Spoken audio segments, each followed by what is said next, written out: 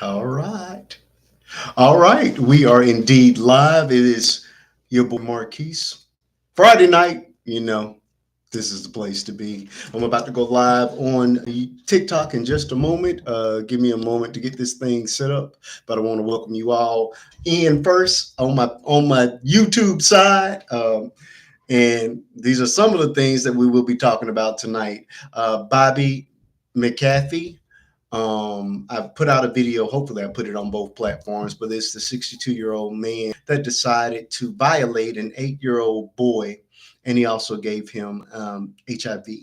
The I have a video that has gone viral. It's at 1.1 million views on the platform, and it's because I am perplexed and upset at the fact that the man is only being charged with one count of sexual battery, which I'm completely perplexed by because it's my understanding that when you do such a heinous act and you knowingly pass someone that disease, you're supposed to be charged with attempted unaliving. So the video is getting much traction. If you see it here on the YouTube side or you see it on TikTok, please watch it in completion, share it, comment, keep it going so that we can raise that awareness, so that we can get some eyes on that video. So that we can get some change about it or some additional charges if at all possible. We're going to be talking about wives and daughters. There's a story that blew up here. I won't get into it because I'm going to have to explain it again in just a moment. But it's a mess. And if there's any time left, we're going to talk about Miss Rhonda out of Florida who proceeded to do an exorcism on her child who is 6. And in the midst of doing that exorcism, she unalived the kid and left the kid in the house, thinking he was going to wake up for more than 2 weeks. So we have quite a lot to talk about tonight. Okay, I sound pretty good. I'm glad to hear that, Sonia, because this earbud thing is acting a fool. I'm about to hit the button to go live on the other side. But these are the topics of the night. Bobby McAfee. I don't know why I keep struggling with that name. He's a monster. Of course, I've done 2 shows on him already, pop-ups, but tonight we're going to do it officially. We're going to talk about the wife versus the daughter. Are you familiar with that, Sonia? The wife, the wife, because I'm going to break that thing down, who's upset with the husband for choosing to go to his daughter's kindergarten or preschool graduation over her double master college graduation. I just put the video out like 45 minutes ago, so you can check it out because we're going to talk about it. And then we got to talk about this Florida mom who unalived her child in the midst of an exorcism. It's insane. So we're about to get started. Let me go ahead and hit that button and see what we're going to do. See if TikTok going to be nice to me and send me some people because they have really been tripping here lately. All right, all right, all right. It's Friday night, and this is the place to be. It's your boy Marquise, and welcome back to Unfinished Business, where me and my panel get together each and every Friday night, 8:30 Central Standard Time, typically until midnight, and we discuss any and everything. I got a full show lined up tonight. Of course, we got to talk about Mr. Bobby McAfee. I have a video that has gone viral, and I thank God for it because it's helping to raise awareness about this tragedy and this situation and the laws that are failing this young boy who was essayed by this 62-year-old man, given the incurable human immunodeficiency virus. And for whatever reason, the man is only being charged with one count of S battery rather than attempted unaliving. So thank you all for supporting that video. Thank you all for liking it, sharing it, reposting it, and commenting on it. That conversation has gotten that video up to 1.1 million views, and it's all thanks to you all for supporting it. So thank you for helping me to get that message out and spreading awareness. I'm now seeing more creators that are getting on it, and with you all's help, we will definitely enact some change with regards to that the despicable lack of charges that these people are getting. Got a couple of people on on the tube of you. Please shout yourself out. Give me your name so I can include you in the show. Any questions that you have on this side, we'll take priority over the people on the TikTok side. So feel free to chime in whenever you're ready. I hope you guys can hear me. Please let me know that you can hear me on the tube of you. I'm live right now on the tube of you and on TikTok at the same time. Same username everywhere. Faith and Bishop 2. Faith and Bishop 2, all lowercase with the number 2 at the end. Let's get the tapping that screen up. We're going to move this thing up to the 10K mark and share me out to a couple of your friends to let them know that I'm here and we're ready to have those conversations. So in addition to talking about Mr. Bobby McAfee, we're going to be talking about this story with the mom versus the daughter, where the mom's husband has decided, or the wife is upset with the husband for choosing to go to his daughter's preschool graduation over her college double master graduation. I'm going to break this thing down. I put out a video about 45 minutes ago where I really go in on one particular creator, and rightfully so, she deserved it, in my opinion. Watch it, and please leave your thoughts and comments on it. Of course, I'm going to expound on it in this show as well. And then we got to talk about this Florida story, Miss Rhonda Paulnice, I think is how you pronounce the last name, who attempted an exorcism on a 6-year-old, which resulted in him being unalived. And he was in the house since May 18th. And she was expecting him to come back to life, wake up without the demons. I don't know.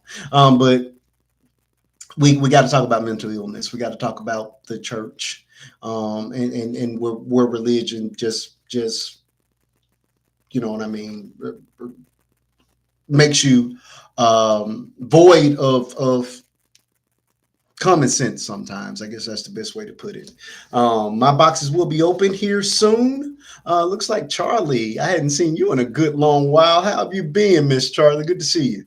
Good to see you. Let me shout a few of you all out. My boxes will be open shortly. Friends, foes, even you trolls. But please understand, I have a team of moderators that will be happy to throw you all out of here. So just be mindful of it. We like to have conversations about any and everything. There is no topic that is off limits in this room, but we just want to handle those in a very respectful way whenever we're having them. So I thank you all in advance for that. If you all can handle that, then oh, you have a cooking channel now. Oh, I've been doing good, doing very, very well. I didn't know you have a cooking channel. Hold on, that is cool. Let me make sure I followed that channel. What kind of dishes are you doing, friend? I didn't know you were a cook, Miss Charlie. That's news to me. Very good, very good. Let me share myself out. Let these people know I'm actually on time tonight, and then we're gonna get this road on the show. I know I said that wrong, but it just sounded cool. At least it did in my head. Hey, Miss Sonia, good to see you. Good to see you. Let me share this thing on out, and we're going to get started tonight. Let's see if Thor's going to come in here and keep up some trouble like he did the last show. I actually did 2 pop-ups this week, so I am ahead of schedule. And if this show don't get to popping real quick, I'm going to retire early. I want to sit down and watch the latest Tyler Perry film. I'm pretty sure I'm going to destroy it like I do much of his work. Has anybody seen it? It's the new Taraji P. Henson film with Mr. Tyler Perry. Has anybody watched it yet? It came out today. I wanted to watch it, but I was working on my TikTok video. So, oh, you love to cook. All right. Charlie, I love to cook. I just started it, but hopefully my first post will be this weekend. What will you be cooking this weekend?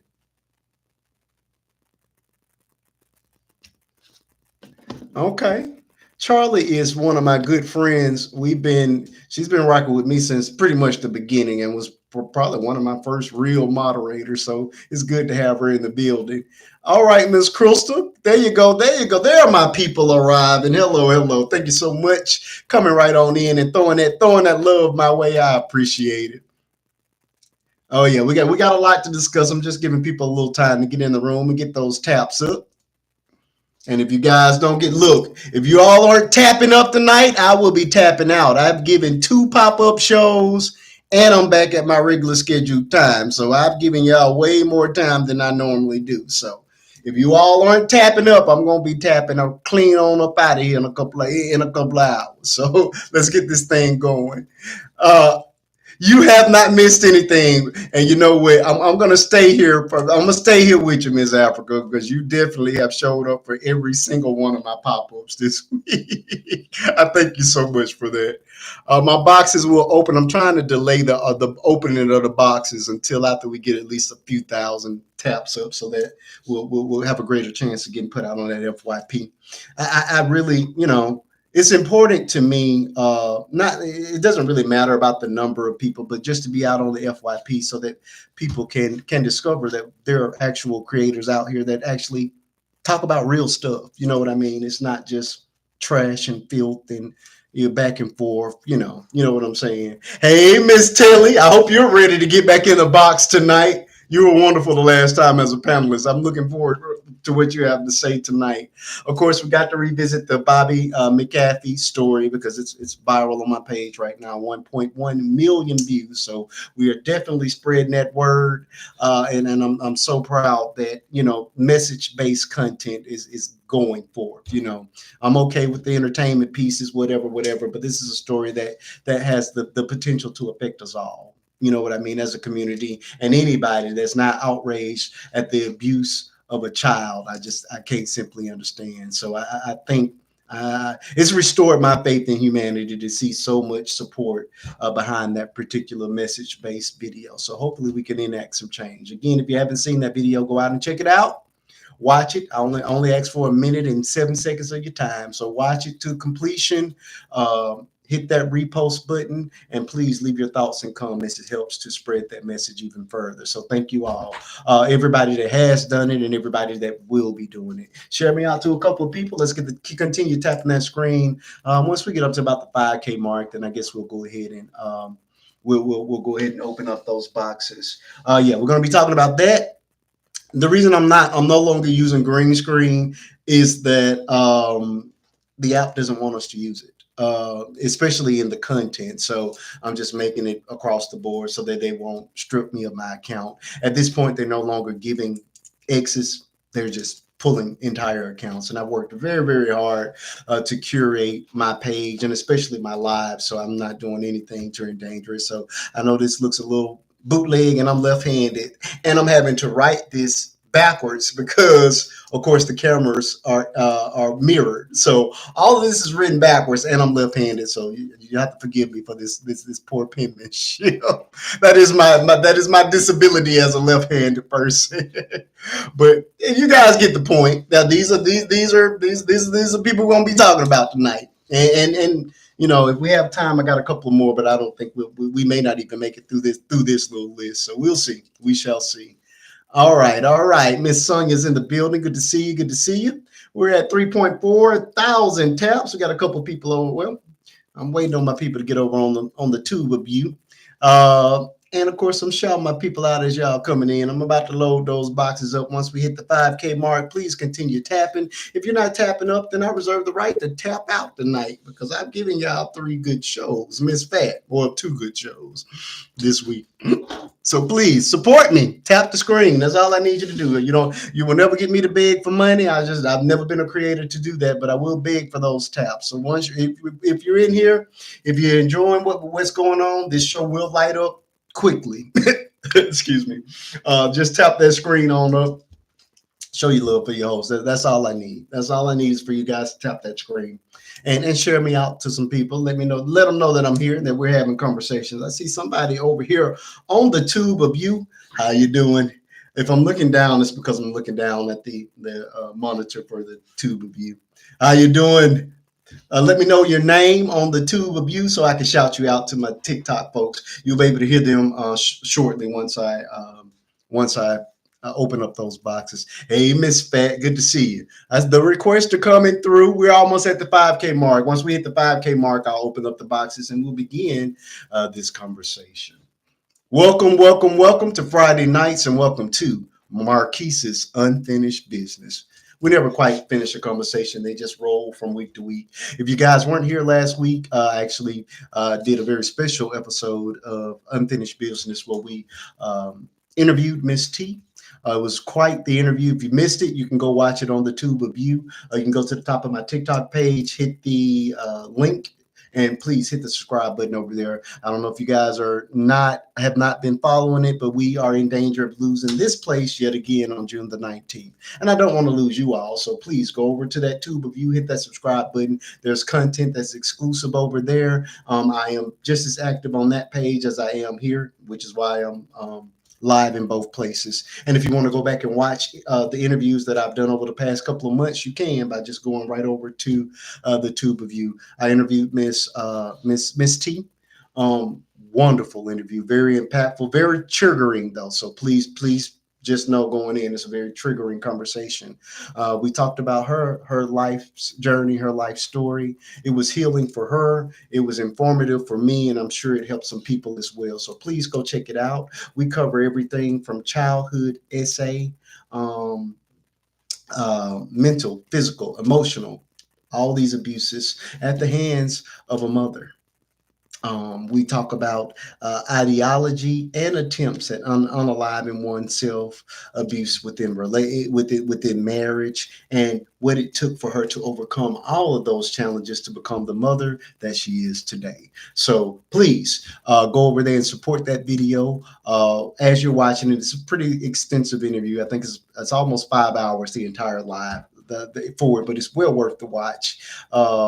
And please leave your comments over there as well. I try to respond to every single comment, but it just helps to push me further or to push those messages further on those platforms. So without further ado, I want to thank you all for helping me hit that first goal of the night at 5K. And now we're going to go ahead and open up those boxes. Let's keep on tapping. Let's move it on up to the 10K mark. Again, if you guys stop tapping, I reserve the right to end the live.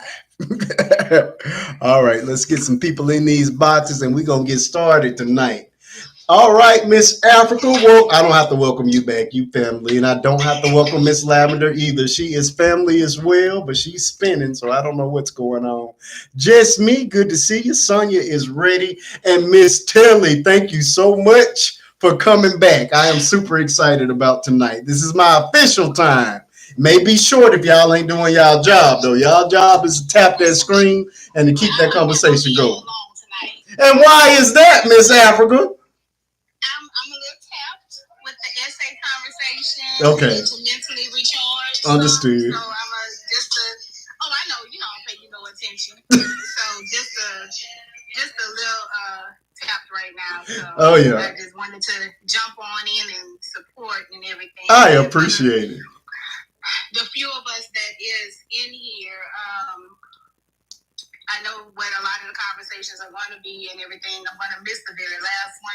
I might be here. If y'all please tap up so when I get through doing what I'm doing, I'm going to skip a lot of the stuff and I'm going to try to come back in for Miss Paula Lisa. Oh, man. But you know what? We spent so much time with Bobby. I was actually going to go in reverse order. I'm going to start with the wife versus the daughter, go down and eventually make it back to Bobby because, the wife versus daughter. What's that? Oh, this is good. I've just put out a video on it right before I went live. Okay, I'll go back and watch. Yeah, it's okay, but here's the gist of it, and I think it's a good conversation to have. First of all, I debunked the entire thing. There's there's this moment that everybody's having on TikTok right now where the story goes, and I'm going to say it's a story because I've debunked this thing. Sonia, I muted you because I'm hearing a lot of air. I don't know what's going on your side, but I muted you for right now. All right, here's the story. There is a wife and a husband. The wife is graduating with a double master's from college. The husband has a daughter that's not theirs from a prior marriage, prior relationship, and the daughter is graduating from pre-K on the same day. The internet is in an uproar because the husband chose to go to the daughter's pre-K graduation instead of the wife's uh, double master graduation. You got to watch the video for the particular creator that I addressed because she was interesting. She was very, very interested in her take. She basically said that the man didn't care anything about about the daughter, and the men do this. Whenever a woman is being elevated, they do whatever they can to humble the wife. So he said her take is that she's using he's using the daughter going to graduating from pre-K as just a simple excuse to not support her in graduating from college. And of course, I was not having it. I'm not having it at all. But I'm very interested to see what you all have to say about this thing. Again, the video just went up, so after you guys are done tonight, go I out. think I saw that story and I kind of looked at it. Somebody, I didn't, I saw it on Facebook, I want to say, and somebody gave a synopsis of it, and I was kind of confused. Oh yeah, me too, Telly. But wait, My face was just, I think because my grandpa said, "What's wrong? Why are you looking like that?" I'm like, because the story I just read, something just ain't tweaking for me. Maybe it's me, maybe it's them. I don't know yet. You're not wrong, sis. you're not wrong at all. Hold on. I'm sorry. Hold on just a second. Let me first debunk the entire thing because these are not even real people. As stated, this started off on Facebook as a hypothetical situation. So these people are not even real. And then there was another creator, Lexi. I was intending to write her name, but she went and found a story that was close to it that's on Reddit. But in the story that's on Reddit, it was a girl. She and her boyfriend are both in college. She's 39, getting this double master's, and he's 36. They're both in college. He does have two children from a previous relationship. One is graduating from preschool, the other one is graduating from kindergarten. She went on Reddit saying, "Okay, I know I'm wrong. I may be bad to feel about this, but I don't know how am I supposed to feel about him missing this important day. I understand that he has kids or whatever, but I feel some kind of way." So it was more of a, one of those just reaching out to get other people's thoughts and opinions, and it turned into all of this. So first and foremost, we're going in with the idea that neither this wife nor husband actually exist in real life. It's just stupidity, just plain old stupidity. But we're going to take the hypothetical situation because there is a story that's close to that. And dive into the subject matter because once you see the video with the woman who just lost her mind, she was like, he didn't even care about that baby. I'm trying to understand, how do you know that if you don't even know this man's first or last name?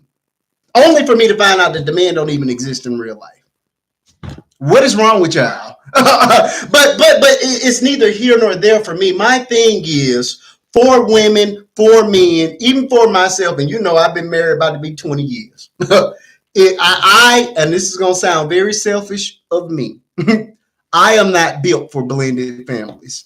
So if my wife were to pass, glory be to God, that it didn't happen, and I got two kids, a teenager and a toddler, I'm not dating a woman with kids because I don't want this kind of drama. I will go out there and find me a woman that don't have babies so that my kids can remain the center. And we don't have this kind of stupidity, this back and forth where's your child versus my child and my child feeling some kind of, we ain't gonna have that because my kids are gonna become your kids. Or you're not gonna have me, which is what I don't understand about this story to begin with. How is anybody as a woman? How did anybody even agree with her take? And how is it that women are upset with this man for choosing his children? Isn't that what you're supposed to do? It makes no sense to me. It makes no sense. I don't want anybody to do because I choose my kids over everything. I never did care. There was a lot of things with them, even while I was married, even going through the divorce, even after the divorce. My kids came first to everything because at the end of the day, first off, they're children. Correct. Because they have nobody to protect them. And if you don't show up for quote unquote a pre-K graduation, you don't know the first core memory your child is going to remember. Correct. Maybe that child's first core memory. Correct. I graduated from preschool and my daddy was not there. My daddy didn't show up. My mama was not there. Correct. So you have to remember that what you think you remember coming up, your first core memory is not everybody's first core memory. Absolutely. You have kids at 3 that remember certain things, and you look at them like, now you heard that, but when they get to telling you certain things, you're like, oh no, you actually remember that. So you don't take that from the child to say, oh no, you're supposed to come celebrate me. It's just a pre-K graduation. Correct. That's an important event. Correct. Because what if your child, Lord forbid, what if your child doesn't make it to the next graduation? High school. Come on. And you miss this one graduation. You don't even have that memory. You don't have that baby in a cap and gown. So, like, who are you to say what's important and what's not important? Correct. You try to go to everything your kids have. Correct. And I'm facing like, well, you know, my kids are 16 and 3, so it is likely that we know that Faith and Bishop will be graduating together. So correct. So it is my fear. I'm praying to God that it's not on the same day, or you know that the time frames will fit that we can be in both places, or one of us is going to have to be in one place and the other is going to have to be in the other place. You know what I'm saying? Yeah, you know, and I'm like, these are, as a parent, these are just sacrifices that you just naturally make. And if you correct, and if you as a woman cannot see past yourself for his kids, then you just don't need to be with that man. You cannot separate a man from his children, or say that a man and like I said, she went as far as saying that he was just pretending to be an active dad. I'm like, that. Why does he have to pretend? Again, she was talking as if she knew. What's your definition of pretending? Correct. What you consider was him pretending, because what you consider him pretending very well may not be him pretending. That's what he had time for. That's what he was able to smooth around and do. You don't know what he had to do to get to, to go do something else. Like, if y'all are just quote unquote dating, correct, you don't know what's going on the back burner. Correct. And like I say, you know, it becomes a touchy situation anyway when it's a attempt at blending families. You know what I mean? Again, I'm simply not built for it. I'm sorry. I'm selfish. I'm not even going to lie.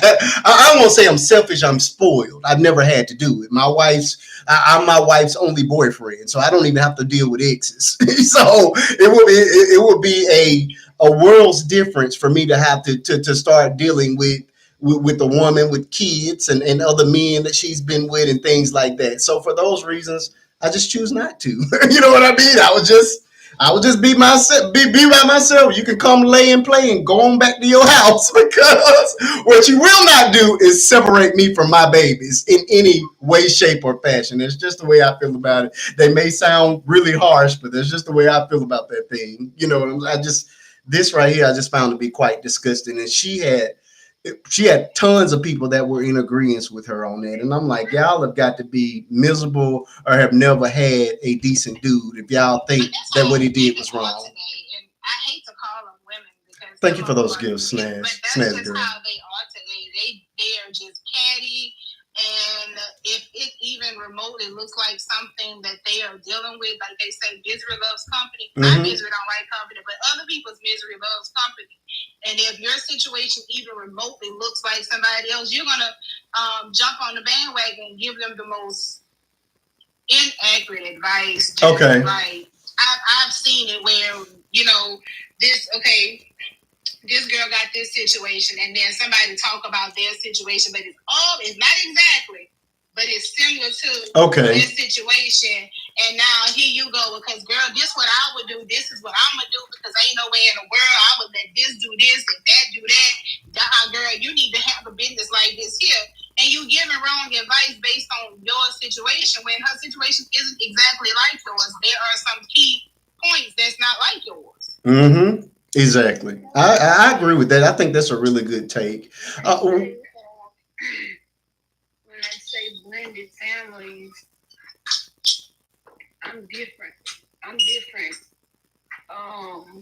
My son's father had children outside of the home, and I chose to bring my son's sister into my home because she wanted to spend the night there so much.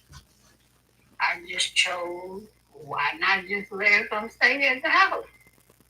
And that's what she was. At one point, it was like bring her a couple of outfits.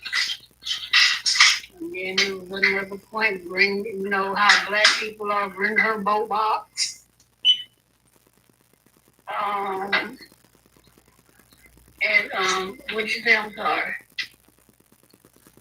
You had the floor, Lavender. Are you okay?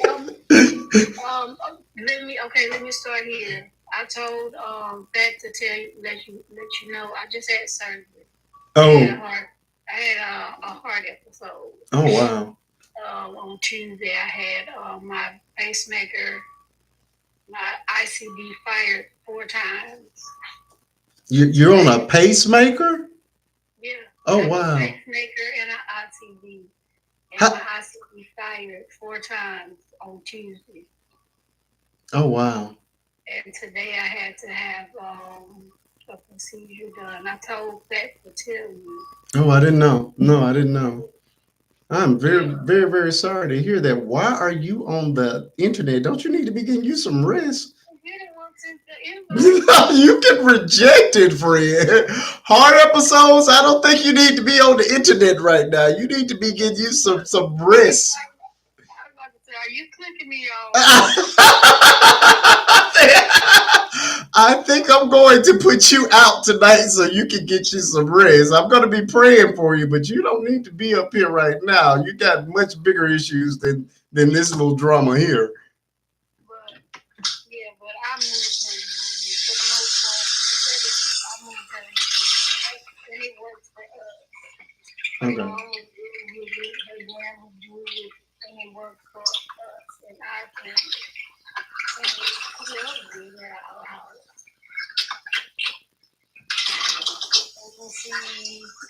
Babe, I'm not watching nothing. You know where about? That's Africa talking in the background. My bad, I thought I came back inside. You good? But yeah, I'm getting ready to get off because I'm not supposed to be on I here. know you don't, friend.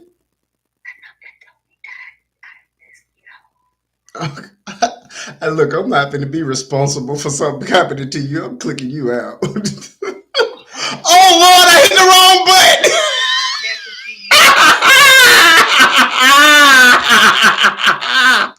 Tell me I hit the wrong button. I'm sorry. Come back, Telly. Come back, Telly. I didn't intend. My apologies, Telly. I hit the wrong guess. Yeah, Lavender, we're gonna be praying for you, but you need to get off the internet, ma'am. Hard episodes and pacemakers. This can wait. I promise you. This TikTok drama will be here next week and the week after.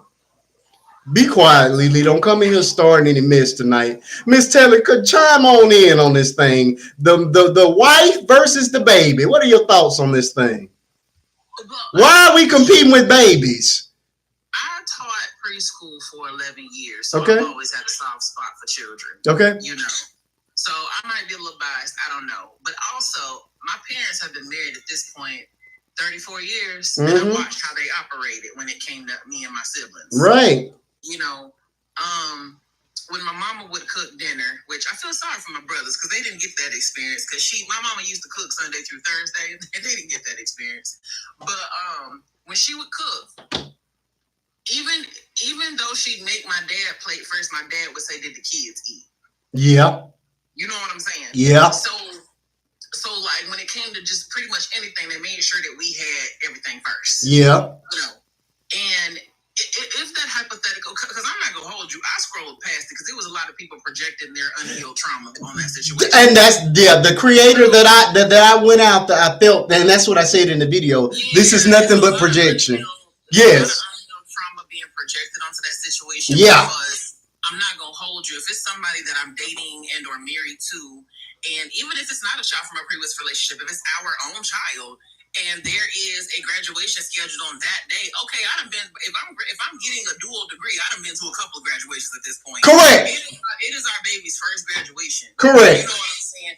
And when I went to school to be a teacher, I learned that the first 7 years are the most important, but it's really the first five. First five are the most important years of a baby's life. Pivotal. And I have memories all the way back when I was 2 years old. Correct. So, as we had stated, there's no way to know.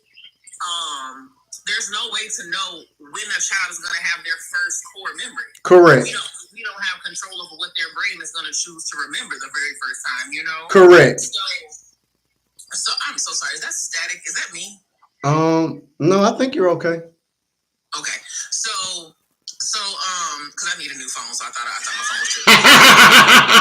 Hey, I'm right there with you. Because they want a down payment for a used car for these phones. It's insane. When I tell you, I'm fighting for my life, and then my birthday's coming up, so my birthday and Father's Day are the same day this year. So I think happy early birthday. Thank you so much. I think I'm gonna get my wife to buy me one because I've been holding on to this phone forever. Like when we upgraded phones, my daughter's at like a 15 now. She got it for her 15th birthday, so she's at a 15. No, yeah, 15. My wife's at a 14. I think I may still be on like a 12 or 13. I'm still on the 10. And it was an upgrade because I took my wife's old phone. I'm like, I don't know. Me too. The was So the phone has gotten to the point where I have to have either like the earbud or talk on the speaker. I cannot even hold it up to my head anymore.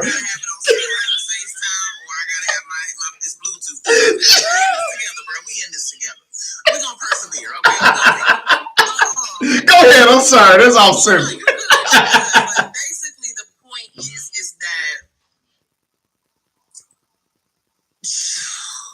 when you do that to a child, come on now, and you create whatever it is, because we don't know what these babies will deem as traumatic. I mean, like, to make it just a little personal. Sure. I had to leave home when I was 17, and my middle brother at the time was 8 when I left. Mm-hmm. Right? My brother just turned 27. He just expressed to me to this day that still hurts. Mm-hmm. That I left when I was 17. Oh, yes. We do not want to add to creating more broken adults. We don't want to add to creating more broken children in adult bodies, is what I should say. Oh, you got that right. You preaching tonight. So, like, I even pray every single day that my children never experience any type of trauma. But if it is so, for their story that God has written for them, please don't let me be a part of that story. Come on now. You know what I'm saying? Because we have a responsibility and a stewardship over our children. And unfortunately, a lot of parents are their children's first bullies. Yeah. Yeah. So I find it odd because I saw people in comments that put that sock down. I'm sorry, my cat. You good. We made it up to that 10K mark. Thank you all for tapping that screen. Let's continue tapping up. So when I how do I want to put this? You do not want your child to grow up resenting you. Absolutely. That is a type of trauma that can take a while to heal from. Absolutely.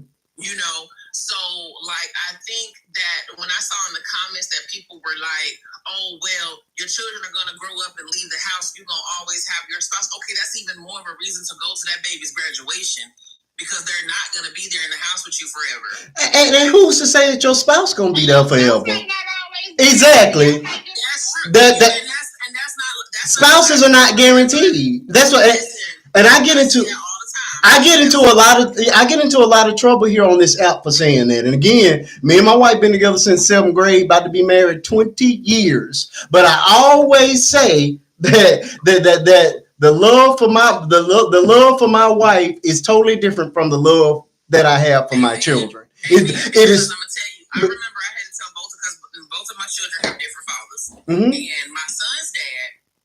Because I speak affirmations to my children since the day they're born. Speak affirmations. My son was no more than 2 weeks old and speaking affirmations to him, and his dad was like, "Well, what about me?" And see, I'm a little witty, I was like, "Your mama down the street. She's 10 minutes down the street. Go talk to her." Right. But I was like, "Why do you want me to love him the way? Why do you want me to love you the way I love our child? That's weird, And like I told my daughter's father, it is guaranteed that these are my children. Come on now. It's not guaranteed you will always be my partner. Come on now. And I'm sorry, I just always believe, and that's just how I was raised as well, that the children come first. Yeah. Even when it was time for everybody to eat, it was the children are first. Well, let me ask you this. Are you from the South?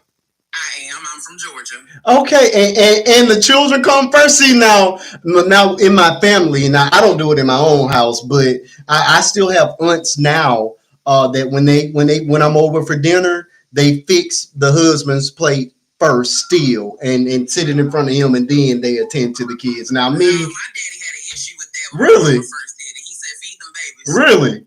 Yeah, they like I say, I still have aunts, and I'm in the South as well. That's the only reason I asked. But yeah, but I still have aunts that still do Yeah, that. no, and I've seen it too in my family. Yeah, I've seen it too. But in my household, in my childhood home growing up, my daddy, and my mama would feed us first. Now she'd always make sure that my daddy got his plate because he was a truck driver. yeah, So there'd be times he'd come home and but his food would be prepped for him in the microwave, the refrigerator, just yeah, when he was gonna get home. yeah, But he always would ask, "Did the kids eat?" I remember my dad asking that all the time. Did the yeah, kids eat? yeah. And I understand different strokes for different folks. Yeah. But as for me in my house, Hey, I'm with you on that, Taylor. But here, it would never work in my house either because I do 90% of the cooking. So, so what am I supposed to do? Cook and then go sit down? what you said about blended families, I see me personally. I do understand where you're coming from, especially if you've never had. I've never had to do it. You have your children already. And I completely I don't think you're selfish, bro. I don't think it's selfish. Spoiled. I'm just gonna call it spoiled, and I'm not gonna. See, me personally, because I had just posted this on my thread. Sure. That I am a person that if I am going to date, I'd rather it would be a man with kids. I mean, if he don't have children, fine. Yeah. But if you're wanting to have children, please come with your own because my body is tired. I didn't have my first child till I was 31. And I just gave birth to my daughter back in December at 35. So my body is tired. So we can be a beautiful blended family, or you're okay with not having any biological children. And that makes sense. Because it really can get messy. It can. It really can. It can. And I just watched a video not too long ago where it's this married couple. Now this is where it's mess. The dude cheated on his pregnant girlfriend while she was pregnant, and then married the girl he cheated on his pregnant girlfriend with. Okay. Yeah, it's a lot, bro. It's a lot. And then so they had a meetup, and she's just wanting to talk. The mama's just wanting to talk to the dad as it should go. And the wife is constantly chiming in saying, "Don't give that baby back to her. Oh, you trust her with that baby, ma'am? Do you want her child? Because that's what it's giving, right? And you don't want that type of drama, especially when there's a baby present. Absolutely. So I think what it is that adults forget that they're adults for so long they forget they were once children too. Yeah. And that children are humans too. They're just tiny versions of us. Absolutely. Absolutely. So I think we take for granted the fact that children do have emotions. They have feelings. They are sensitive beings. I do believe from that story about the wife versus the daughter, and then a lot of women are also looking for a version of their daddy, which is why they're upset about the situation. Correct. I'm gonna call it like it is. I like that. I like that, Tilly. But and here's the thing. I think about the simple things. Parenting styles, you know what I mean? I may be one of them that believe in still spanking them butts, and I get with you, and you don't want me to touch your babies. Now these babies over here been getting whoopings their whole life. Y'all know better, but I can't. You know what I mean? But I can't say that to your children. I can't say anything to your kids because you don't believe. You see what I'm saying? So those are the things I think about. You know what I mean? It's a lot. It's a whole lot, and then. And I'm just old fashioned in that way. When you're in my presence, you're one of mine. So if how it should be. Yeah. When I taught, because I taught for 11 years, so I didn't have no babies of my own. Yeah. When I was teaching, but it was one baby. Unfortunately, his mother was just not mentally stable enough to have legal custody over him. So she tried to come get him one day. That was not her day to come get him. And honey, I no tried problem, to pull the off out that door because she tried to steal him out my classroom. Yeah. So I feel like if you call yourself a protector when it comes to children, then all children, you should feel that way about all children. Absolutely. Because I don't care what child I come across. Because it could be a child in the store. If there's a child who is around an adult who say I don't feel safe, I'm about to go into mama bear mode, even when I didn't have children. Correct. Correct. Because I don't like seeing people harm children, and I don't mean it in a Okay, physical Lily. way, because you can harm children emotionally, mentally, Yeah. all of that. I Yeah. don't like that. Yeah. And I guess part of my angst is my mom was, well, my dad was unalive when I was 15, but my mom ended up in a relationship with a person who brought in a baby. And when I say baby, I mean a little bitty baby. The baby had to be maybe two, three, Oh, wow. yeah, little baby. And then subsequently, there was another baby that was brought in that Oh, was, okay. was a big mess. That wasn't my mama's baby, but they stayed together. But it became, and I was 15, well, 12, 13 at the time where it started. 15 when mom just packed up and left. But so there's a little bit of trauma behind it. And then it was me and my sister. Me and my sister only a year apart. So I ended up having to basically take care of myself and my sister from that point forward.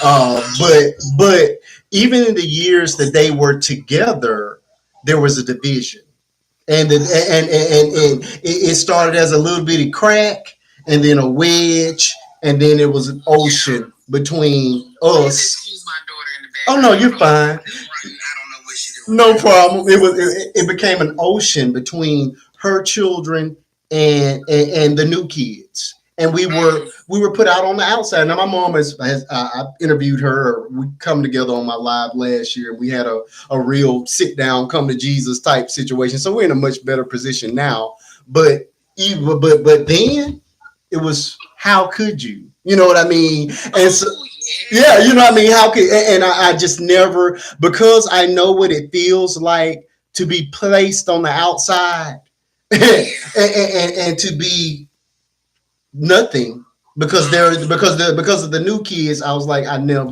my kids would never. You know what? And that's very understandable. Here's the thing. Yeah. And I'm glad you shared that, but Sure.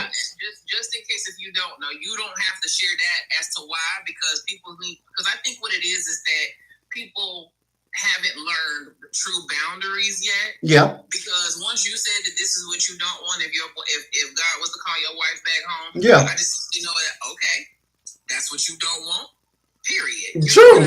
You know what I'm saying? But like, there's some people, because I tell people I haven't spoken to my parents in almost 5 years because they did something. They betrayed me in a very, very terrible way. Oh, I hadn't talked to my mama for 3 prior to that. Oh, I don't play. I will cut the cord. They'll be like, oh, that's still your mom, that's still your dad. Okay, I was still their daughter when they did it. Come on now, Tammy. Oh, we right here together on that, friend.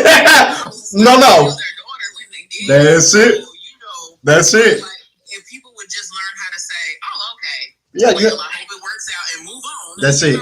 I've never been one of those people that believe that just because you gave birth to me that you get to walk over me, or that you get to treat me like a doormat. It's just not gonna happen. The respect is given, but respect also has to be earned. You know what I mean? And that's just I'm glad to finally meet some people that feel that way, because especially in the South, the thing is that they made me feel like crap the whole time I was pregnant with my son for who I was pregnant by. Oh wow! But then turn around and help but then show up in court as his witness to try to help take my son from me. You're kidding. I wish I was, brother. I wish I was. That's some serious betrayal, though. Yeah, and then watching my dad, the person who's supposed to protect me, shake hands with him. No way. And I'm like, y'all look down on deadbeats, but you helping out one. That's crazy to me. Come on now. And how could you side against your daughter? Period. You know what I mean? Right or wrong, I'm gonna ride. They're only girl. I'm the only one that gave them grandchildren, because both my brothers said they ain't having no children. There's no way. Like, and my baby's much younger. Obviously, didn't have any kids, but I'm just of the belief I ride with my baby, right or wrong. Now, if you did wrong, and there may come a time, I'm gonna ride with you in that moment. Now, when we get in the car, it's gonna be a totally different conversation. But I would never, I would never go against you for anybody else, not in public. Ain't no way. So this is something that we could talk about behind closed. Correct. The thing is that they didn't know that, because you know the Lord always looked out. Absolutely. So I had a friend who, she and I, our children, because she's pregnant now with her second. Okay. But our our first children are 3 weeks apart, literally. And she called me the day that my ex called her, and she recorded the conversation. Come to find out, my ex and his mom went to my parents' house, and instead of my parents saying, well, you need to call Telly and talk to her about it because we ain't got nothing to do with it, they invited them inside and said, powwow. And I was like, I don't know what, I don't know. I mean, all I can think of, there's a part of, specifically my mother, there's a part of her that might resent the life that I have, even though she told me to live this type of life, because she's been a mother since she was 17. She's been a wife since she was 20. My mama had me at 15. We got to be cousins. My wife with my mama had me at 15. My sister at 16. My last sister at 19. She got married at 16 as well. So yeah, we got to be cousins. We got to be, but and I want to say this too with regards to, because I would never recommend that people become teenage mothers. Y'all, people try to romanticize that and make it cute that you 30 or 35 and your child just about grown. It is total crap. Do not do it, because what my own experience with a teenage mother is, they do the best they can, but they're still children. So there are a ton of mistakes that wouldn't have been made had you waited, a few more years. Yeah, and then too, I also feel that a lot of the mistakes that she made with us is because of the age, and she reverted back after she got about 30. She felt like, hey, I've given up all of my life, and I want some of my life back. And that resulted in her walking away from her own kids. Again, she's very apologetic about it, and we've gotten better, but that still doesn't undo the damage. The damage is there. You know what I mean? I tell people, I think what it is that my mother might resent the fact that she doesn't know who she is outside of a mom and a wife. Yeah. She's never lived alone. I mean, I definitely, even if it was with roommates or by myself, I've been on my own since I was 19. Yeah. And not to mention the fact that, like I said, I didn't have children until 31. Yeah. Yeah. And then as far as a man, I'm in my healing era right now. So men folk is just not on my radar. Gotcha. It's just not. And there's a sense of freedom that comes with that, because I'm able to go through my healing journey without having to answer to anyone besides my children. Absolutely.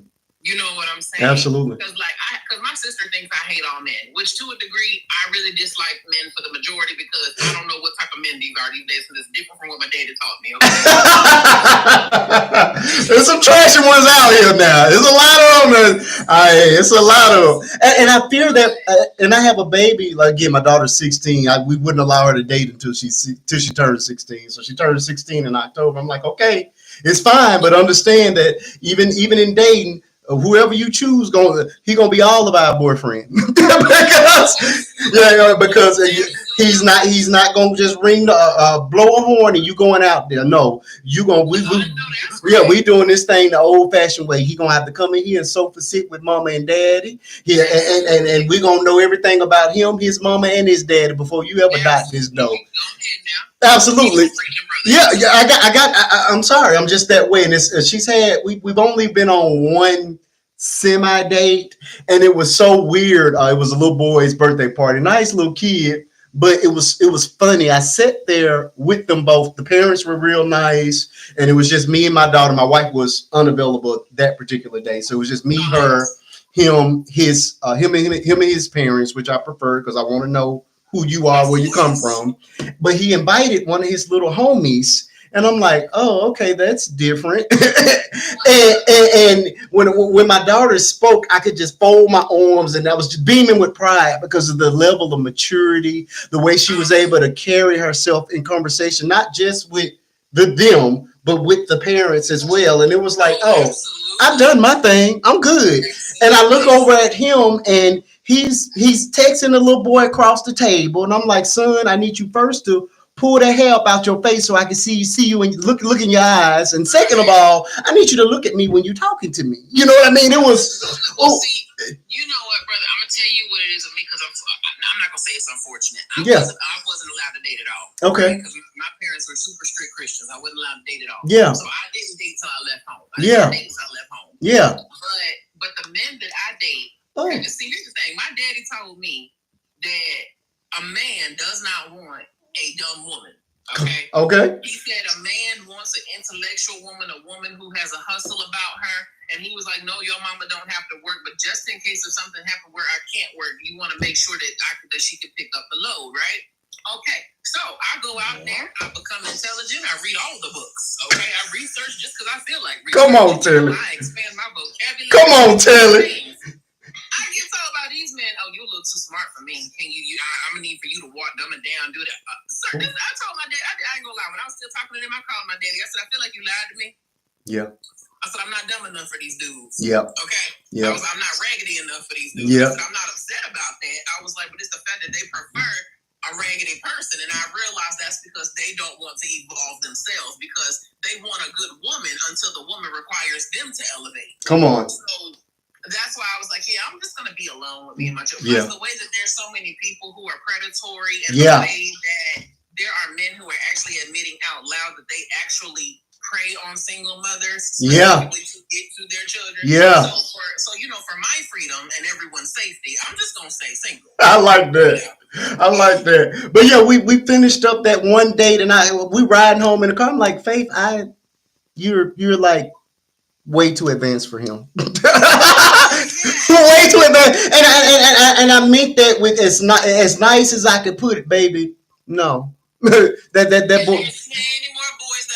Exactly. But I let it play out on its own, and within 2-3 weeks he was blocked. So I'm like, I think what it is, brother. I think what it is, especially with millennials and older Gen Z. Yeah. We have the advantage of allowing our children to freely express themselves. Absolutely. Without feeling like we don't make them abandon a version of themselves to please others. I like that. Yeah, we've given our children voices. I've said that in the previous lives. Yes. I'm going to teach both of my children. You don't have to deal with that. Block them. Yep. When I tell you she blocked people left and right, it's the funniest thing to me. She loved to block them. I love it, but when I say super proud, I'm like, I am not worried about you at all. I mean, she got a head. She is so good, and what I love about it, she's a very pretty girl. You've seen her. You may have seen her in the videos.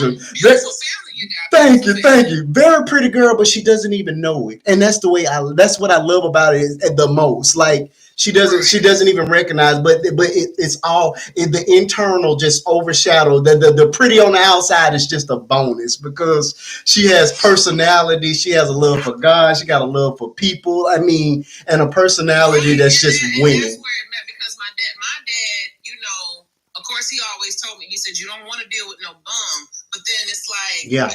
It's like I end up becoming the man of the house because why do I know how to do the electrical work if something fuse blow out? You know what I'm saying? Why do I know how to go cut the grass and you don't? Yeah. It's more so of a lot of men of today. I know it's not all, but a lot of them lack personality. They do. That is what a lot of us are looking for. Yeah. See, unfortunately, the OG Earl and them done told them all you need is some money to woo the woman. No, we make our own money now. Yeah. Personality to the table. You got to come something else. To the table. Emotional intelligence to the table. Tell it, but now we're venturing off. Because here's no. This is the way I like to do it. I like the conversation to go wherever it wants to go, because this is the thing. This is another problem I have with these new guys. Why do y'all? What's up with the 50-50 relationship? Hold on, we got an echo from you, Christina. I'm going to drop you. You can come back, but you're echoing. What is up with the 50-50 relationships? Because what these men are often describing, you want a roommate that you can screw. You don't want a wife. Because my definition of a wife is a wife. A wife. A lot of them want a mother they can screw. Also true. But the thing about it is, and again, this is just the way I feel, and it's biblical. A wife is a helpmeet. That means, and that's the way I run my household. I carry the brunt of the load. Period, point blank. When I need you to help, please. She's glad to help because you don't have to. You know what I mean? If I come to you, it's because I have no choice at that moment. You know what I mean? But she's happy to do it because I'm not sitting here splitting rent with her or splitting mortgage with her rather because it doesn't make sense. Well, if I'm making My three. daddy told me don't accept that. My daddy said don't. He said now, of course, if your man need help, be there for him. Correct. But that is not your job to stress about the necessities of the house. Correct. There is a man in that Come house. on. If I am making 3 or 4 times what you making, why do I want you to pay half the mortgage? Where's the fairness in that? Like, I think the only thing my mama had to worry about to this day, even, and my mama hasn't worked in I think 15 years at this point. Yeah. But to this day, she handles the utilities. That's it. But Same. my daddy handles the big ones. Same. Same.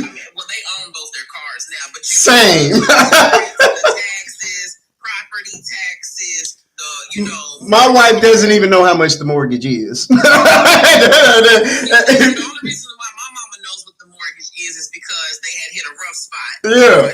One time. Yeah. But she started an in-home daycare and business was booming. Yeah. But yeah, so that's why I kind of stay out of the 50-50 conversations. I'm like, I don't know. I grew up, and then not even with my dad. I look at my uncles. Yeah. I look at my male cousins. I look at any of them that are married, and I come from a family where there's long-lasting marriages in the family. Correct. Ain't nobody been married less than 10 years at this point. Correct. So something's working. Correct. When they're not doing 50-50. Something's working. That 50-50, I am not part of it. I cannot do the 50-50 marriage. That's just, to me, it's just, that's a roommate. That's not a spouse. It's just it's a roommate. I'm sorry. I don't like it. I don't like it at all. Yeah. Can I share a situation that made me mad about something like this? Sure, go right ahead, Shorty. Welcome to the conversation. Well, one day this young lady came crying that she needed money for her and her kids to get a hotel for the night. Okay. Because they were kicked out. And I was like, and it was about to rain. I was like, why is she right there? She said she was waiting for her section 8 to come in. But in the meanwhile, she needed to be in a hotel for her and her kids. And then, like, all around the neighborhood, I see, like, these young women getting part-time jobs just to try to stay in Section 8. And they have a whole man living for free at their house. But they have a big car, PlayStation. They get mad if they have to get rid of their PlayStations. And then they still call themselves the men of the house. Well, and they don't even want to help. I'm like, why is this young lady right here, going through this? And people over here, like young ladies are being this, letting themselves be used, like by like this, like. Thank you, Amy. Don't you get it? Like, why shouldn't he work? And you working, you should be, he should be protecting you, providing for you. At least, if by any chance, if he has to go to that point that hasn't had. But you shouldn't be doing all the 100% for you and your family. And then over here, if something happened, supposedly he's the man of the house, and then suddenly he gets mad at you for you not doing what you're supposed to be doing. Hey, JB. According to him, what? Like, really? Yeah, that makes no sense to me. Like, so you mean so she was waiting on her Section 8 to come through and begging for money, and she had a man that was right there that wasn't even working. No, she had the lady that was asking me for money. She had no man, but she had a little baby with her, and she started crying because she said her Section 8 hadn't hit yet. She was waiting. She was on the list for her to get her Section 8, and then that made me mad. I was like, because like she's over here struggling to get a room for her kid just for the night, and then I see all these other people, living in Section 8 with good cars, good apartments, all this jewelry on, and hardly working, and they don't want to get a full-time job. because if they get a full time job, then they're gonna get out of Section 8 and has to pay full rent. Oh, I got you. So your issue is about people abusing the privilege or abusing Section 8. Well, that, and I'm like, girls, wake up. You know why are you letting yourself be abused like that? You know, when it's supposed to be, if he's not providing for you, it's supposed to at least, at the very least, be 50-50. The very least. You know what I mean? You're not supposed to do everything. Like I said, you're not his mom. You might as well have another kid if you're gonna be supporting him. I agree with that part. I do. I absolutely agree with that. Like, I'm biblical, so they say a man that doesn't work shouldn't eat, and I am a firm believer in that. So, unless you're, disabled or for whatever reason you can't work physically, then I don't see any reason why a man shouldn't be working. You know what I mean? Exactly. Yeah, I totally agree with you. I'm And yesterday I saw that you had the subject about Bobby. Oh yeah, we're gonna talk. We'll circle back to that in a little bit. Absolutely. Yeah, and I was like, and y'all were talking about the Bible, and I was like, it reminds me of something that they said that Jesus said.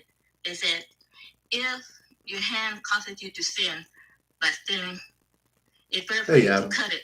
Correct. Which is than to sin. Which is why I suggested they cut heels off. Absolutely, cut it off. Cut it off. There's just no way. I mean, I'm just so disgruntled and so disgusted at the sheer fact that you would do that to a baby. Just could. I think that if the punishments were a lot more severe, even if we don't cut it off, let's chemically castrate you. Then it may deter some of these monsters from doing what they're doing to these babies. Yeah, they need to have an example. Do something. You got to make an example. It's not fair for this poor baby. Look, what did he do? Correct. It's not his fault. Correct. 8 years old, and now you're dealing with the incurable disease for the rest of your life. Yeah. 8. And then if they give him the penalty, no, that's too good for you. You didn't think about what you did. You're not remorseful of what you did. No, think about what you did. Let your inner demons, Oh yeah. Yeah, and that's what I feel. I don't want you to be unalived. I want you to be tortured on a daily basis, just like you tortured that baby. Giving you the penalty, I think, would be too kind. No, I want you to suffer immensely. So yeah, I agree 100%.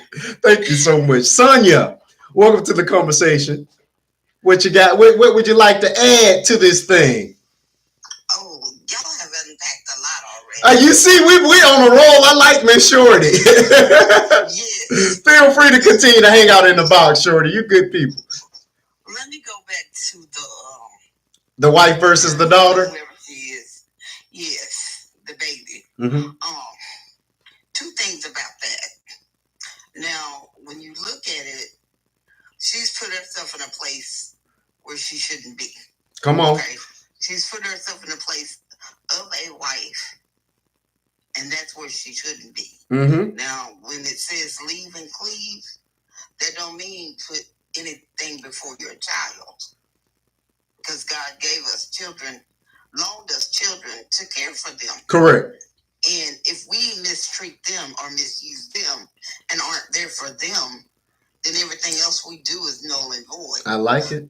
So for her to expect him to put her, not even a child of hers, but herself, before his child, who cannot fend for herself, for one, cannot do anything for herself, for two, has to depend on her father, daddy, or whomever she calls him for everything. Mm-hmm. For her to expect him to neglect her and not be there for that pivotal moment that she will never tapping again. No. She will never get a first graduation again. Correct. She will go on to get others.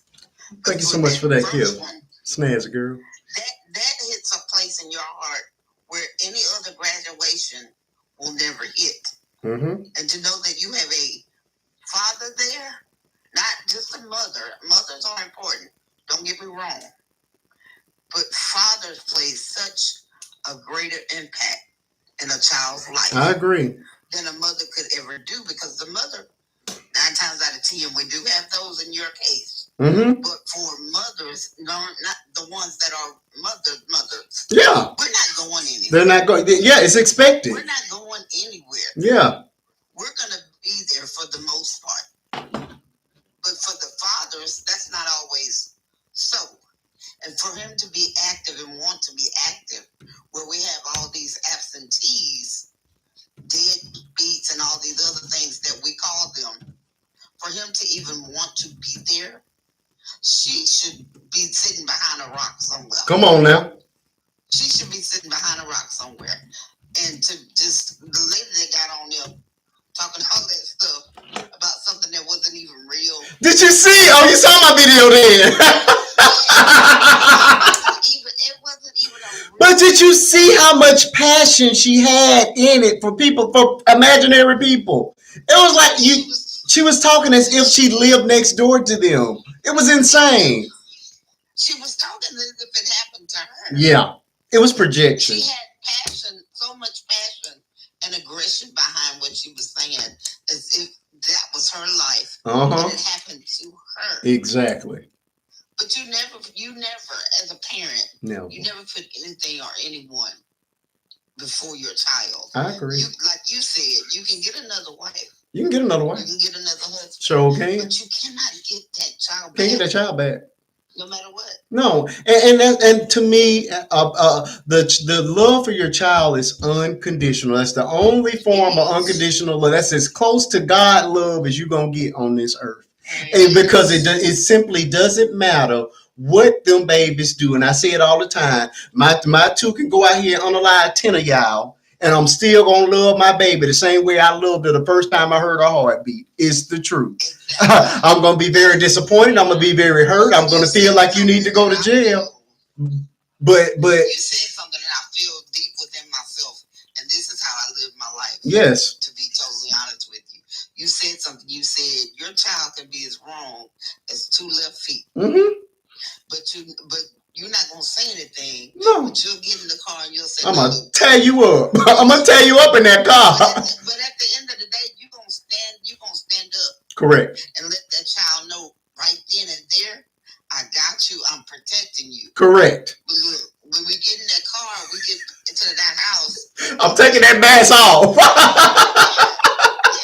And that's important to our children. It is. To know that we have their back. Yeah. To know that we got them no matter what. Even if we have to correct them. Yeah. At the end of the day, in that moment, in that time. Yeah. Do you know the impact that it has on that child's life? Yeah.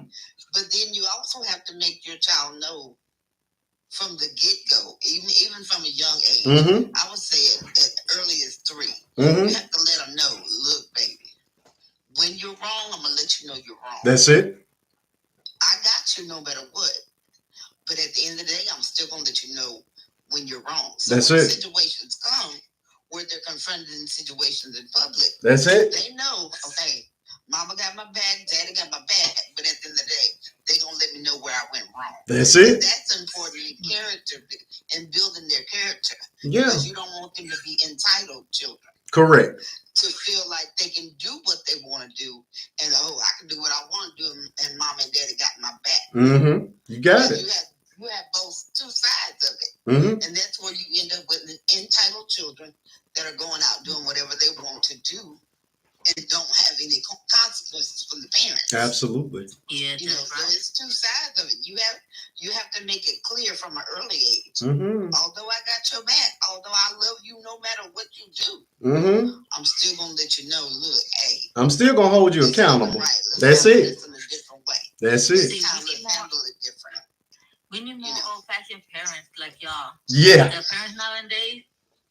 They're too busy trying to be their kids' friends. That's what I think. That's what the biggest problem is. I'm not your friend. I'm friendly, but I'm not your friend. I have friends of my own. I'm very friendly, but I'm not your friend. I stress that. So there's a line of respect that's gonna always be there. I don't care how old you get. You know what I mean? But But I think the problem is and I've seen it here on this app where parents are so afraid of their children being upset or mad at them that you will allow them to do things that you know are detrimental to their health and their safety for the just so they won't be mad at you. And I've just never been that parent. Absolutely not. You'll get over it. I know you're gonna get over I it. was saying like you may get mad at me, but I don't care. I don't care. I simply do not care. But yeah, it's complete insanity. Like this particular story here was just like, and the number of people that were in her comments okay with her saying that, like none of y'all. And imagine some of y'all are in blended. Some of these women are in blended families. So how do you truly feel about these children? Do you see them as an obstacle? As something in the way, you know what I mean? That's the problem I have with her take on this thing. How is it that you don't see the children as an extension of that man? Because it's a package deal. It is a package deal. If you accept me, you got to accept this baby. If you're gonna love, you can't tell me you love me and you don't love my baby. It just doesn't make you can't have one without the other. Go ahead. I'm sorry. Be with nobody that didn't like my kids or take care of their own kids because they said that kids are God's blessing, and if nobody likes you don't like something like what makes you think that you're gonna like me? Mm-hmm. What makes you think that you're gonna take care of me if you don't want to take care of your own blessings? Absolutely. Or absolutely with my blessing, Absolutely. Amy, let me grab this comment. I think that's one of the main reasons why women, and I say women lightly, but I think that's one of the main reasons why women we're at 20K. so long Thank you all for tapping that screen. Their children to the man because they want to make sure that their child is just as important to them as the woman is. Mm-hmm. And I think that's something that we don't do in society today. We're quick to bring the man in without seeing and watching how they are with our children. Correct. Or how they are with their own children, if they have any children. Mm-hmm. We're not taking the time to work that. You said women. Now it's like too many. They're not women. They're just grown little girls. Yeah. It's safe to be 18, but they still want to be like 15. Yeah. Yes, exactly. Amy's comment I got to grab because it's a good one. I always said I will always love you, but I may not always love your decisions. I think that's a great mark of parenting. You know what I mean? I think that's a beautifully coined phrase. I may have to borrow that one myself because it's true. But I can't say that, and that's what separates the love of a child versus the love of a spouse. I'm gonna always love that child regardless of what they do. My love for my wife is also attached to a contract. We took vows, and if you break any one of those vows, then that may dissolve this relationship. I may still have a love for you, but it's not that same unconditional love that these babies get for simply being. You know what I mean? It's just not the same, and people get really upset about that. But it's tried and it's true. Because if it was truly unconditional love, the way you have for your children, there would be zero divorces. And we know the divorce rate is what 52%, 51, 52%. That's because it's a different kind of love. It just is. It just is. Exactly. And your child will always depend on you for the rest of their life, even when they're grown. They will depend on you for the rest of their life. Yeah. We teach them how to be independent. We try to teach them how to deal with the world and the things of the world. Yeah. But at the end of the day, they're still going to need you as long as you are living and as long as they are living. There's always going to be a need there. So to put anyone before your child, that to me is selfish. It just doesn't. And to me, you're not thinking about the fact that your child will always need you. Yeah. In some type of way. It may be different as they grow, but they always need you. So why would I put someone ahead of them? Correct. Why would I do that? And imagine you like you said, and it was said earlier. Imagine you don't go to that baby's graduation and they get hit by a car the next week. Things happen. Imagine you don't go to that child graduation and you find out that your wife has been cheating on you with your best friend. Relationship done. There you go.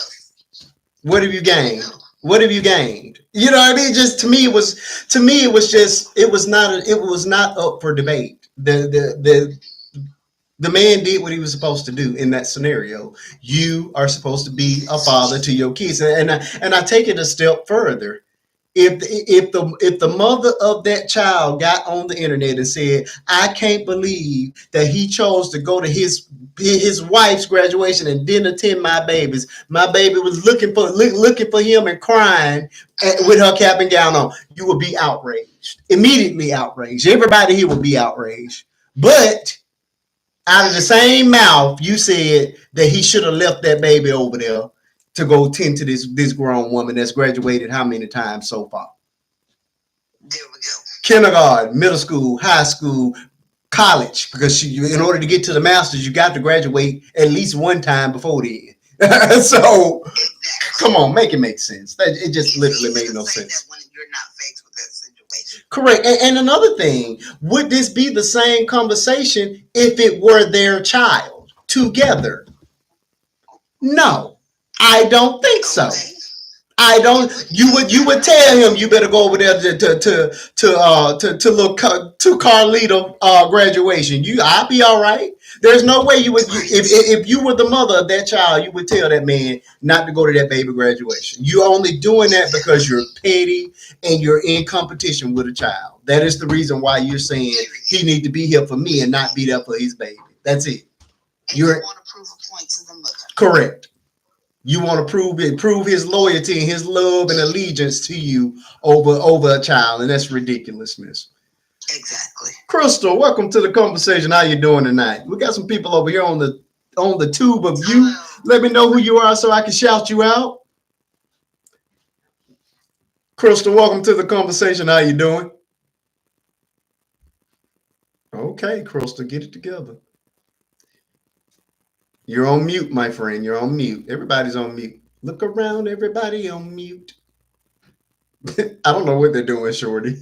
I have no idea what they're doing. All right, I'm waiting on Crystal to chime in. Crystal, get it together. All right, let's visit on this Rhonda situation for a little bit. Have y'all heard about this Rhonda? I think it's Polynice. I may be messing up the last name.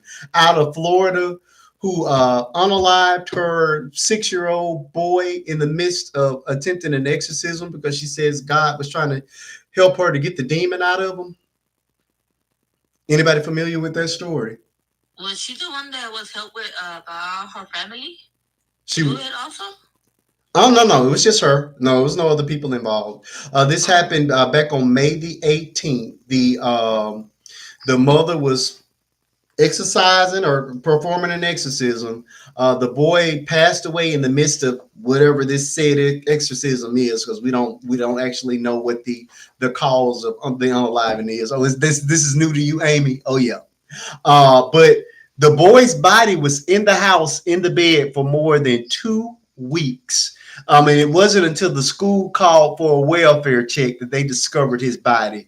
After the exorcism that she said that God told her to give this baby, they discovered him unalive for 2 weeks, and the mama was expecting that once the demon was gone, that he would just basically come back to life. Oh my God. Yeah. Okay, so my main question would be, what was going on with the child and the mother prior to her feeling like she needed to do an exorcism on the child? And was anybody aware of anything going on? We don't know. With the child prior to this? Because if the school waited 2 weeks to contact and see what was going on with the child, that seems kind of weird to me. But what can you be doing at 6 years old? And maybe, I mean, what can you be doing at 6 years old that would require an exorcism? I mean, that's that's why I want to know, was there something else going on with this child? I don't think so. Prior to her feeling like, even though she say God told her, God, but no, because like, what was going on with this child? What could possibly have happened prior to this for it to get to this point? And it being a 6-year-old child, why would the school wait 2 weeks before doing a welfare check? A wellness check. I don't know why that much. Like to me, after the child would be absent for a week and there's no doctor's excuses being brought in, there's no phone call saying, hey, little Johnny is sick and little Johnny won't be in school. What? I'll take him to the doctor and have an excuse. I mean, after 2 weeks. Well, you are allowed. Is wrong altogether with that. Well, you are. Before we even delve into the exorcism. Well, you are allowed 7 days with no rhyme or reason. So she could have wrote an excuse for them first 7 days, and nobody would have asked her anything. So 2 weeks is probably in line. She could have got away with. I can see 2 weeks. If 7 days is allowed, that's 1 full week and half of another. And then those next 2 days would be the trigger for, okay, why isn't little Johnny back? You know what I'm saying? So yeah, I can see her getting away with that. Okay, well, see, I didn't know that you're allowed 7 days. You're allowed 7. If my child misses a class, I'm notified. Yeah, you get a note. My child misses an hour, I'm notified. Right, but my child's not in the class where she's supposed to be. I get the power school text on my phone. Right, but in this class. Right, but those texts will be coming. Phone call when they don't come to school. Right, but those texts come to the mother, so she would get those. But like I say, after she offered that excuse, she gets 7 days with no question. So no neighbors noticed that the child wasn't outside or going to school for 14 days. I'll be honest with you, people in my neighborhood wouldn't notice if my kids didn't go to school. No. That's why I was asking you. They live in a regular house or an apartment? It looked like a house. It wasn't an apartment, from what I saw. Like the smell wouldn't bother them from the baby's body or something like that? That's a really good point. Yeah, because that decomposition would have set in, especially in Florida. Unless, I mean, she could have had the AC cranked up really high, which would have slowed down the decomposition some. So yeah, there are ways. And then from in what I read, they said that it looked like she had done something to try to preserve the body. So it looks like she was trying. She really believed he was coming back to life. Oh, okay. So yeah, she knew. She Yeah. Kind of knew what she was doing. Yeah. But I may have had a moment of mental illness. What they call it, snapped out or whatever. But yeah. Now the exorcist part of it. Let's talk about the exorcism. Yeah, let's talk about that, because who told you how to perform one? Correct. Normally, it's the priests that have to perform the exorcism, and there's a whole list of things that you have to qualify for in order for them to even come to your house and even do that kind of thing. Right. And if God told you to do that, then God would have told you you're finna kill your child. Exactly. And he's not coming back. What did you do in the midst of this exorcism that caused him to be unalive? Because, yeah, I mean, of course, I've never watched one in real life, but everyone I see on TV is just a lot of God bless you, and I'm calling the demons out and putting crosses and oil on them. I've never seen any violent acts that would take place that would cause harm to the child. If anything, you're trying to keep the demon from beating you up. They didn't say how the child passed away. Nope, we do not know. Breathing or he was hit hard. We have no idea. Thank you so much for that gift, Miss Amy. Yeah, we have no idea. What really happened to the child? Yep. I mean, Crystal, turn your mic on. Variables to this. Thank you so much for the gift, Miss Crystal. We've reached my goal. Well, look at that. Look at God. I appreciate that. Thank you all for the gifts. Crystal, could you turn your mic on? What are you doing? Well, I say that, I feel for these people that need medicine to stay healthy. Yeah. Or or if they need caretaker or something like that, I was like, but if you do something because you're on medicine how cool was or that? other something that you're not supposed to be on or off them, I was like, somebody should be still held responsible for what you do. Yeah. Because it's not fair to the other people if you end up getting hurt because you're off the medicine or you're on something that you're not supposed to be on. Yeah. Thank you so much for the gifts, Amy. For what happened. Oh, y'all are being real good to me. I may be able to get me some Chick-fil-A tomorrow. Keep it up. Thank y'all. Okay. I didn't see anywhere where it said she had other children. I didn't either. No. I only saw that one. Okay, Miss Crystal, you have missed a lot. Where have you been? Crystal. Where are you now? I apologize. I had people here and they were so loud. Oh. Okay. You hide now. You're fine. I just wanted you to chime in. My family is loud. I had to sit down a lot while they got quiet. Yeah,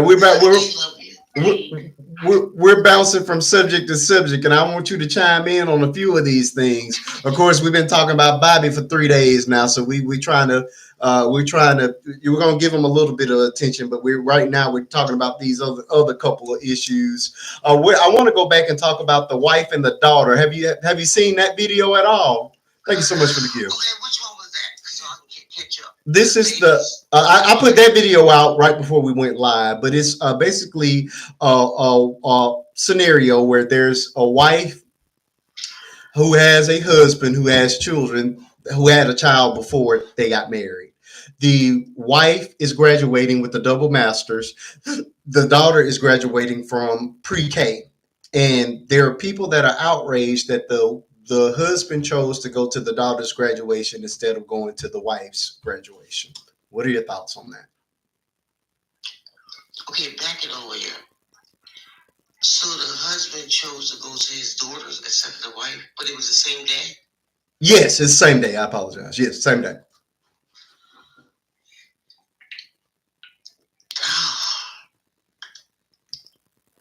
He had to pick his daughters. I guess he had to pick his daughters and then celebrate the wife after that because his daughter had to celebrate. And to me, daughter, I really think that him and the wife should have came to agreement and say, baby, go ahead to your daughter's graduation and we can meet up afterwards and celebrate. Agreed, Avengers. But look, I want some of the people that said just the opposite. The video, you'll see the video. I went after, I really did. I gave it to her because she was like, "This is what men do. They always looking for a way to humble women, and he didn't." And he's using that baby as an excuse. He don't care anything about that baby. He just want to humble the wife, and that's why he went to that baby graduation instead of his wife's. The baby gonna have plenty more graduations, and the wife is getting a double master's, and he should have been there for the wife. This is a grown woman saying this. But your daughter is graduating, and that's her moment. So I think that. Your mic just went out. Hello? Okay, you're back. No, it's on my phone. I'm sorry, I pushed them out. I think that him and his wife should have came to. It shouldn't have been no. It should not have been a conversation. Avengers, please. You're more than welcome to come up, Miss Avengers. I agree with you 100%. It should not have been a conversation. After that, we're going to celebrate together. But that's your daughter. So go celebrate with your daughter, and we're going to celebrate after that. It should have been really a conversation. So I don't see how people are saying that he was selfish and he was whatever. These people are they are outraged. I'm like, now if he wouldn't have showed up for that baby, you guys would be right here on the internet dogging him for that. Y'all would be trashing him for making that baby cry. Yeah. For making that, the only thing the mama would have did would come up here and talked about how her baby cried because her daddy went there because he was at his woman graduation instead of his baby.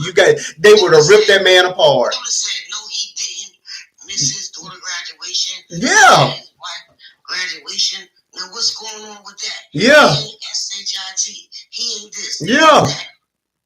You can never win. You cannot win on the internet. You literally. That's really sad that people had to look at that. That shouldn't have been that shouldn't have been chose. Crystal, do you believe? Because I personally believe that the only reason is that she feels the way she feels is because that child doesn't belong to her. If it were there, yeah. But she should have love for. If you love that man and you went and stood up there with vows with that man, you supposed to love what he loved. Come on now, Crystal. There's no way that you stood up there. Tap that screen up to 30K, folks. Correct. You're being selfish because that wasn't your child. Correct. You stand under oath under that and going through thickness and all that and health and all that, anything, you knew better. Yeah, and like I say, the children are always supposed to come first. Like, Faith is going to the 11th grade, so she'll be when she graduates from high school, Bishop will be graduating from preschool. So my fear is that their graduation is going to be on the same day. You know what I mean? Imagine how difficult that's going to be for us. We can't pull Bishop out because it's his day just as well. So the best we'd be able to do is one parent have to go to one and one parent have to go to the other, depending on what time the ceremonies are. But you know what I mean? Oh yeah. Even when me and my wife graduated, it was bad. You know my story. My mom wasn't there, but my mother-in-law had been very active in my life up until then. And that lady cried the whole day because she could not be at both of our graduations. Me and my wife graduated the same night from two different schools, and it broke her heart that she could not come to my graduation. But I felt. I didn't feel any way about it. I'm like, that's your daughter. You know what I mean? Thank you so much for that gift. But I didn't feel any kind of way. But it broke her heart that she couldn't be there. But as soon as we graduated, she made sure I came over to the house and got me gifts and celebrated me just as well. But that is how you love people. And again, I wasn't her blood child. I'm just her daughter's boyfriend at that time. You know what I mean? But that is the way that I feel this thing is supposed to go. We reached our goal. Thank you so much. I appreciate that. You did good. I appreciate that. We reached a lot, and you know what? The thing about it is, it really helps us in the algorithm. Unfortunately, TikTok is all about the money. So when they start seeing it float, oh yeah, so you know exactly how this thing goes. So I don't have much, but no. I appreciate it all. That is awesome. I appreciate it. But yeah, that is how to. I just thought it was a non-conversation for me. Thank you so much, Snazzy Girl. Snazzy Girl, why haven't you gotten in the box? Yeah. It's a quiet night tonight. It's not Jerry Springer tonight, at least yet. Y'all need to come in and chime in while the room is while we're still able to have conversations. Hey, my friend is back in the building. Tiger, how you doing, Tiger? Hey, we kicking it tonight. Tonight we're having a very calm conversation. You know exactly what I mean by Jerry Springer. You've been here for a few. Matter of fact, you were the cause of the Jerry Springer episode yesterday. Thor trying to act like he don't know. You come in, cause the drama. Mm-hmm. I made sure my thing was open for you to get paid. What's that? Because a lot of people I subscribe, I don't do that. I blocked it out. Oh, that's so kind. For you, I don't play. That is so kind. I appreciate that love and support. Miss Tiger Punk, welcome back. How you been? I'm okay. How are you guys? We're doing good. You're here for a very calm night tonight. We're riding steady tonight, so it looks like we're gonna be okay. Yes, I've been on a binge. I did 2 pop-up shows this week. Yesterday, it lasted about 4 hours, and the other one was like 5. So yeah, I did 2 pop-up shows, which is why, and both of them were basically revolving around Bobby McAfee. If you guys don't know, that video is now viral. It's at it was at 1,100,000 views right before I went live. I'm so proud of it.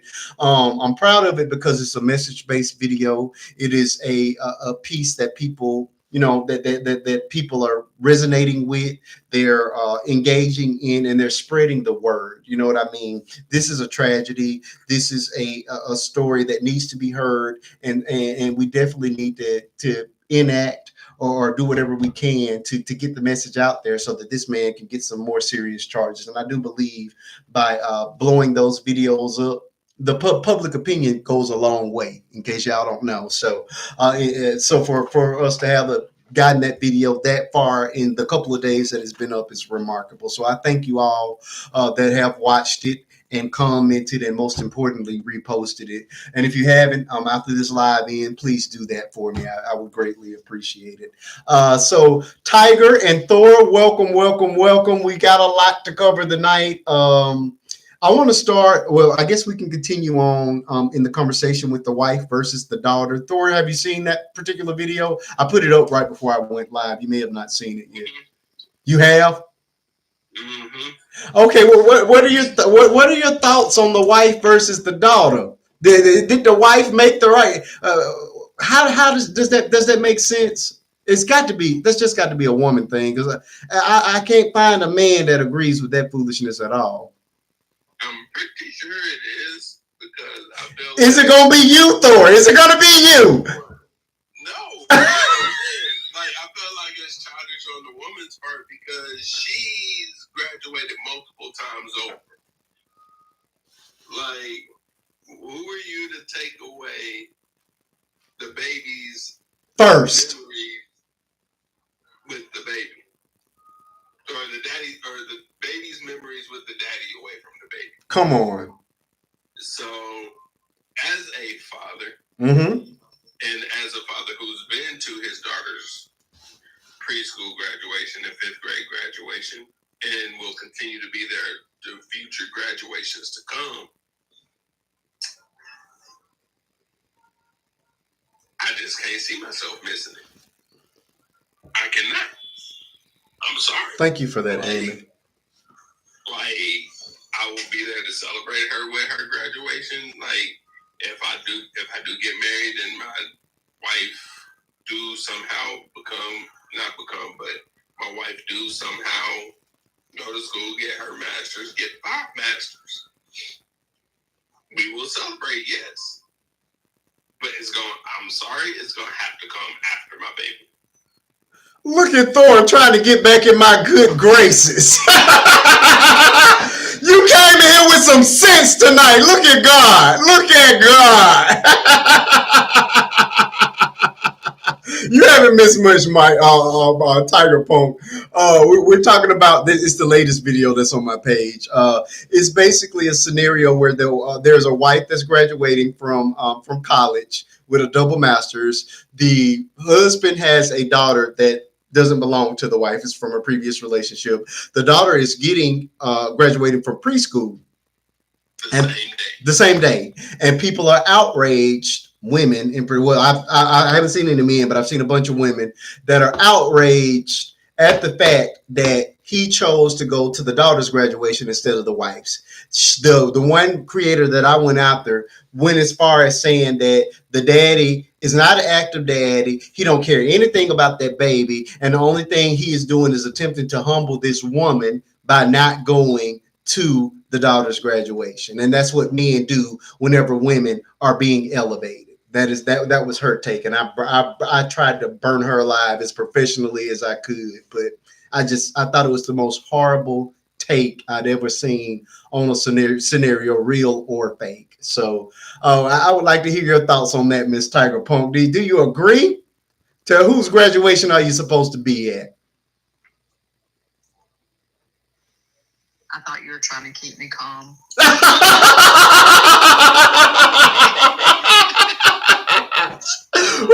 Well, maybe your blood will boil just a little. I'm glad that you let the tiger out. I like that.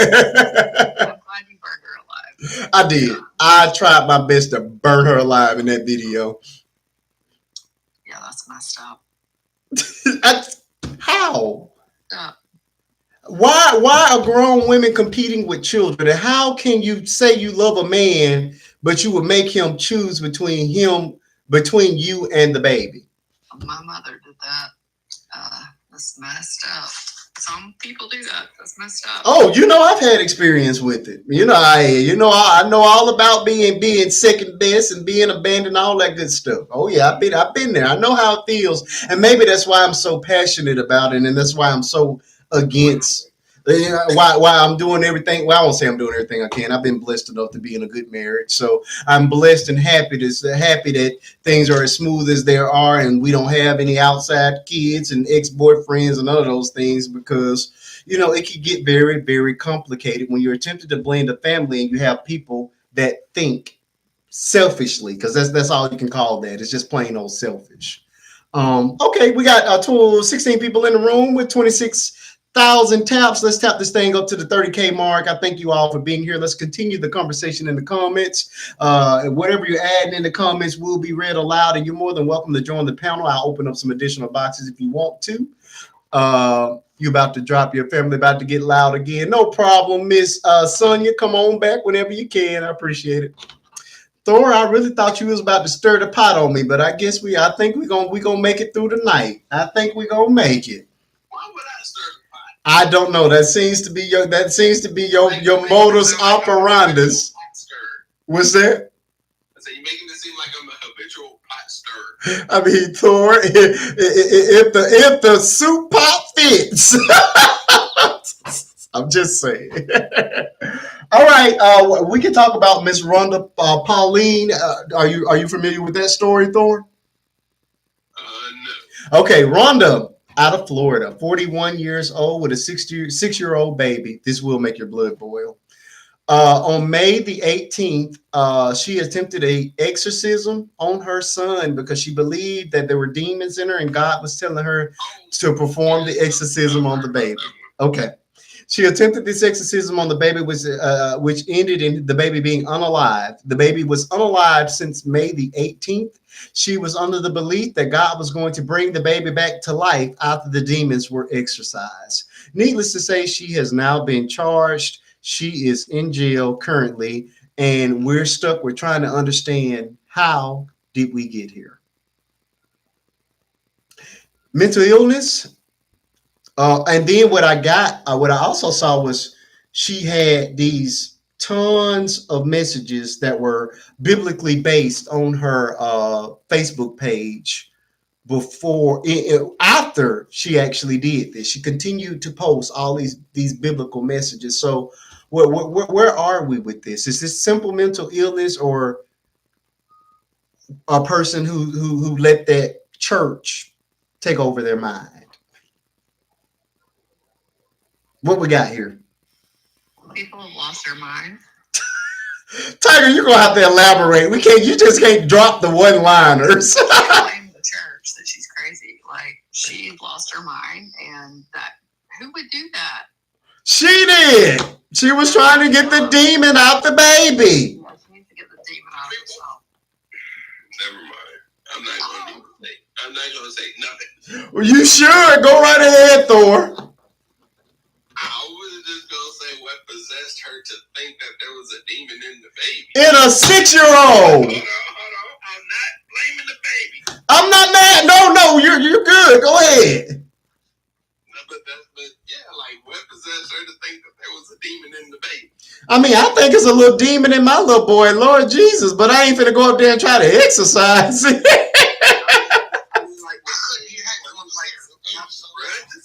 But my family all followed you. They didn't follow you. Oh wow! And she said, and one of my friends are married.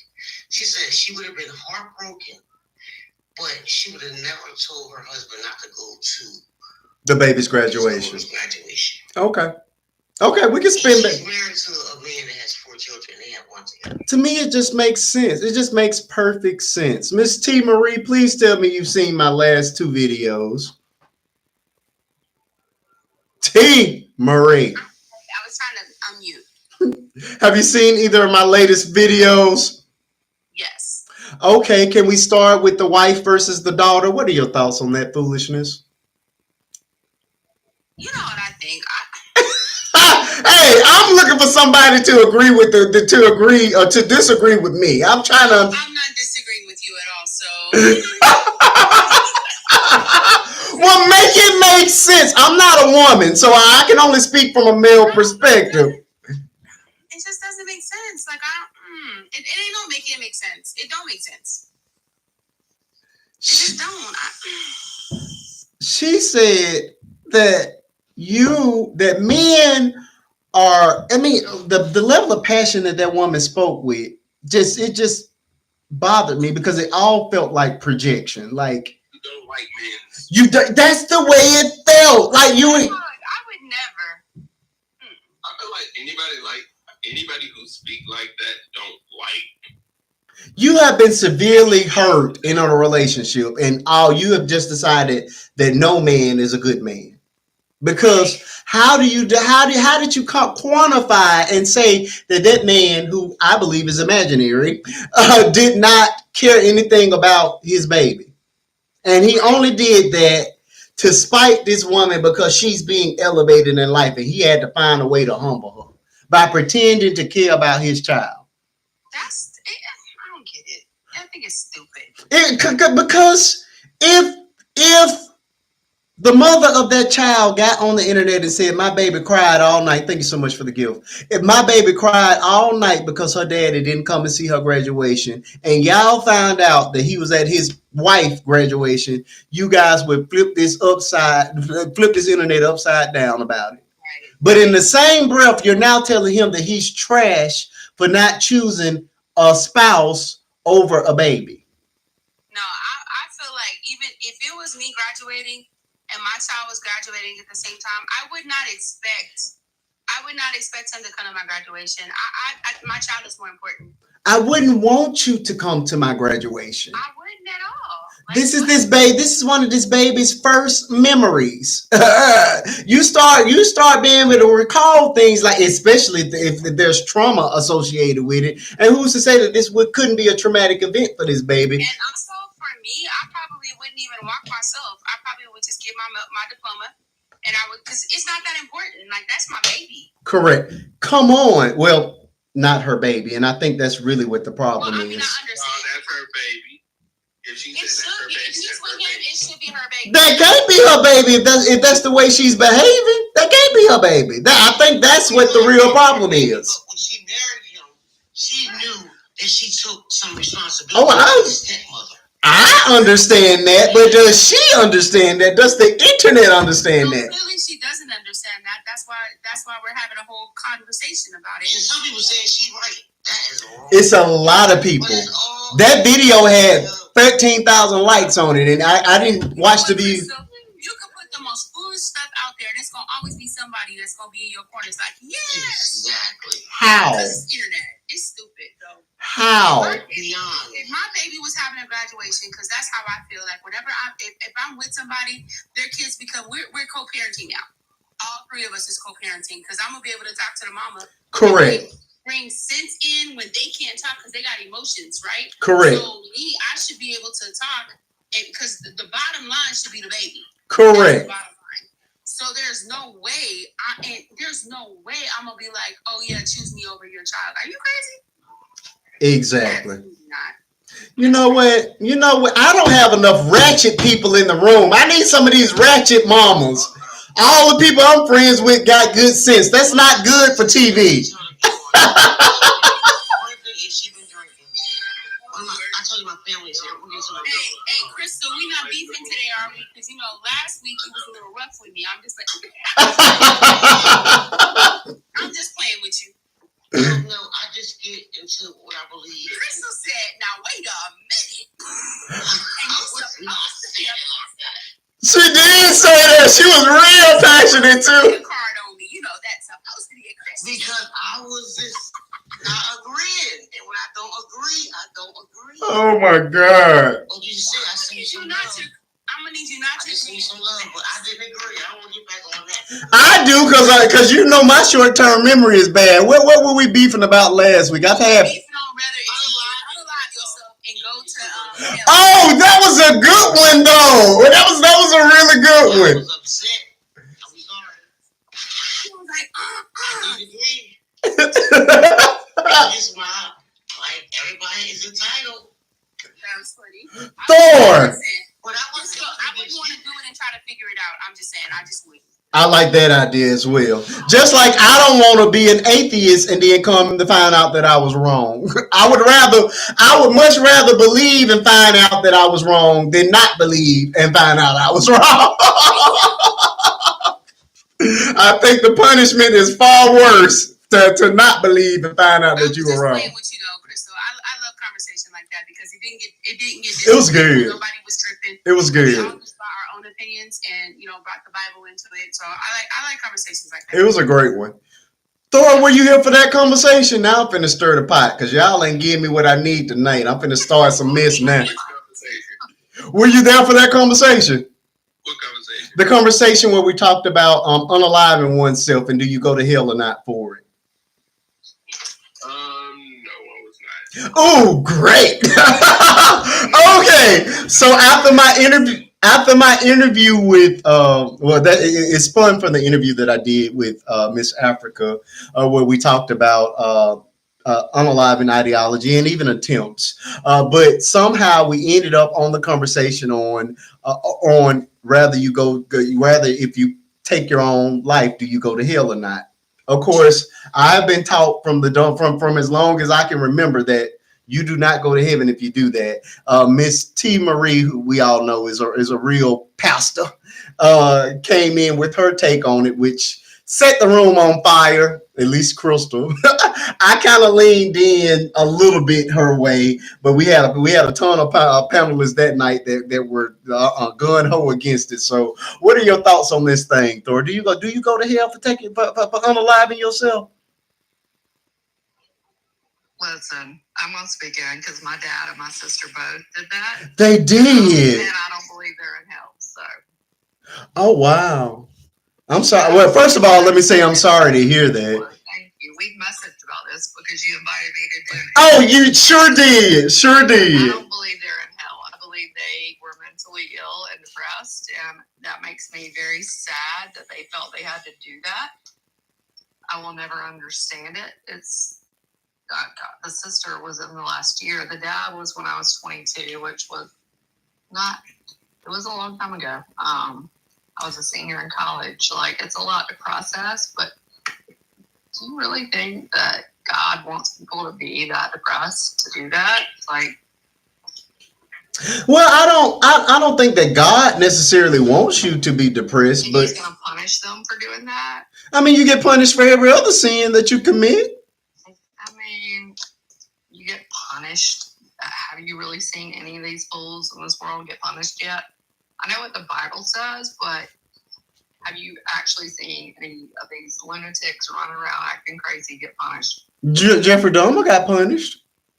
Well, yeah, in the end. Mm-hmm. But that's how they ended, by taking their own lives. We don't know what actually happens. I know what I believe, and I was raised to believe what the Bible says, but then it happened to my father, my sister, and it's my family, and I choose to believe that they're not burning in hell.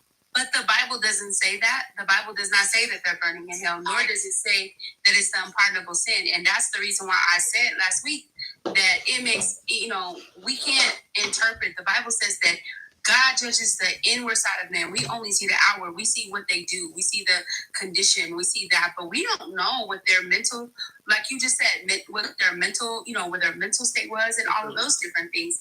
And I refuse to believe that there is a God that for one thing, just one thing, you can live your whole life absolutely, according to the word of God. You get to one place where something happens and you try to unalive yourself, and that's the end of your relationship with God. I don't even know if I'd want to serve a God like that. I agree with you. To me, okay, but not believing in God, I can wake up tomorrow and denounce God and end up in hell for it. No, it doesn't say denounce God though. It says the unpardonable sin is blasphemy against the Holy Spirit. Same thing. I can do that. I can do that tomorrow. So that's one. Let me ask you a question though. This is the thing. So God judges the intent of man, the intent in the hearts and the motives. You have one person that gets angry. I lost my daughter. Y'all know my story. Yes. I lost my daughter. I was angry for a year. I stopped going to church. I stayed at home. Me crazy. I was still talking to God though, which is crazy. But I was mad at God for still. I wasn't here for this. I'm sorry to cut you off. I didn't know this. Yeah. So I didn't know this. I went away from the church because I felt like, what kind of God lets a baby die? What kind of God would leave a 12-year-old in the street? Somebody unalived her, taking pills and alcohol and unalived her. And she laid on the street and he left her there. Yeah. And my baby bled out in the middle of the street. What kind of God does that? I felt some kind of way about that. And I moved away from the church because of that. And for a whole year, I was depressed. I was going through. I mean, I didn't want to live. So I understand that. But my pain was, I couldn't understand it. I couldn't understand the concept. So because of that, I believe if I had took my life in that state, I don't believe God would have just wrote me off. I've been in ministry my whole doggone life. Hey. Are you serious? Hey. But you just said. How many things have I abstained? How many things have I abstained from because I had a relationship with God and all of that stuff? And now my intent and my motives wasn't from an evil or a different perspective. It was my baby. You wanted to stop hurting. Yeah, when God showed me this is what made me understand it. When God told me, he said, life and death is in my hands, is what he showed me. And he showed me, I took her before she even hit the ground. To me, I just couldn't understand the concept of my baby laying on a cold ground, bleeding out, and she served God. She served God. She went to shut-ins. She was the only little kid at a shut-in. She was the only kid in prayer groups. She was the only, for real. Like, she really rolled with me like that. And then to have her be there and you would just walk away from her like that doesn't make sense. Well, I must admit, when the Bible was written, the world was so different than it is now. I agree with you 100%. That's Marie. Like, this is the thing. I believe in God. I believe in the Word. I believe everything that the Word says. The thing is that I can't put things in the Word that is not there if it doesn't say it. It does not say that if you unalive yourself, it's a sin you can't do. It doesn't say that.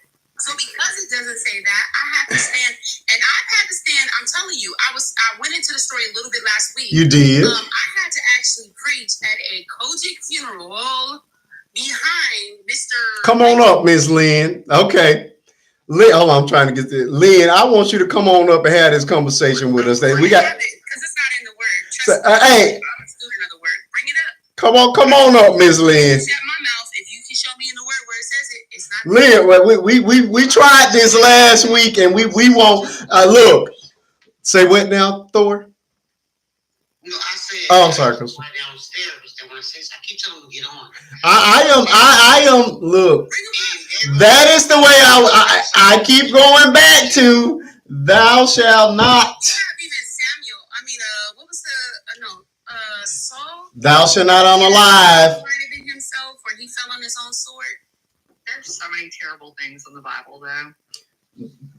But we can't pick and choose the pieces that we want. I believe the Bible too, but like in the old stories, there's people doing bad things to people. Oh, there was. Let's go ahead and R.A.P. your daughter. Chop her back. There's a lot of great things. Tamar's story is crazy. What? Hello. Mama's back. Mama Bucks. We're bouncing from subject to subject. We started on this particular topic last week. We're going to spin the block again with this one. Unaliving oneself, hell or no? Do you think you're going? Do you get to go to heaven if you unalive? If you take your own life? What are your thoughts? Again, I've been taught from birth. If you take, let's reverse that. Okay, so let's reverse that. Let's say somebody lived a horrible life. Mm-hmm. All the way down to when they got ready to be unalived. And when they unalived, all they wanted to do was just make it in. So they said the sinner's prayer. They did all that stuff. And do you think that last moment right there canceled out their whole life? Yep. If that was in your heart, if that is what, if truly was in you, if you had a true heart of repentance at that very last moment, then even Jeffrey Dahmer can go to heaven. Yep. But how do you know? Like, I don't. just the intentions. I don't. That's But I do know that you intended on taking your life. I do know you intended on doing that, and you don't have it. And correct. How do you repent as you hit in the ground? You can't. Because you're still alive. When you take your own life, you're not even thinking. That is basically called premeditated. It's premeditated when you take your own life. You thought about it and you did it. I have a question though. Go, Thor. Because I watch a lot of TV shows, and there's this one particular TV show that's based off of a comic book, Lucifer. Oh, I tried that show. I only watched a couple of episodes though. But well, later on in the seasons, like Lucifer explained how hell works, and it's based off one's guilt. So when you die, and you know you have like guilt in your heart or whatever the case is, you go to hell. And apparently, once you make amends with your guilt, you can go to heaven. So I don't know. Maybe that's how it works. I don't. So what do you mean? You go to hell temporarily? Like once you exercise your guilt. I've never heard that. Now that sounds. Now that just sounds like some TV crap. I ain't never heard you get a pad. You get to take the elevator back up. It's meant to make you think. I don't know. What it makes me think is I don't even want to try it. I don't even want to figure it out. I don't even want to go there. So it makes me not even want to. I live in Vegas. There ain't no way I want to go to hell. I can't handle the heat in Vegas.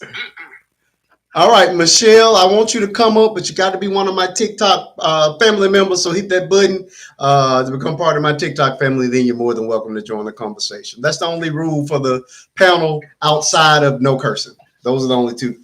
I mean, hell is not a cuss word in the context that we're using it. Hell is a place here. Somebody in the comments. What's a noun? What's that? I said it's a noun. Hold on. All right. We got Crystal coming up. And let's see. All right, Miss Queen B, if you want to come up, you have to be one of my TikTok family members. So hit the button to follow, and then you're more than welcome to come up. Okay. He deserves a fate worse than. Oh yeah, we have no sympathy or empathy for Bobby. Bobby deserves just what I said in my video. He deserves to have it cut off, or at the very least chemically castrated, so that he won't be able to perform such a horrible act on a child or an adult ever again. Yeah, cut it off. I mean, yes, cut it off. I agree, but like if you're sick in the head, there are other ways that you can. Yeah, there are definitely other ways that you can, but you won't be able to use that appendage again. And if we do it publicly and make an example of you, then it may deter others from committing such heinous acts.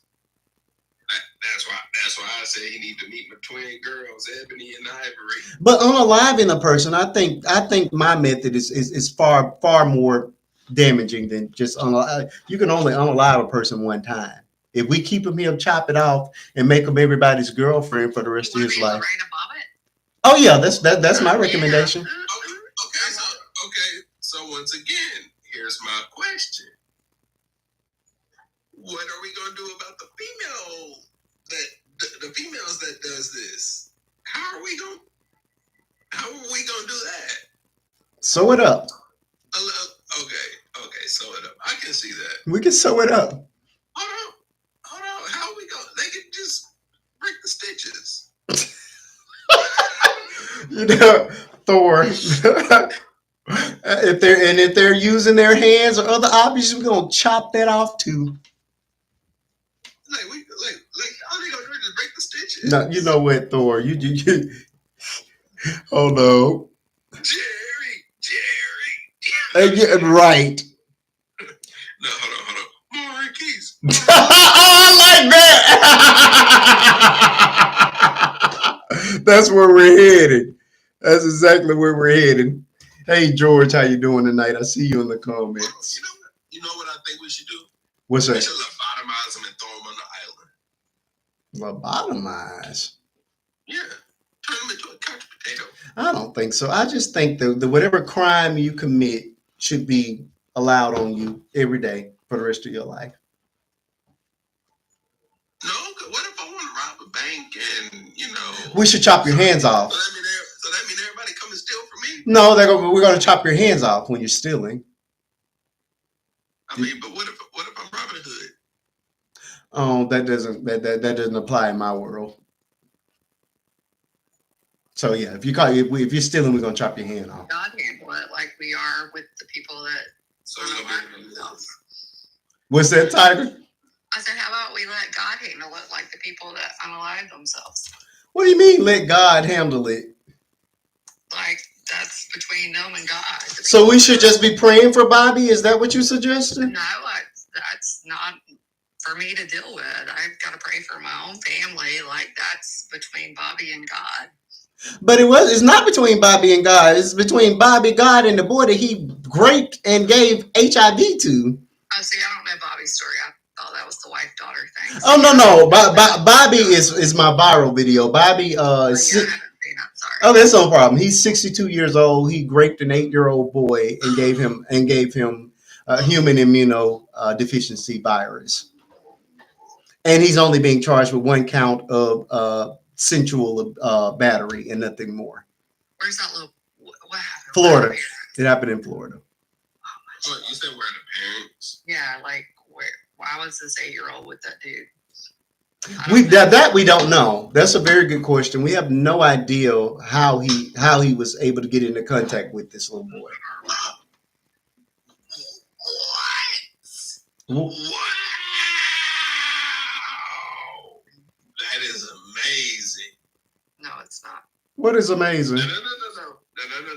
It was a subject that we were talking about yesterday when I asked that very same question about the situation, and he was like, "Oh, now you're really blaming the parents." I mean, but you were blaming the parents. So are you claiming that she's blaming the parents? Is that how you took that?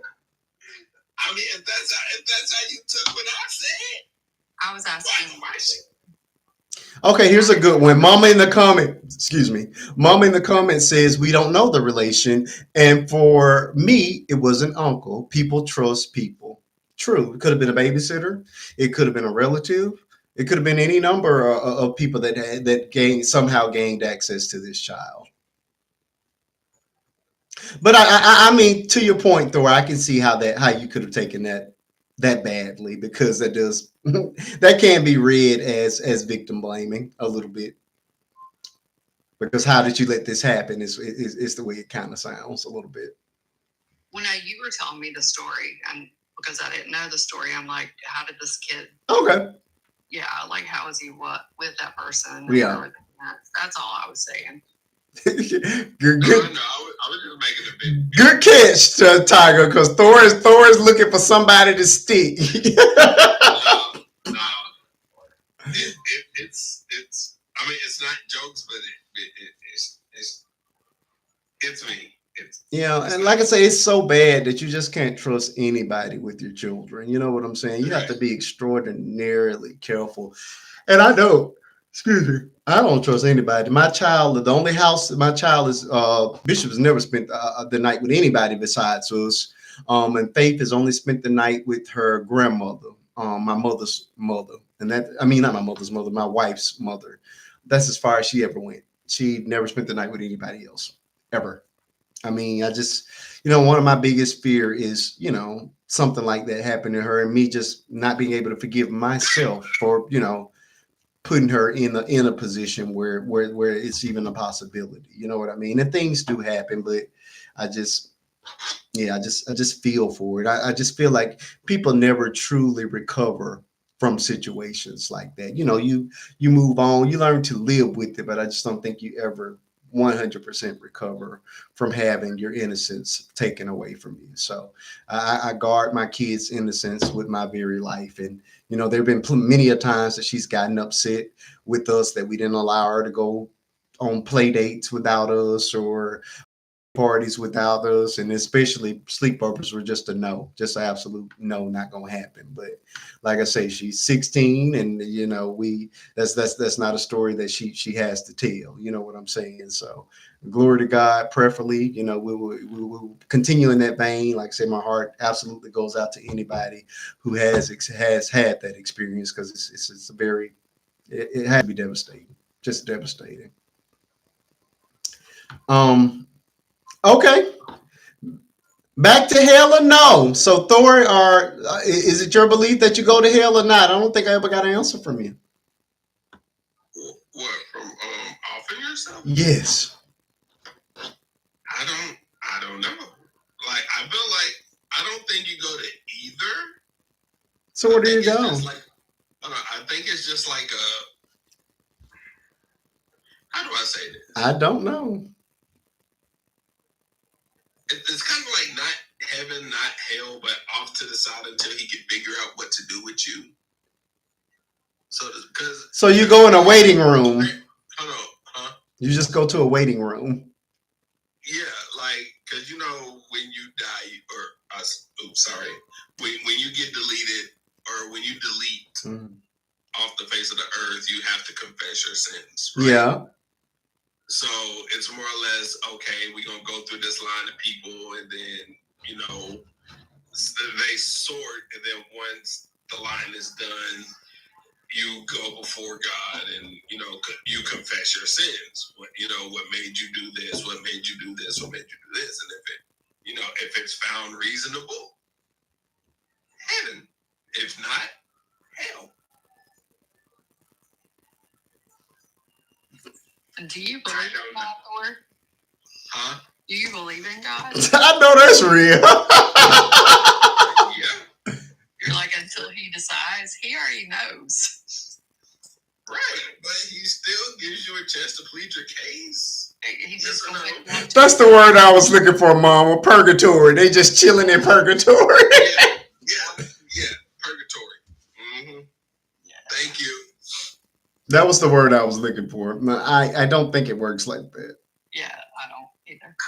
You asked me. How you say God? Like, as if God got to stand in line, next in line. I mean, he's omnipotent, and like Tiger said, he already knows. So I'm pretty sure you don't have to. There is no line. He can talk to all of y'all at the same time.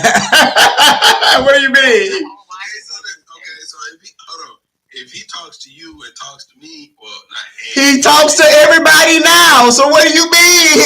Why do we have to stand in line? If I can pray to him, you can pray to him and get an answer at the same time. What makes you think you can't do that after you're no longer living? What if you ask for something? Like, what if you ask for a new car and I ask for $1 million and he say yes? That's not and I'm like, I thought you said yes to me, but you gave him a new car and I asked for $1 million. I thought you were saying yes to me, but you said yes to him, but not me. That's not what I prayed. This ain't Bruce Almighty. I'm not sure what you meant by that. Okay, when two people ask for something at the same time? Mm-hmm. Is that what you do when you pray? You you say, okay. Two people ask for something at the same time, right? And you say yes, but you don't know which one you say, or not you, but they don't know which one you say yes to. So they both go their separate ways and do what they ask. But yet, it's more or less like, I said yes to you, but not you.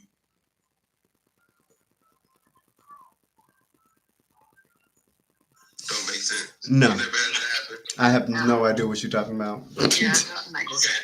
I agree. So if Faith and Bishop came to you at the same time, and they both asked you for something, but that something was two separate things.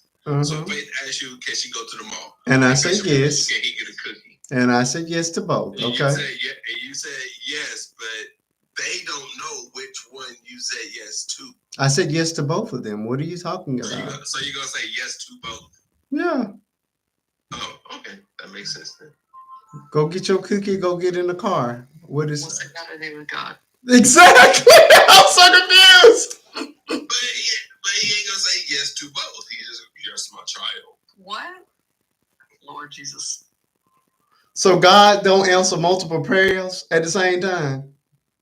I mean, You need to be quiet, Thor. I don't even know what you're talking about at this I'm sorry. moment. I'm sorry. I'm tired. I haven't been asleep. I'm so confused. What you mean God can only answer one prayer at a time? Where do you get that from? Bruce Almighty. Sir, that is not a biblical Sir, that's not a biblical reference, sir. I think you need to pick up the good book because that is a movie. Is that yeah, let's start reading the actual Bible sometimes. All righty. I don't know, friend. I like what T Marie is saying, but again, that has just been ingrained in my spirit forever. That if you take your life, you is going to the hot place. Thankfully, I've never had any thoughts around or ideology around or wanting to end it. I mean, I have thought about taking other people out, but never myself. And I pray that I never get to the point where I feel the want or need to want to go. But yeah, that's just the way I've been taught. I don't know. I don't know how easy it would be for me to get away from that thought. I was taught that too, and then it happened to my sister, and it didn't happen. They did it, my dad and my sister, and I just choose to believe. It doesn't mean that they're not there, but I choose to believe that that's not where they are. Like, Yeah. So, is there a history of mental illness in your family? I mean, I'm gonna have to say yes. I didn't know that there was. I'm gonna have to say yes. Yeah. If it's happened twice now. Twice. Not that I was aware of, but clearly yes. Yeah. Yeah. That is rough. That is rough. I don't think I've. Well, I don't think we've ever had anybody to do that. I mean, of course, we had a ton of people to get unalive, but never to end it themselves. I can't think of anybody in my family who's ever done that. I don't know. Like I said, I wonder, and I guess I don't wonder so much because I interviewed somebody who actually went through it multiple times. Miss Africa, who she attempted at least half a dozen times. So I was able to sit with her as she walked through all of those times. If you guys haven't watched that interview, if you missed it, you can go and check it out on my Tube of You channel. It's a very good interview. But what got me, and this may be interesting to you all as well. Now she went through a ton of actual abuses. I mean, name it, she's been through it. It's a mental, physical, emotional, but it wasn't any of those things that caused her to attempt to end it. Excuse me. It was actually words, people putting her down and making her feel like she was less than or not worthy. Those, every time she attempted, it was after somebody had put her down. It wasn't the abuses that she was suffering. So what I got out of that is truly words. I know and it's biblical where people say that the power of life and unaliving is in the tongue. And after listening to her testimony, I wholeheartedly agree with that now. You could destroy a person with your words a lot easier than you can by physically or whatever form of other abuse that you're using. And I guess after she said it so many times, I was able to understand it because if you think about it, if I punch you, that black eye is going to heal week and a half. If I scratch you, that's going to scar over and heal. It's a finite amount of time for healing those things. But if I give you words, if I talk down to you and tell you you're nothing, you're not worthy, you're ugly, you're this, you're that, those words will stay with you. They don't heal over. And I can see somebody that's already in a vulnerable state as that being a catalyst for them to want to take that next step. And unfortunately, that is what happened multiple times. So yeah, I wanted, if nothing more, from people watching that interview, for people to understand just how powerful the words that come out of your mouth are, and what what they can do and how people need to be more intentional when using words towards people. If that makes sense to anybody besides me. That makes sense to me. I've been listening. Okay. It almost brought tears to my eyes because one thing about you, Marquise, I like how you break everything down and have people really listen. Yeah. And I love you, bro. Oh, I love you too, Crystal. Like I say, love you because the way you break things down, the way you just brought that down, and I was just telling my family to listen, and they was listening, and it makes sense, even though they was all saying that basically they agree with what I was saying, but everybody doesn't agree with that.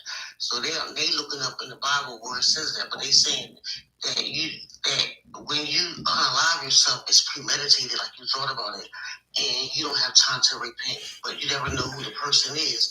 But they believe that you're not supposed to do that. see, you're not supposed to do that because it's premeditated. You thought about it and you did it.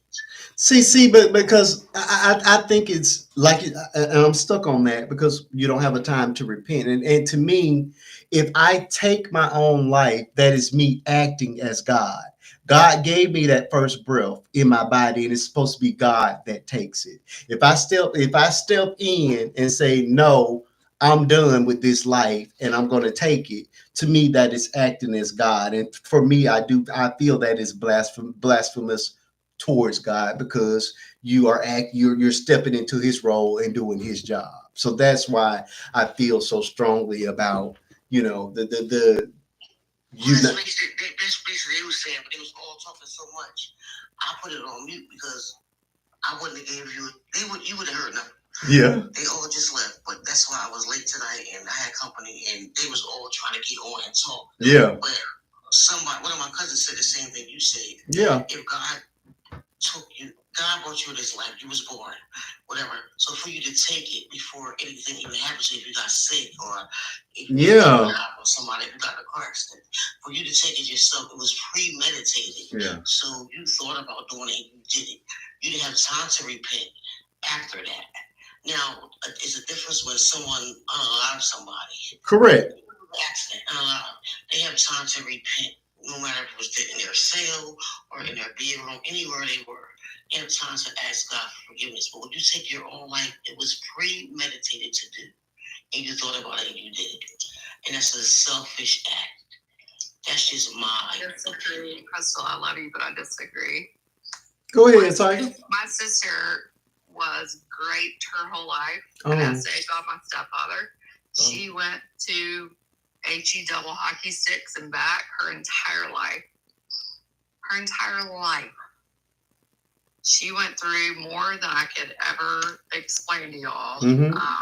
And she did it last year during my son's brain surgery. I think she was just tired. Okay, before you say something, that means you gave up on God and you gave up on His faith and you gave up on what He could do for you. No, she don't mean you. God she mean the person put you that through anything you can't bear. He will take you out of it. I've been through a lot, and I'm not gonna lie. One time I thought about it, but I said this is the devil, and I went through therapy and counseling because God will bring you out. So that means you're giving up on faith of what God can do. That's just my opinion, and I'm gonna leave it like that. Yeah, I'm not sure what God can do for you.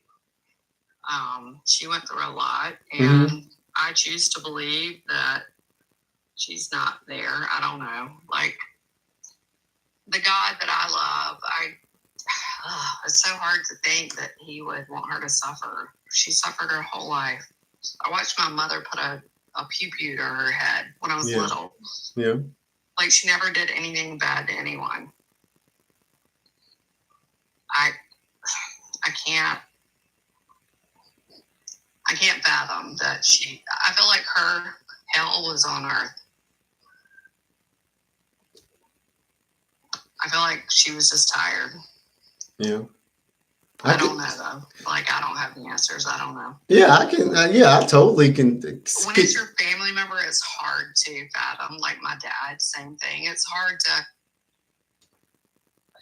because I grew up believing, yeah, that's where you're going if you do that. But then when it actually happens in your family, and you know and you love that person, and you see what they've been through, it was not premeditated. They never mentioned they were dying inside. They just wanted to breathe. I think it was mental illness. I think it was depression. And I just need to breathe and escape. And I hate to say those words because, yeah, it's still a lot to process. But did they think about it before? Probably. But they didn't do it all those years.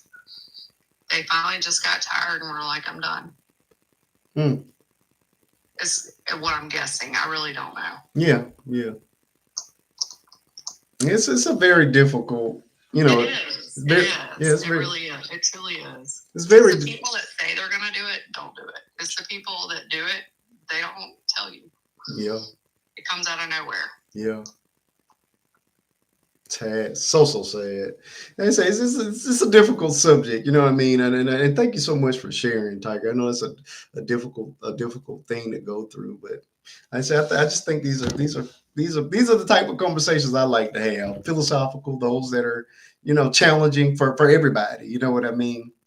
On a lighter note, my daughter is one step closer to becoming an ophthalmologist. I think that's right. Because optometrist is just eye doctor, eye surgeon. I think is ophthalmologist, something like that.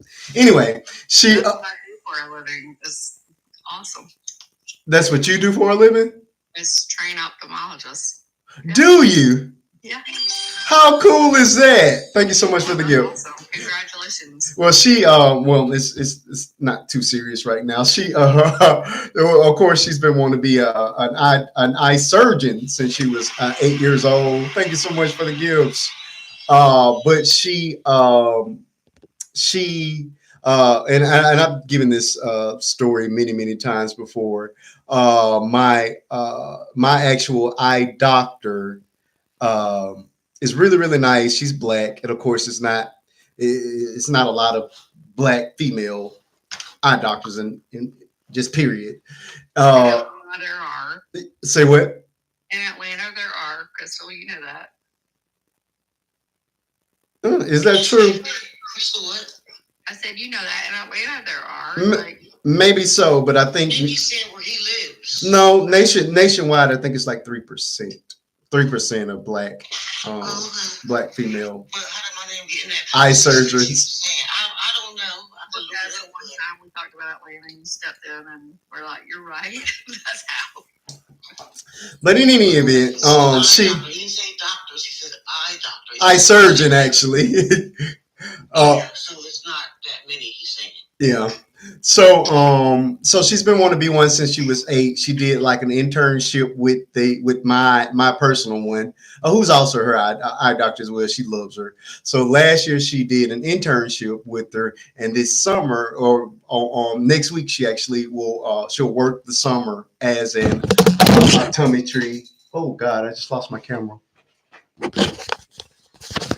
Hold on, folks. I just lost my other camera.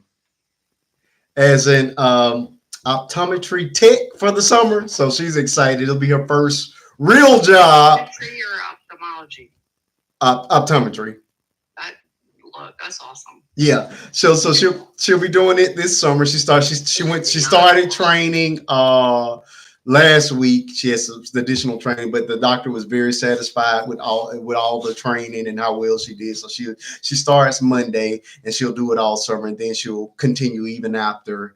It'll become, when she starts work study, she'll work study under her as well. So it's going to be a big to-who, and I'm super excited about it because it's the same doctor that inspired her. So once we get to the end of the journey, it'll be with the very same person that inspired her from the very beginning. So it's going to be a wonderful testimony. I'm talking years down the road. If this app is still around, you guys, you'll be here with me when she gets her white coat, and when you guys get to see the lovely doctor that inspired her and took her under the wing and is helping her along the way. Even it will be around as the highest paid app.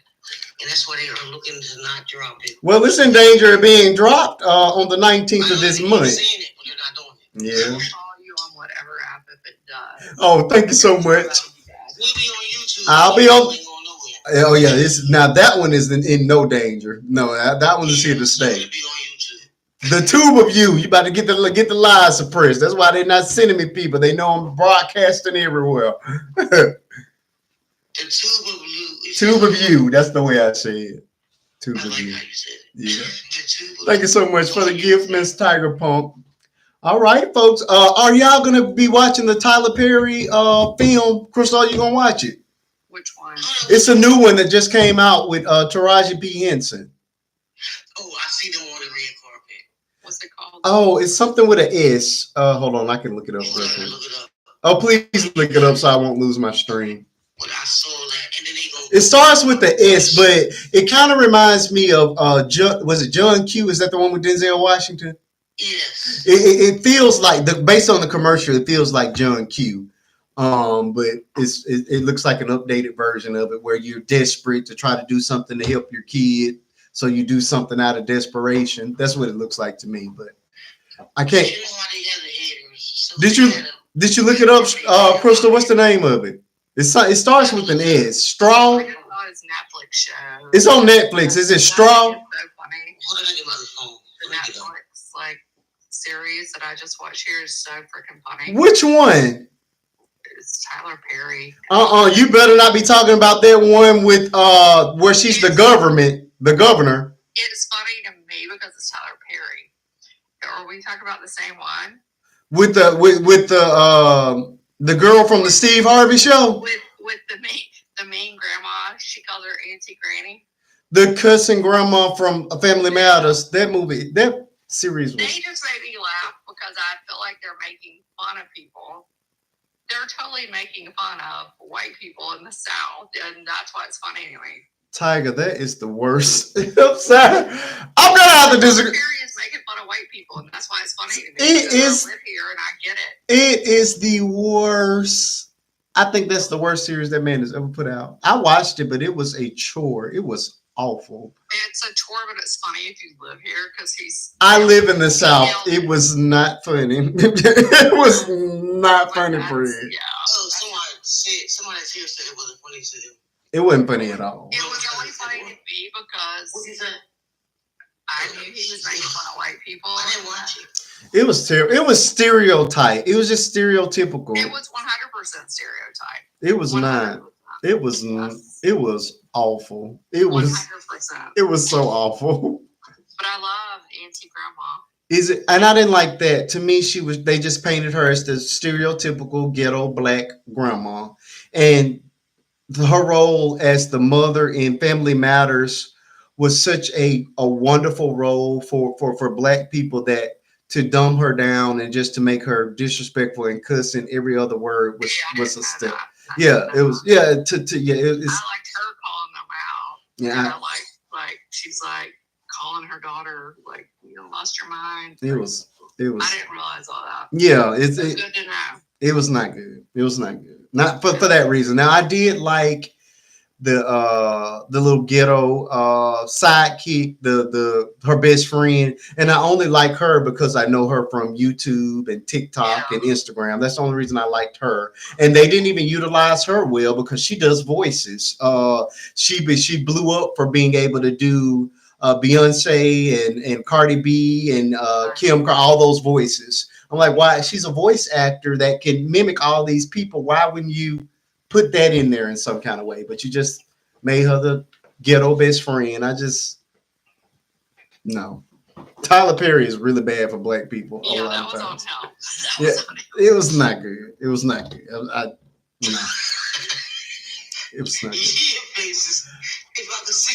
I was disgusted, Crystal. I really was. And then it was the girl from the Steve Harvey show. It was disgusting. It was disgusting. It was Tyler. I'm hoping did you get the name of that movie yet? It stars. Is it Straw? I think it's Straw. I think that's the name of it. I'll look it up. I can look it up. I can look it up. Taraji. I think it is. I think it's called. It starts with. But you know, I didn't like when it was on the red carpet how people went hard on his suit. People was like, "Oh, his suit is. He looks nice." I said, "There's Oh, I didn't always see that. somebody. I didn't see There's that. always somebody." It was talking about his suit. Straw. Straw is the name of it. I got it right. The name of the film is Straw, and it just came out today. So I'm gonna watch it. I may do a review on it. I don't know. What's it about? Well, I don't know. I hadn't watched it, but like I say, based on the commercial, it looks like an updated version of John Q. Have you ever seen John Q? Yep. Oh, this is crazy because I just pulled my other phone out. Yeah, it looks like John Q to And me. she's on the Breakfast Club talking about Tyler Perry, and they saying, "How do you stick up for him?" Because people always talking about him. And she said he is greatness. I mean, you would say that if the biggest check you ever got came from him, I would say that too. Oh, they going hard in the comments. I don't know if y'all follow the Breakfast Club. I haven't She watched on them the in a Breakfast while. Club yesterday, and it's an interview with her on there, and people are not agreeing with her, but it's saying she's sticking up for him and saying that he is greatness, and people are not agreeing. If you want to look at that interview, it's on the Breakfast Club. I'm gonna watch the film, and we may come back and do a review on it if you guys want to. I don't know. I seriously They're doubt. going hard. Yeah, My friend, I'm gonna send it to your I'm send it to your Instagram or your Facebook. okay. My fear is that it's not going to be. I don't know. I give all the stuff a shot, but Tyler has a history of just putting out subpar movies. You know what I'm saying? Great actors, but very poor movies. So we shall see. We shall see. I can't believe going hard. Videos that I didn't watch, but not because I didn't watch them because I was at work. But let's get back to the subject. Which ones? So I didn't know about the dude and the kid. That's horrible. Oh, it was pretty bad. We just talked about the wife and the daddy. Horrible. And then Rhonda, you weren't here for Rhonda, the exorcism. Horrible. Were you here for that part of the conversation? Mm-mm. Okay. No. Rhonda. That's what I'm saying. I missed some because. How did you miss Rhonda? We spent a good bit of time on her. Rhonda is out of Florida. She's 41 years old. She had and I haven't done a video for it. I've done a video for this one and this one. I'm thinking about doing a video on this, but I may not. I'm not sure yet. Okay, what happened? Can you just tell me real quick? Yeah, she was 41 years old, and she has a 6-year-old son. The 6-year-old son, she felt was God told her that the 6-year-old son was possessed, and that she needed to perform an exorcism on him. This happened May 18th. So she performed an exorcism on him. The boy ended up unalived, and it was 2 weeks before they discovered his body inside the house. She's been arrested. Yeah, they're under the belief that the Lord told her that the baby needed to have the demon exorcised, and she believed that God was going to bring the baby back to life after the demon got out. But of course, the baby is gone.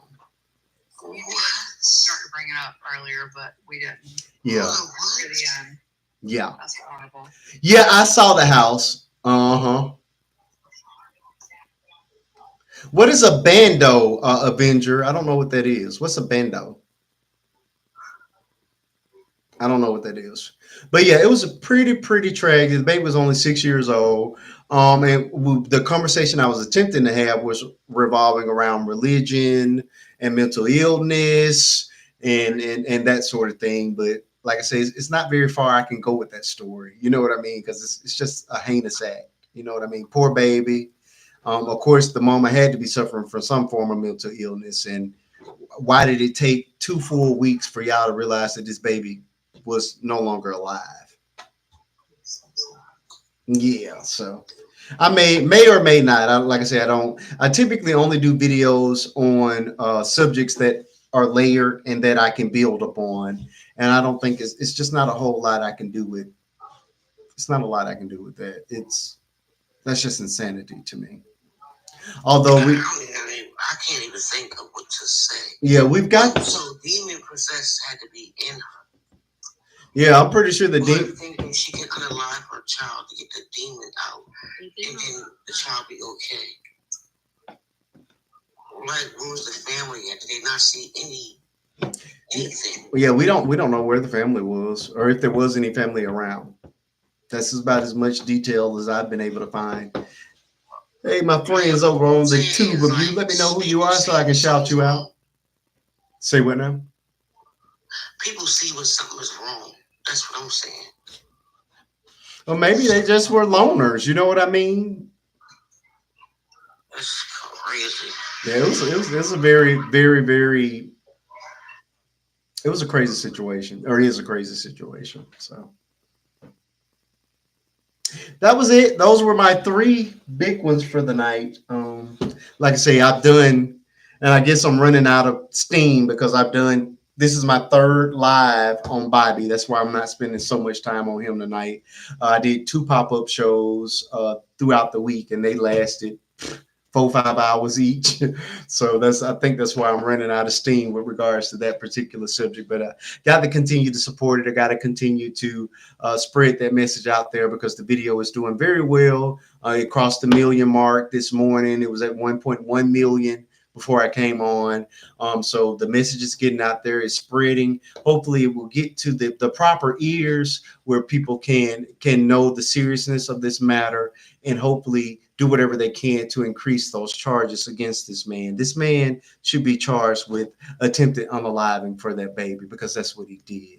He took not only his innocence, but he took his life. That baby has a human immunodeficiency virus for the rest of his life. That's incurable. HI. Can't say the word, but you know what I'm saying. So at the very least, I think the man should be charged with attempted unaliving. And I don't understand why he hasn't already been, because he admitted to the police that he knew he had the virus and he gave it to the baby. So I'm just not sure what more what more needed to be said or done to prove that. You know what I mean? So that's where we are. That is definitely where we are with that thing. And look at DP showing up at 11:19. Where have you been, sir? You got to do better. You got to do better. We all have got to do better. Oh, Lord. All right, folks. It's getting a little dry in here. You know what I'm saying? I'm not going to drag this thing on out. But what about Bobby McKee? I didn't know that one. That's the one I've been stressing for the last 3 days, Crystal. Where have you been, Bobby? You know what, Crystal? You just playing with me. You tried to keep me up. I just spelled it out again for you. What are you talking about? Oh, Lord. The husband with the wife and daughter? No, Bobby was the guy that the 62-year-old that raped the 8-year-old baby and gave him HI. Oh, I read that. I saw that. There's a video on my page that went viral for it 2 days ago. I didn't see it. I didn't look at the video. I'm telling you, I just came on here. I've been busy. Yeah. And I didn't see that you posted it. I was going to send it to you, but look, you had already did it. Yeah. My daughter sent it to me on Facebook because it's all over. Well, when I did my video, there was nobody talking about it. And I'm assuming that's why my video went viral. There was only one other creator that even addressed it. And when I addressed it, it went viral, and now a lot of more people are talking about it. And I'm happy that the word is getting out there. What people need to understand is the importance of public opinion. Public opinion carries a lot of weight, especially in legal cases. So I'm super excited that my video is doing what it's doing because it's message based. It gets to the point and it stresses the importance of why this man should be charged with more serious crimes than the ones that he's being charged with. So, Crystal, you haven't watched the video. I need you to go watch it, like it, repost it, and keep it going. More serious, like, so what is he being charged with? He's only being charged with 1 count of S battery, nothing more. What? And in most cases like this, it should carry one of those attempted unaliving because he had the virus and he knowingly gave it to the baby, and he admitted that to the police. He admitted to the police that he had it and gave it to the baby. 8 years old, pinned him down and violated him and gave him the incurable virus. So yeah, and that's why Africa left. Like I say, she's overwhelmed at this point, and I think I am too. Like after we did her interview, I've done 2 shows on this and came back again tonight to push the story forward as well. I think we're all just drained at this point. It's no, it's fine. No, it's not your fault at all. No, it's not your fault. I mean, I had to bring it up again as well. The video is still getting traction, so people need to understand that we got to continue to push that message out there. Oh yeah, I have not seen a single comment on that video that was crazy. Everybody is in agreement that this is wrong. He needs to be charged with more, and that we just need to cut it off. Everybody wants it cut off, and I think so too. I really do think we if we're not going to cut it off, I think we do need to really think about chemically castrating some of these people because we've got to do something to protect our kids. This is, and again, think about it, Crystal. He's 62 years old. This is not his first victim. This is the first time he's gotten caught. Oh wow! At 62 years old, you're not going to tell. You don't wake up at 62 and decide I'm going to start full on taking advantage of babies. Children. No, there are many more victims, and that's what is the most devastating part of this story. There may be countless victims out there, and again, we're talking about little boys. Boys find shame in that, you know what I mean, and oftentimes it's abuse towards boys goes unreported because of the shame that's associated with it.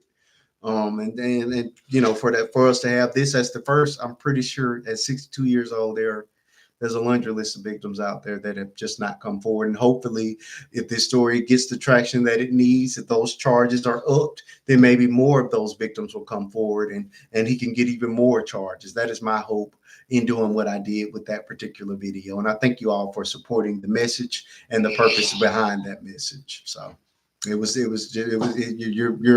your comments did not go in vain. Your repost did not go in vain. The video is doing just what it needs to do, which is why I have spent so many hours in my lives this week and done 3 lives where I normally only do 1 to make sure that message gets pushed the way it needs to be pushed. Yeah. I want to learn how to work it, but I'm going to repost that one. Yeah. Wow. I like how you said. So basically, they look at the internet to see what the internet is saying. Yeah, public opinion goes a very long way. Of course, this is not my first rodeo with raising my voice to raise awareness about situations and things happen. You know what I'm saying? And to have creators, at least small creators, big creators, everybody gets to talking about this thing.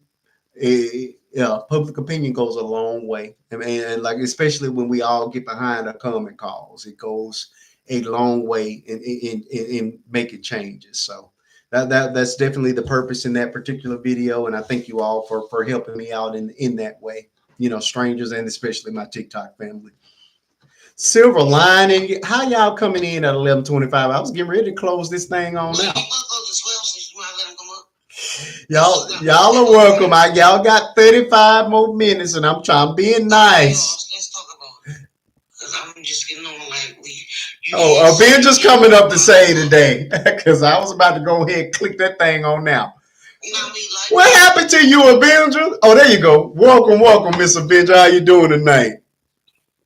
Hi, how y'all doing? Good night. Hey, we're doing good. You came in on a very calm night. It's normally Jerry Springer here on Fridays. Y'all enjoy it. Enjoy a calm show because it does not happen very often. I'm just gonna make this real quick. Take your time. The one with the Bobby, right? The Bobby, and you said that the guy is in his 60s now. Okay, so I'm gonna say something real quick. I have a friend. He's in his 60s, and it's a male. And the stuff that he be asking me, like, do I know, like, guys that can do, like, little sexual stuff to him and stuff like that. I don't really know the words to use up here, but, like, little crazy stuff. And I'll be like, are you on, like, the GAY side or what? And he just be in denial, but you're constantly asking me these questions. And I'm like, do you not know what your masculinity is? Like, are you trying to find something new? Because you claim that you're straight, but then the stuff that you ask me is completely on the opposite side. I'm like, it's okay for you to be yourself. So this is a 60-year-old man wanting sensual favors from men, but he does not consider himself not straight. Yes, he considers himself straight. You're a straight man that want to play with boys.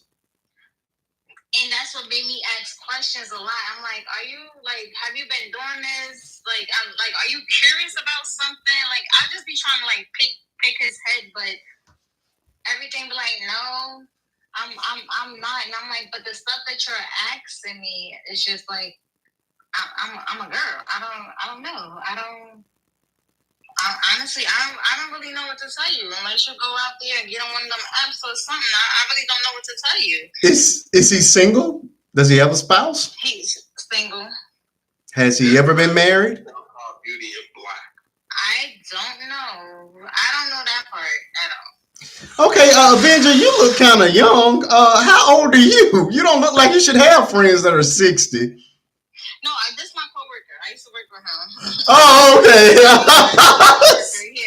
Oh, okay. Y'all don't look like y'all run in the same circles, but okay. It's a coworker. So it's like, because when I be telling him, like, oh, yeah, I went out with my friend and this thing, third, or like, my best friend's this, whatever, and he'll be like, oh. And I'm like, well, if you want to hang out. How in 2025 are you still ashamed or afraid to be yourself? Like 1990, I can understand people still hide, but this is celebrated. They got a whole month now. I mean, what are we doing? This is the month. June is the month. Right, but here's the thing: you're 60 years old. It just made me a little crazy, and then he be so like, I take your son to football. I take your don't. Oh no, thank you. Yeah, now that would I'm not leaving my kid around you. Now that would be cause for pause if you're curious and you're curious in that way and now you want to interact with somebody's child. Absolutely not. You don't have no kids. No. No kids, no nothing. No. The stuff that you talk to me about is and I'm asking questions. It's like you just can't. You're not answering straightforward. And I'm like, listen, you could be honest with me. Like, I'm not your mom. First of all, like, not your mother. You're older than me. You could be real. You could be honest with me. I'm not gonna judge you. Anything in that nature. And you just be like, it's just like it's like pulling teeth. Like literally, it's like pulling teeth, and it's just honestly, I don't know. I'm like, you too grown for this, man. I agree. Those are giant red flags. I think you're right on the money with making sure that to keep your child away from somebody that is apparently confused about who they are. We don't want you to. At that big age, like you're 60, like come on. Yeah. You can retire anytime that you want to. Correct. Correct. Like you say, it just that makes no sense. Like, look, dude, if you want to try it, if you're curious, if that's what you want to do, go do it. Who's gonna stop you? Exactly. No, as long as you're dealing with a consenting adult, nobody can say a thing to you. But it becomes problematic when you're trying to find yourself and play with little kids. That's when it becomes a problem. Exactly. Yeah. Right. That's why I'm like, no. You cannot. Oh, I'm gonna come here some football game. No, thank you. He don't want you there. He's shy. He don't want you at his football games. No, it's okay. It's all right. No, and he hasn't been trying to be. What is up with this sudden need to be that close to you? To be honest, I don't know. It just came out of nowhere. I don't know if it's because my friend, I have friends that are LGBT. Yeah. You made yourself too available. That's what it is. So like when I be like talking about my friends, or like when my friends like when we go out and stuff, I'm like, oh yeah, I had a great weekend and stuff, and I did this, I went to this club, and I show videos and stuff like that. And like, oh, okay, like, do you have any friends that are available for me, or do you have any friends that's this and want to do like the stuff that you talk about? I just like, that's too explicit for me. I don't know. I don't know how men get down in the bed. I don't. Oh yes, you do. Yeah, you know exactly how men get down in the bed. You know you're not straight if you saying that hook me up with your homeboy. That is not straight. There's nothing straight about that. Stop. Let's not play games, Avenger. You know that's not straight. Is this a YT man or a BOK man? Good question. YT. Okay. So let me share some light on this, because I used to work in a ministry that I had to leave because I couldn't take it anymore. Okay. But it dealt with sexual same-sex attractions. But this group had people in there that were attracted to children, that were attracted to inanimate objects. This one dude liked motorcycle engines. And because I don't have a degree, I'm a social worker, I stuck it out. But after a while... Motorcycle engines? Huh? So what is he? Is he putting his pipe in the muffler? You know what? Sometimes, even as a professional, there's just not some rabbit holes I'm going down. I didn't, once I found that out, how can I say this? I didn't look at him differently, but I side-eyed him because I didn't get the inanimate object. But it's the same people maybe with sex dolls. I don't know. I tell you, I got a story for damn near everything in my life. Go ahead. But I ran that group for this Tap up the 50K, folks. Friendly church back in the 2000s, early 2000s, and it folded because the parent company, which was some big like Christian whatever organization, they folded. And the guy who actually founded the program, who had been delivered from homosexuality, actually went back to it. So it all just fell apart. So the program ended up shutting down. But I think for him, Avenger, I think I don't necessarily. How old was your kid, by the way, at this time? My kid is 10. He's 10. Okay. So I met him probably like 3 years ago. Okay, yeah, I met him 3 years ago. Bringing any adult male around your children, is crazy. But I think with him, he was trying to find an ally in you, somebody who would be receptive to his sexual needs and then would help him get those needs met vis-a-vis from your friends. Now, it's weird that you're saying this because, again, my former pastor who left moved to Atlanta and came out, which we all knew, but in the Bay Area, you're not going to be a Black Baptist preacher. Absolutely not. But we heard the stories of them, people would come back and tell us you was frequenting the bookstore, and if anybody know about Oakland and Lake Merritt and the Fountain, you know what went on at the Fountain. So it's weird because just tonight, ABC showed a documentary, Late to the Party, and it discusses older LGBTQ people coming out. And sadly, a lot of people that are older, even though it's accepted and all this stuff, that shame and guilt and religious indoctrination is so deep within them that even with gay marriage being legal, and you used to could not discriminate against gay people anymore, but that's on the way out. Even with all of those things in place, that internalized self-loathing is much more important than you being able to live your truth because you had to push that down. I'll give you an example. This wonderful gentleman, white couple. He was a really nice older gentleman. He worked at a candy place further down the southern area of California. Nice man. But he had same-sex attraction. But he was married, had been married for 25 years. And we were talking at one of the groups, and he said, no, maybe even longer. He said, this is what he said that blew my mind. He said, I haven't touched my wife in 25 years. And she ain't left.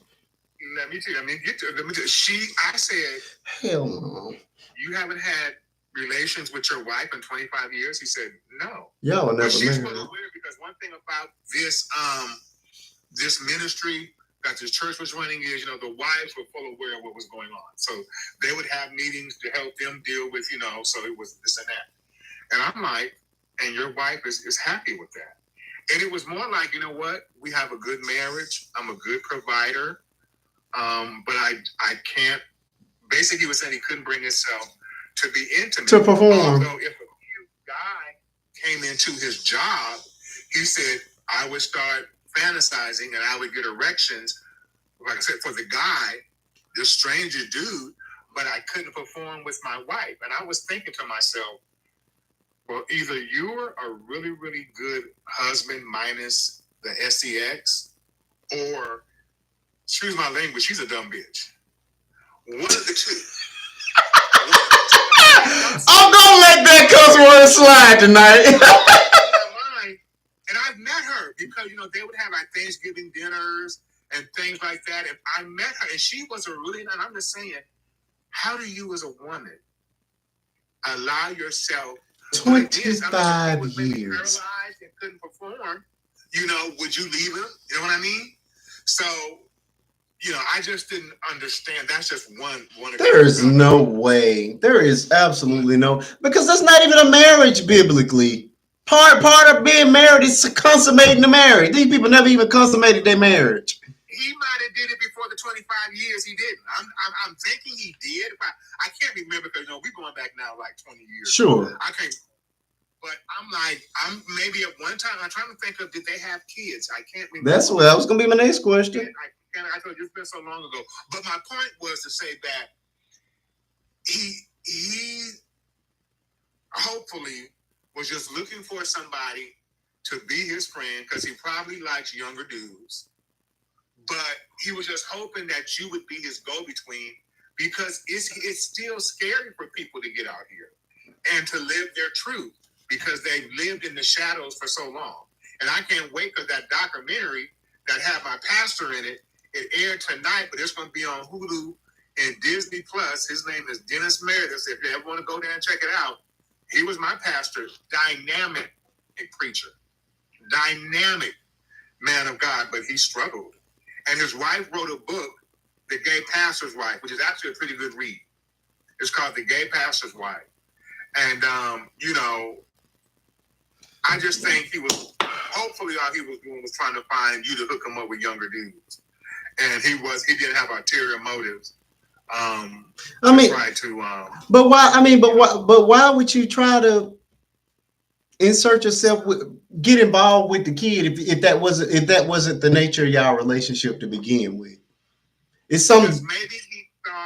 Maybe he thought that if she saw him as a fatherly figure, a gonko, you know what I'm saying? Yeah, something like that. A gonko. That maybe she would help him, because his first thing was to secure, young men. But a lot of people are still afraid.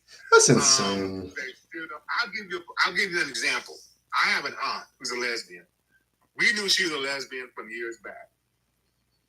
She's never come out and had that conversation, and she doesn't have to. But we all just kind of know, and then it's kind of like she just stopped caring. And she'll be like, oh, I got a new girlfriend. But there was never no formal sit down, family, I want to talk to you about, who I am, what I am, and who I am, and who I choose to love. There's never that formal. I don't even know if it needs to be formal. Mm. You know, that's what society tells us. People need to live their life. I love it. I love when we talking about it because I love it. I seen a post and they was talking about Luther Vandross and thank you. Oh my God, thank you so much for your recommendation. I watched Luther's bro. I didn't know Luther. I'm jumping all over, but I got to run out of time. I didn't know Luther was that talented. Wasn't it? It was a great documentary. Yeah. I did not know that man was like a musical savant. He was When great. it came to arranging, producing, Writing. I never knew he wrote A Brand New Day. Oh yeah. I've been singing that song my whole life, but I never knew Luther was that was bad. him. Yeah. You know, so, but anyway, he had an interview and they asked him about that. And he told them, I'm an entertainer. I owe you my talent, Yep. my music, my performance.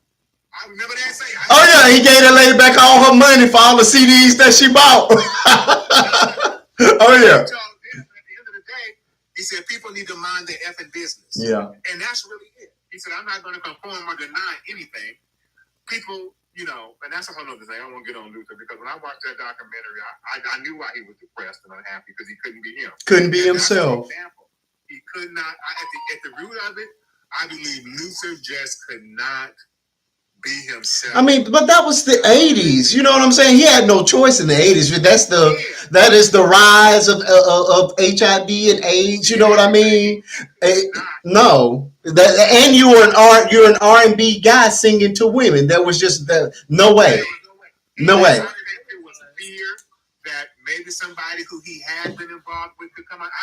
When I got that, I said, wow, the pressure he must have been under. I believe now I'm speculating at this point. I believe the guy that ended up being unalived in the car with him, I believe they were together.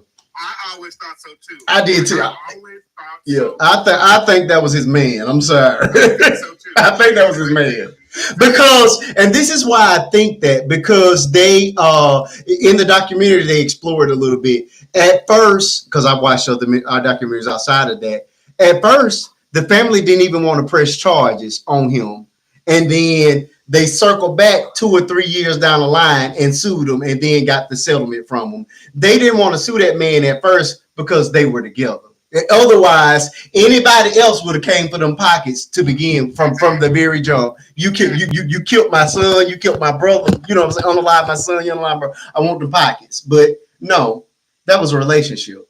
It was Y'all know that they said, hey, did y'all hear me the first time I came in and spoke? No. Hey, how y'all doing? Doing good. Marquise, my bad. I had a double graduation party that I kind of spaced a little bit. Oh, no. You're fine. Did y'all know that it was said that Whitney was bi? Okay. We talked about that. Me and Marquise, and I kind of like how Marquise put that out there. Yeah. Now I am a Whitney Houston aficionado. I've watched every film, every video, read every book. Matter of fact, just finished another book today. My take on Whitney, I don't believe Whitney was bi. I really don't. I don't. I believe Whitney. Now, of course, I do. We know that Robin was in love with Whitney, and of course, it has been confirmed that they had they messed around when she was right before the start of her career. But as soon as her career started, she walked in there with that Bible and told her, "Look, we can't continue like this. I don't want to go to hell. I want a family, and this is not a God. So we can be friends, but we can't go there. We can't do that anymore." And from that day to this, there's never any other confirmation of her ever being with the woman. And we're talking about 17 years old. So I believe in my heart that was a phase. Robin never got past the phase, but to me it was a phase. But you can't be gay for one person. You sure can. Oh, I like that idea. I hadn't even heard it that way. Yeah, I think that's what that was. I'm again in the field that I work in. I've met young men have 3-4-year relationships with other men.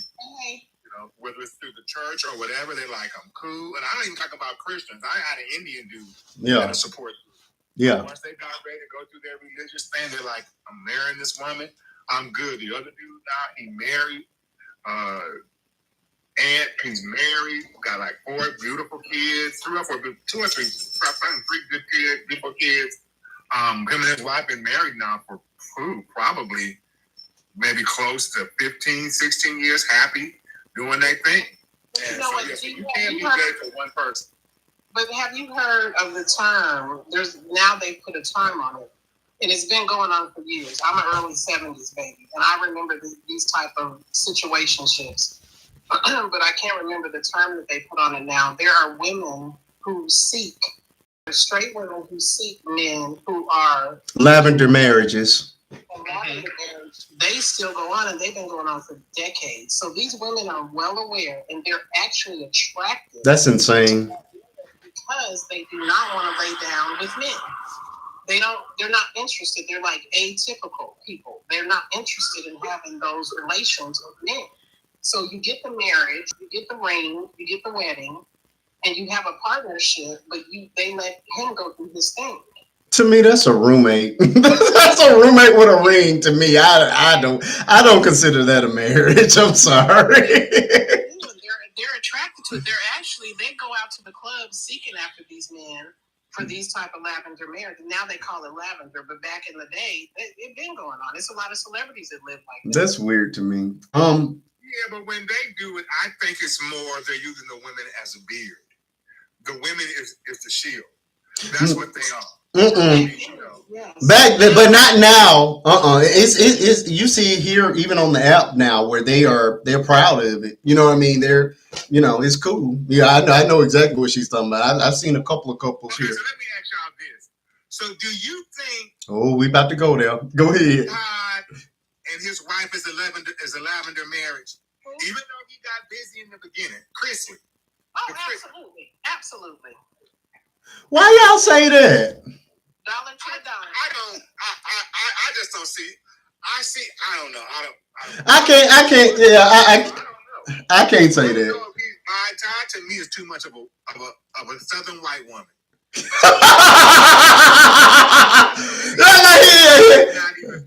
If he tries too hard, like on that show when I used to watch it to be like sexual and stuff, I'm like, dude, you're really trying too hard. Like these little innuendos, and she never even like, you know what I'm saying?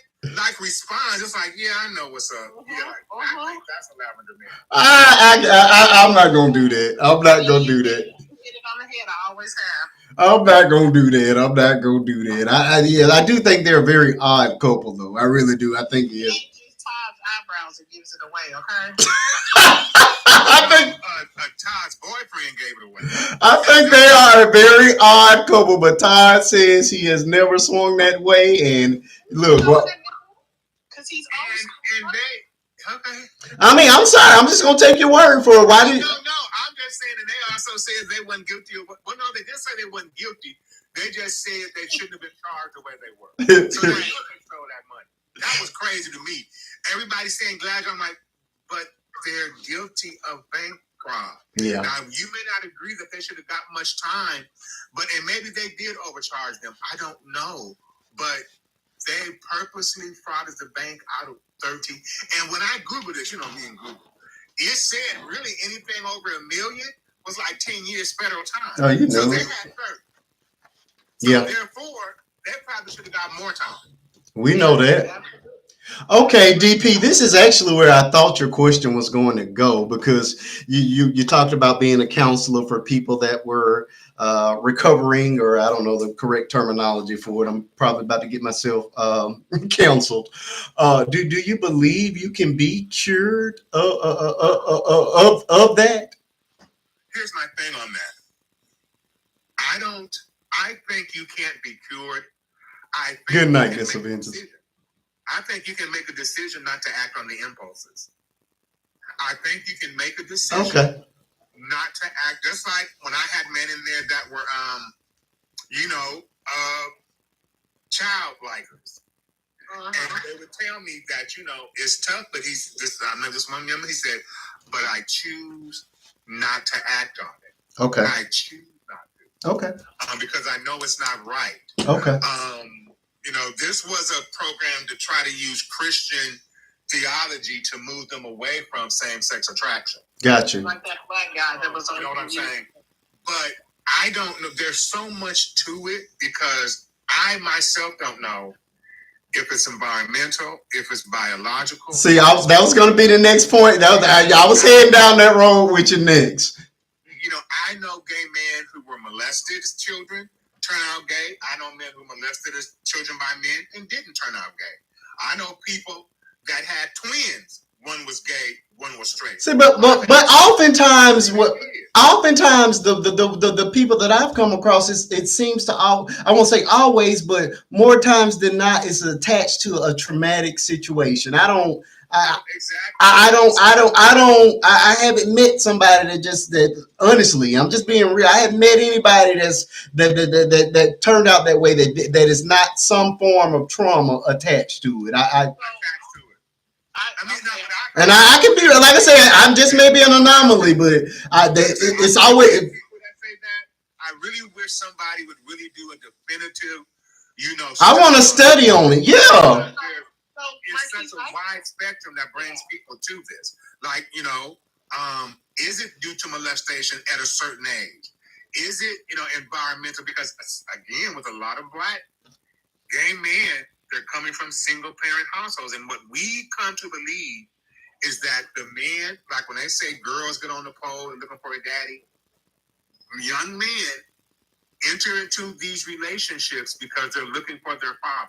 Like, what was that preacher in Georgia? What's his face? Eddie Long. And they were looking for a father figure. And working with these kids. Yeah. Yeah. They just want anybody to love them. Yeah. And they're willing to sacrifice their bodies if it means they get that love. And that's why Black Fathers are so important, but that's another topic. So, like I said, somebody really needs to do a definitive thing about culture, about socioeconomic. It needs to be a multi-year thing so we can really get a definitive answer on it. And then, go ahead. I had a foster child once, and I had him for a few years, and I got him from the lady who was his mom, but she wasn't. She was his first foster mom. And we knew he was gay, and that was the issue why he basically had to leave their house, because the dad was typical Mexican, macho, machismo dude, right? Yeah. And she said, we knew he was gay at 3. I said, huh? Yeah. She said, no, we knew at 3. I said, how do you know he's a baby? See, I got issues with that, too, attaching sexuality to children. I have real issues with that. That sounds weird to me. That's why the dad never really connected with him. I mean, you got him since he was 3. I got him from you at maybe 14 or 15. And it was crazy because he came to do respite at my house for a couple of weeks. Mm-hmm. And ended up staying 2.5 years. Yeah. So Dee, I think we spoke before because I worked with childhood STDs. Oh yeah, Dee's here all the time. Yeah. So I worked with, the children who were perked on from 3 to 13-year-olds. Okay. Yeah, I think we did. Our clinical psychologist that was my supervisor, the way that he explained it when it comes to does that lead to those proclivities is that it's there biologically, but more times than not, when they are perked on, it awakens it. Like a dormant until I can see that. Okay. And they say that they're hypersexual because of that. So if that not had happened, they wouldn't be the ones who society calls flaming. You know what I'm saying? All those, derogative terminology. But they say that it's always there. They were born like that, but that act itself can set it off. Triggers it. Yeah, it sets it off. Come out like at an earlier age. It's a catalyst. Okay, I can agree with it because there's so much tea, there's so much money, you just don't. But if we say you're born biological, we're leaning more towards biological. But if we're saying it's biological, are we saying that God is sending children here that's directly against what He wants? That's what. I did a video on that. That. To me, that's where that becomes problematic for me, because now you're telling me that God is making mistakes. Okay. Well, this guy you got people 60 years old that haven't come out, because that was always a thing that when I would counsel them, I would just say, God doesn't make mistakes. So they'd be like, why did God make me like this? Can I say something? Of course. How can God, I'm not, okay.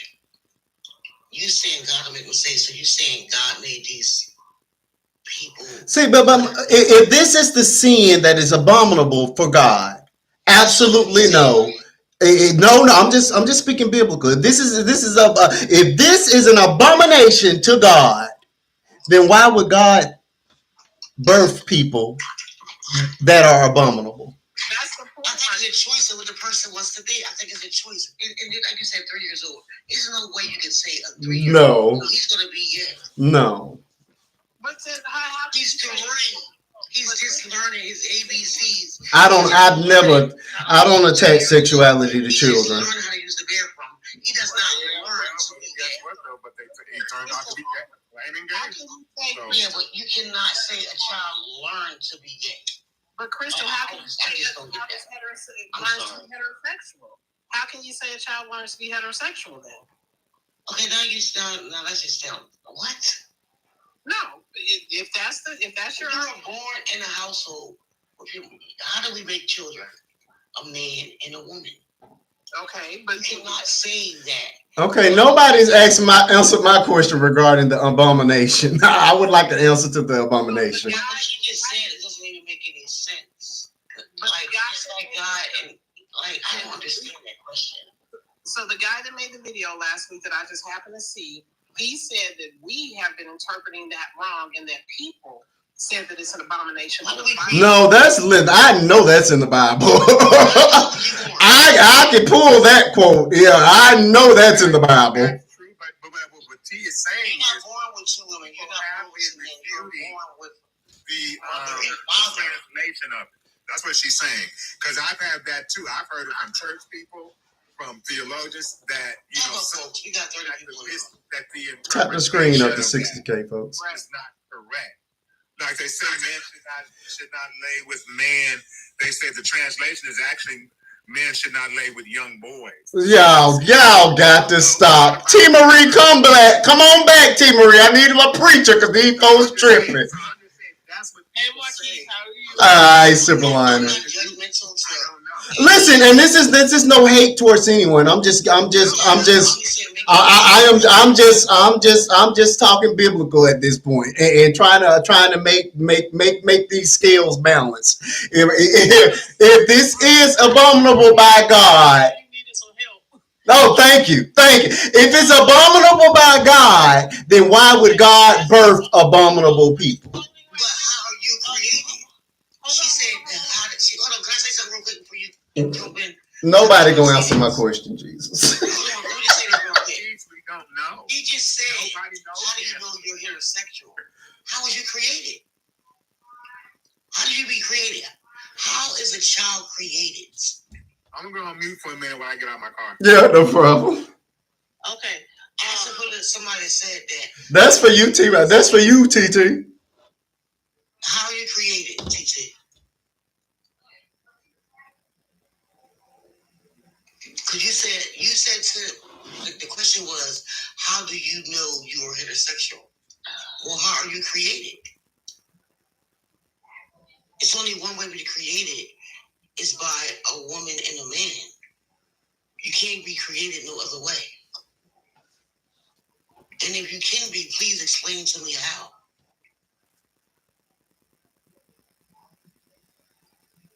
I guess her question was, are you taught to be hetero? Okay. Since everybody's on call right now, I'm gonna go ahead and jump in, Silver. Okay. Hey, by the way. Hey, hello. How y'all doing? Because I was in the comments just listening. I'm like, I can't leave my brother out there like this.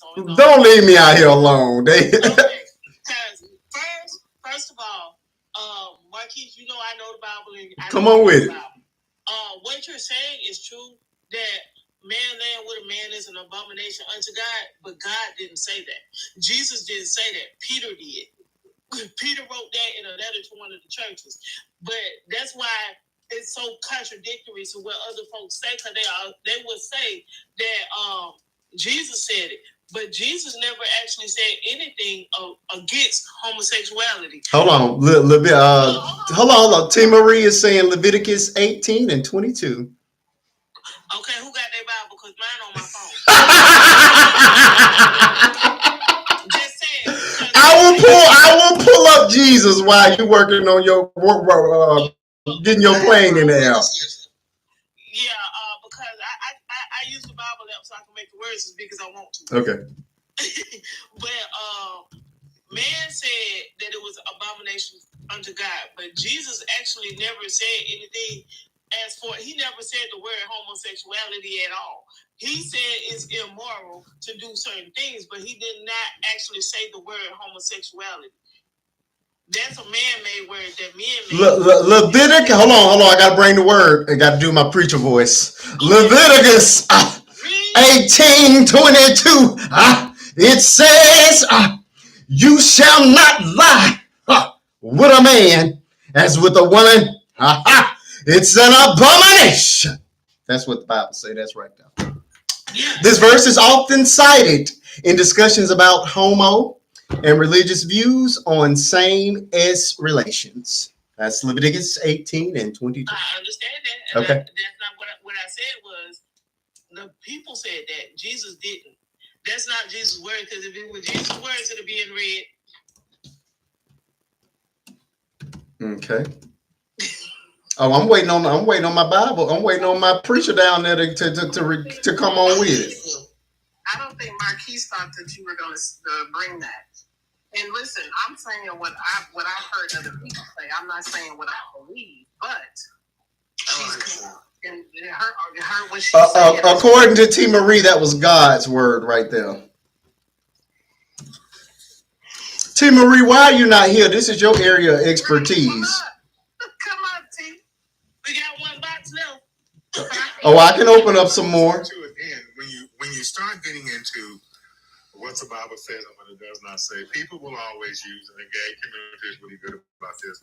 Well, you shouldn't wear mixed linens. Well, you shouldn't have sex with your wife when she's on her period. Oh, you herself, exactly. You shouldn't eat certain things on the Sabbath. You shouldn't work and all that stuff. And they're using that as, see, the Bible also says these things are bad. And I think if a woman comes into someone out her head cover, she should be stoned or something. I was listening to some podcast or something a week or so ago. And the argument is the Bible says a lot of things we shouldn't do, that we should often be stoned for. And yet, in this age of enlightenment, we're not going to penalize somebody for wearing mixed linen. That's polyester. You know what I'm saying? Oh, yeah. We're not going to, you couldn't eat certain things, but then Christ came and made it all clean. But, people are always going to find avenues to justify whatever they want the Bible to say. Whatever they want to do. That's the problem with religion and all these different denominations. How could we have one Jesus and 700 Bibles, 700 churches? You know what I'm saying? We got 4,000 Christian religions on this planet. Come on now. But we only had one Jesus. So, everybody can interpret it. At the end of the day, all I can tell my people is this: if you believe in God, you're going to stand before God one day, and you're going to have to give an account for yourself. And I tell people all the time, I can't give you salvation, so I won't offer you condemnation. It's not my place. I ain't got a hell or a heaven to put you in. You have to stand for yourself. And if your truth is same gender affirming love, then so be it. If your truth is heterosexual love, then so be it. I can only tell you what the word says. I can only tell you what society says. And you got to find that truth for yourself and make that life work for you. Because that's really all we ask about our question mark is we don't know. If anybody's been in counseling, you hear that all the time, and you stand there stone-faced and say, God don't make mistakes. But then people would say, well, then why are people born, with mental deficiencies? And why are people born with dwarfism. Why are people sometimes born with Yeah. legs? Yeah. You know what I'm saying? So I try not to go down that road of whether God allows or does not allow. I think when we come into this world, we all have. Paul preaches about a thorn in our side. And Paul never spoke about what that thorn was. It might have been shame. It might have been guilt for how he persecuted the church. It might have been some other sins. Maybe he was stealing. I don't know what he was doing, but he had a thorn in his side that he wrestled with to the day he left up out of here. We don't know what that thorn was. I think, and how I interpret it is, we all have our thorn in our side or our cross to bear. I think God looks at how we bear it. Now, however you got to homosexuality, how did you deal with it? Did you just give in and live a wanton life and do whatever you wanted to and didn't try, or did you really struggle? And you had some good years and you had some bad times. Oh, so you're saying fighting against it like you do drug addiction or any other type of thing that you know is not good for you? Is that the? Oh. Some folks don't think it's bad for them, but I'm just saying, if you are, and this goes back to Avenger was saying about this 60-year-old people. You have people that old. That's insane. Steeped in shame, and still, you know what I'm saying, steeped in religious, theology to where it's wrong for them, and so that struggle. And I always said, you have to be in a lot of pain not to know where you are in this world. Agreed. Not to know your place in this world. Agreed. Not to know who you are in this world. You have to be in a lot of pain. I think that's what eventually took Luther out.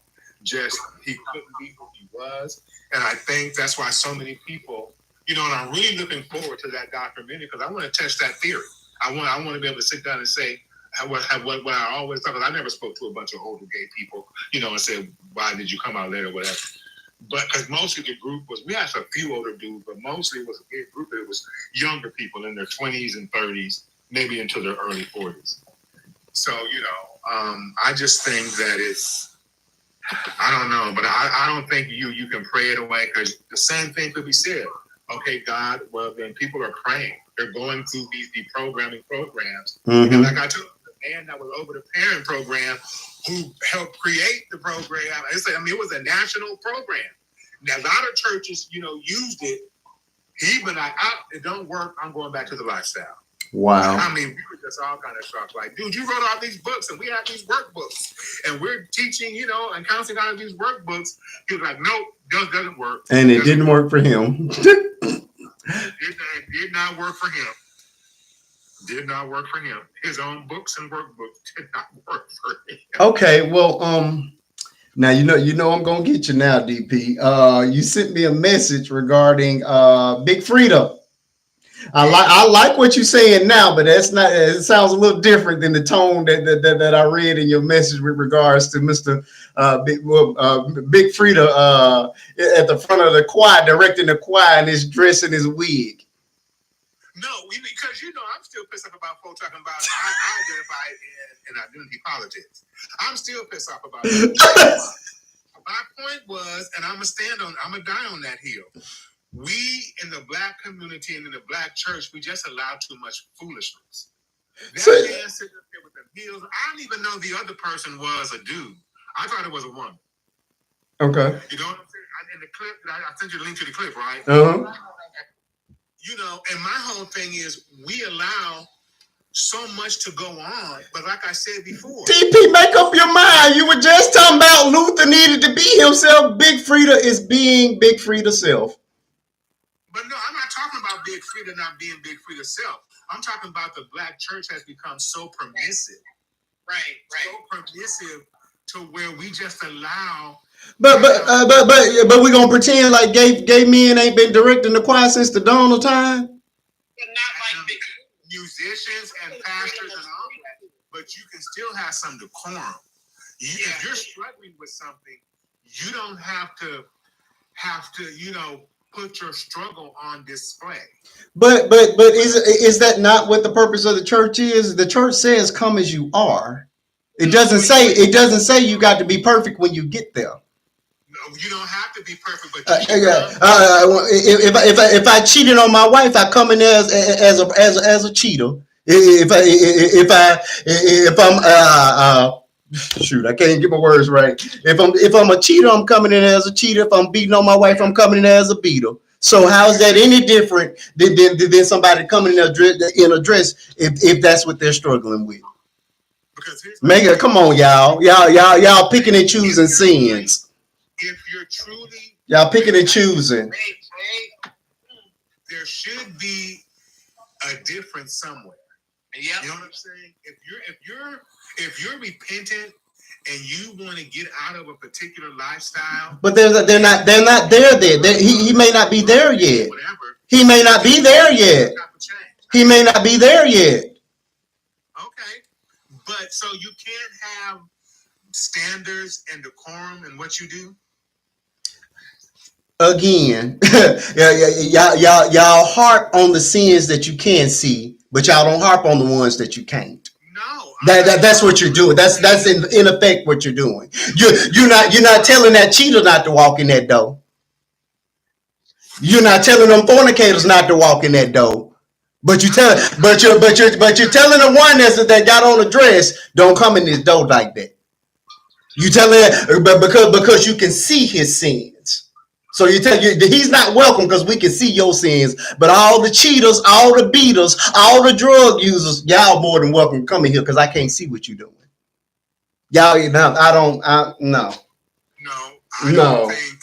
No. That's not my take on it. I still no. Sin is sin, and y'all are categorizing it. Y'all are categorizing sin. You're categorizing sin. I'm sorry. Go ahead. I'm gonna let you finish. But listen, Big Frida is known for the streets. That's a whole culture down there. Okay, and I'm well aware of that culture. But what it is oh gosh, hold on. Big Frida is dang it, my remote ain't working. Tap the screen. Let's move it up to 60K, folks. Thank you for the 30 people that are in the room. Burn, thank you so much for those gifts. I appreciate you being here. You're more than welcome to come up in the box and join this conversation, which is officially caught on fire. Go ahead, Miss Red. Please join the conversation because I'm on fire now. We're going to quit categorizing sin. Okay, are you going to go? I'll go after you. No, you go ahead, Miss Red. Marquise, what about the short dresses coming in the church? He's talking about decorum. He's not talking about the sin. Mm-hmm. What about when they are bringing the short dresses in there and twerking up on the pulpit? That's what he's talking about. No, Big Frida wasn't twerking. He just had on a wig and a dress and pants up under the dress, as a matter of fact. But Big Frida will turn around and come into a situation or an event dressed down, not like per se a man, but dressed down. So he's saying doesn't matter. It doesn't matter. It doesn't matter. People come as you are. Okay, so the shorts you had on the other day, you gonna walk in church looking like that? Again, that's not that. How I choose to present myself before the Lord has nothing to do with the next person. I don't do you. My daughter don't twerk on the internet, but how many of y'all daughters out there doing it? I have no problem with it. That is y'all. That's between you and your God.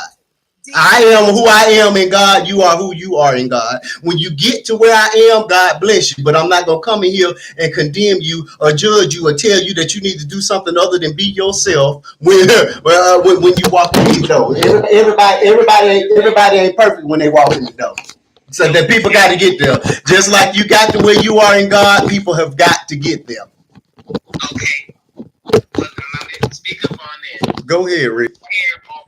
Y'all points, okay? I was out there in the street fighting. You couldn't stop me from doing nothing. But it is the time to change. I'm 58 years old. I mentioned that again, and I still have my struggles. And I ask God every day to help me.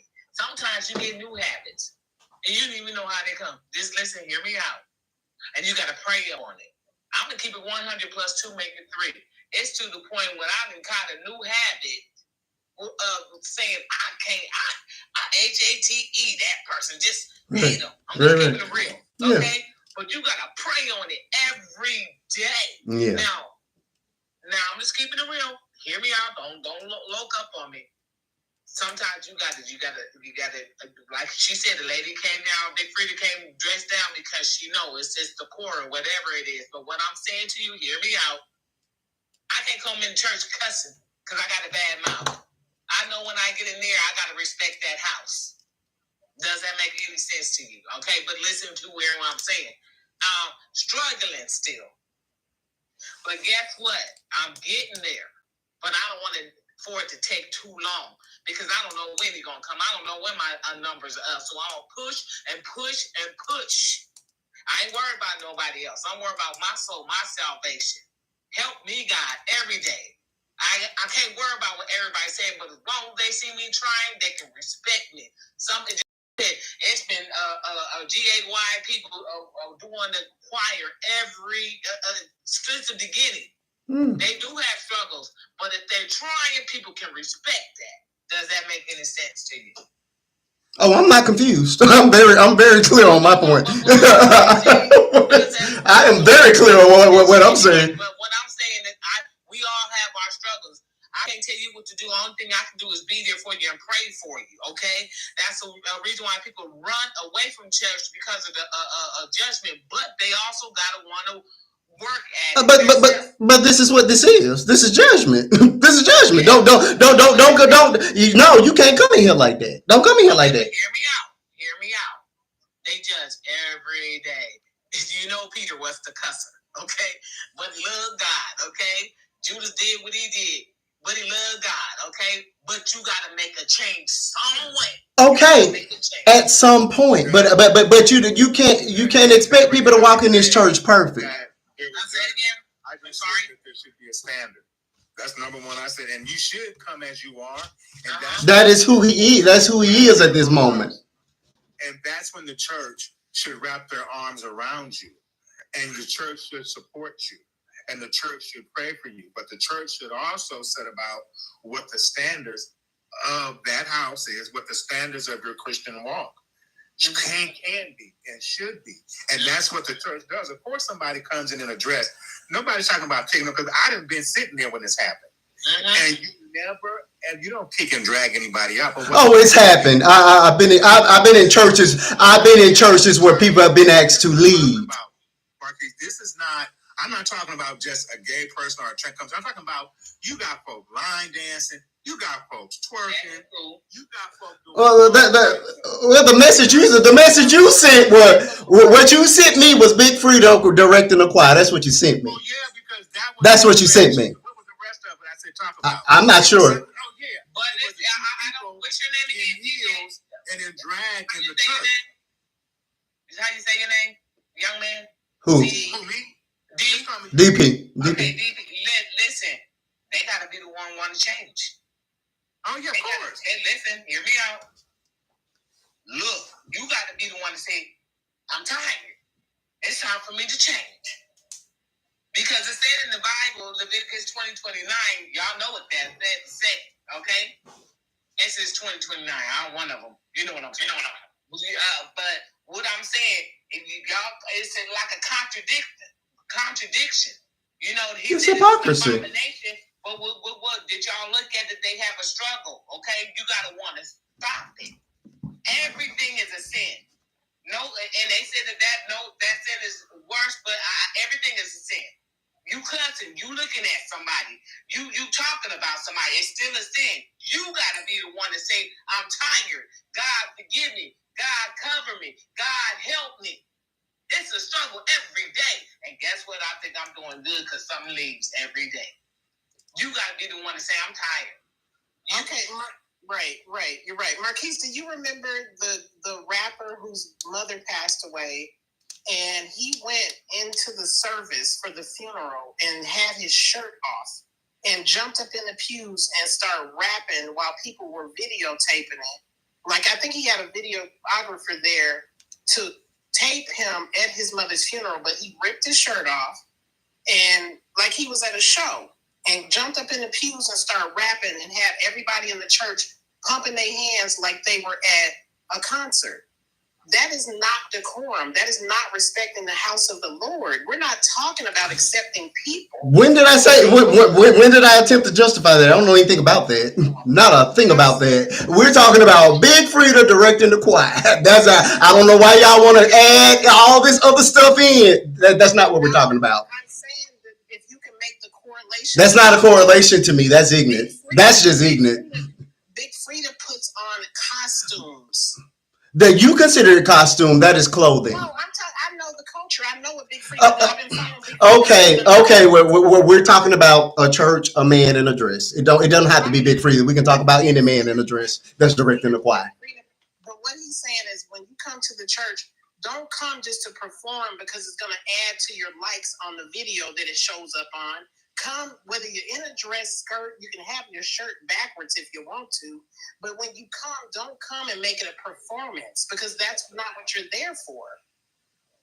And Big Frida does that. Big Frida puts on a show, and the church is not the place to put on a show. Big Frida can put a church ain't like in church, you know. And my whole point was, again, and you guys, this is the point I'm getting to, and everybody can chime in. Do you agree or disagree with me that the black church has become so permissive and so worldly? Yeah. Some people say, "Oh, you got to reach them." We are not supposed to exchange our godly things for worldly things to get God's message out there to them. And Marquis don't like mixing the music. You don't need to. I'm totally against mixing music. But I'm not going to turn somebody out there away from a church because they got on a dress. But Marquise, I'm sorry, no. That is something that is what they're struggling with at that time. We're gonna pray for you. We're gonna love on you as long as you're in this house of God. That's the way it's supposed to be. But that's not what's happening. That is not what's happening. That the black church is just allowing way too much. Okay, but when you brought that up as an example, that's what you're saying. You're saying this is too much. All of them are, just like the Catholic Church. It was just an example. To me, it was an example. Okay, well that's the example we talking about. Because I had just saw the Big Frida video, and then I had saw this one, and I said, because at first I thought it was one. I said, oh, I didn't even really know that there was men, to be honest. I wasn't paying attention. So of course you go to the comment section, and I'm like, oh. You got on gold pumps. I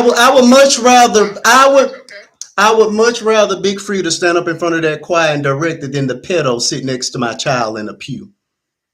I think anybody would. But that's not the way the black church categorizes sin. you could be just about anything inside of a church, but homo. And y'all can lie and pretend like this is not the truth, but it is. You could be anything. You could be anything in a church, but homo. That's the way it's always been. Yeah. So y'all got to stop categorizing sin. That is the point I'm attempting to make. I think it's decorum and standards. No. That's categorizing. That's telling that man, telling a person you can't come in this church because I don't like what you got on. Every Sunday, you think that's okay? Excuse me. That's when the brothers will come and say, "Hey, young man, we want you here, but you got to pull your pants up on your tail. You can't come in." The first one to tell them to pull up their pants. It's decorum. I'm simply saying. I'm not saying you can't be gay because we all know. I'm not saying we got gay freedom. Hey, Tilly. Lord. You can't be gay and be in the church. All I'm saying is, again, and maybe I'm missing the point, is there ever a standard that we as the Christian church should uphold? And what I'm saying is, and my point was, again, but I don't see people making TikToks and things coming from a YT church or an Asian Christian church. I know they took their number over there because you was like, and I'm sure they're in their church. Like they denied her at first. They're in those ministries. But it's like, how come we're always in the forefront? Is that just who we are? We're always in the forefront. We're always the vanguard. We always have to lead the charge because we've been doing it for 400 plus years in this country. We always lead the charge for everything and everybody. I'm gonna go and that's all I'm saying is that I don't see things elsewhere. So I'm just saying, is it just us? Actually, the other churches, they do the same thing. I'm seeing white churches doing outcast songs in the choir. So they doing it too, but the only difference is theirs is not as publicized as ours. We all doing the same thing, but we get publicized more just because we're black. So we can't we cannot say it's just in the black churches. We can't say it's just in the black churches. It's just that just with everything else in society, they focus on the blacks a little bit more, but everybody doing it. What the Bible says is, since we were talking about big sin and little sin, there is no such thing as a big sin or a little sin. God sees all sin as the same. God sees all sin in the same category. Every sin weighs the same. Whether we think it's big or small, God sees it all as the same. It could be the same mountain on the molehill to every last one of them, because He sees them all the same. And as far as the people, of course, the church is not supposed to turn nobody away, because that's what the church is there for. Jesus said when they asked Him why don't He eat with the sinners, but He said the well don't need doctors, only the sick do. So if they're coming in situations that others might not approve of, hey Joey, I know the word you're using is decorum, but here's the thing: we ain't supposed to be fixed when we go in there. I said that. Us going in there is to get fixed. I said that. Okay. I'm gonna be after her and still have standards. I'm sorry. We ain't getting no time. Because I would not let somebody keep coming in that church if they was a D-boy and they was coming in there with 245s or a Glock in their back. I would not do that. I sure would not. That's why some churches have security. So therefore, again, you can have, you guys are arguing against standards. I'm not arguing against sin. I'm not arguing against homosexuality. I'm saying there can be standards. It doesn't mean you turn people away. Like, for instance, you don't have women going to the men's bathroom. You don't have women going to the women's bathroom. You have standards. If I will tell you this: if the women's bathroom, I'll give you a perfect example. Let me hit you with this then. Okay, well, let me hit you with this then. I'm after you. You got somebody coming to your church. You know he has a history of child liking. He wants to work in the children's ministry. No. What do you do then? You can allow that person to be a part of the church, but you don't have to let them be a part of the ministry. They have to grow first. No. When they come in, He they can have a complete background and working with various other churches. We don't know if he did anything. He just has these proclivities. It's something he thinks about. I will tell you this: are you going to put him in the children's ministry, or are you going to say, well, no, first you got to go through, this program and this, new members class and everything else, and you ain't going to tell me people ain't going to, if they do decide to let him work in there, you're not going to sit there and say they ain't going to tell him, watch him. Yeah, watch that person. Y'all. I can't speak for every church. I can't speak for the one I attend. And we have new member classes, and we put them in. We do have new member classes, and we put them in training before they work in any auxiliary in our church. And they do extensive background checks. So my last church did. There's order in the church, though, is there not? Can we all agree to that? Is there order? Yes, that's supposed to be. Because the word says do things decent and in order. In order, exactly. And that's what I believe DP is talking about. It's not about acceptance, it's about order and respect. No. Bible says decent and in order. I'm after him. I agree on both sides. Listen, I agree, but you gotta make a change. I'm sorry, you gotta make a change. You gotta make a change. I don't care what nobody say. You gotta want to make a change. Cause I ain't going to hell for nobody. You gotta want to make a change. You got those seeing the problem. Why you there then if you didn't believe? If you didn't believe in God, you didn't believe something was wrong. You didn't think it was wrong. I'm sorry, y'all. They said it in the Bible. Y'all know they said that being GAY is a sin. Did they not say that? Okay, anything is a sin, but you still, I'm gonna keep saying, you gotta want to make a change yourself. And later on, it'll happen. You'll stop wearing the heels. You'll stop cussing. You'll stop doing. I'm saying everything because everything is a sin. You gotta be the one to say, "I'm tired, Lord. I want to change. I want to do what's right." And I don't care. I'm gonna say what I gotta say because ain't nobody can't judge nobody but God. I'm just this real. It's real. You got to be the one that's going to make the change. You got to be the one that's got to make the change.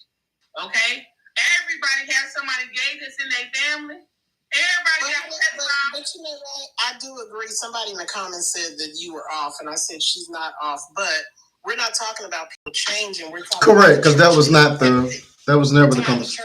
Yes, I'm disregard you because I know what I'm talking about.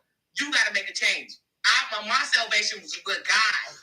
You don't know my struggles, and I don't know your struggles. Whoever wrote in the comments, I don't know your struggles. I know God gonna change me. I know God's gonna help me. I know that I believe in God, and I know that I ask every day to make a change. So don't you off, boo. She was talking to your comments. I don't know. Because I'm asking God to forgive me every day. We don't know what Big Frida asks for every day. We don't know. It's a struggle.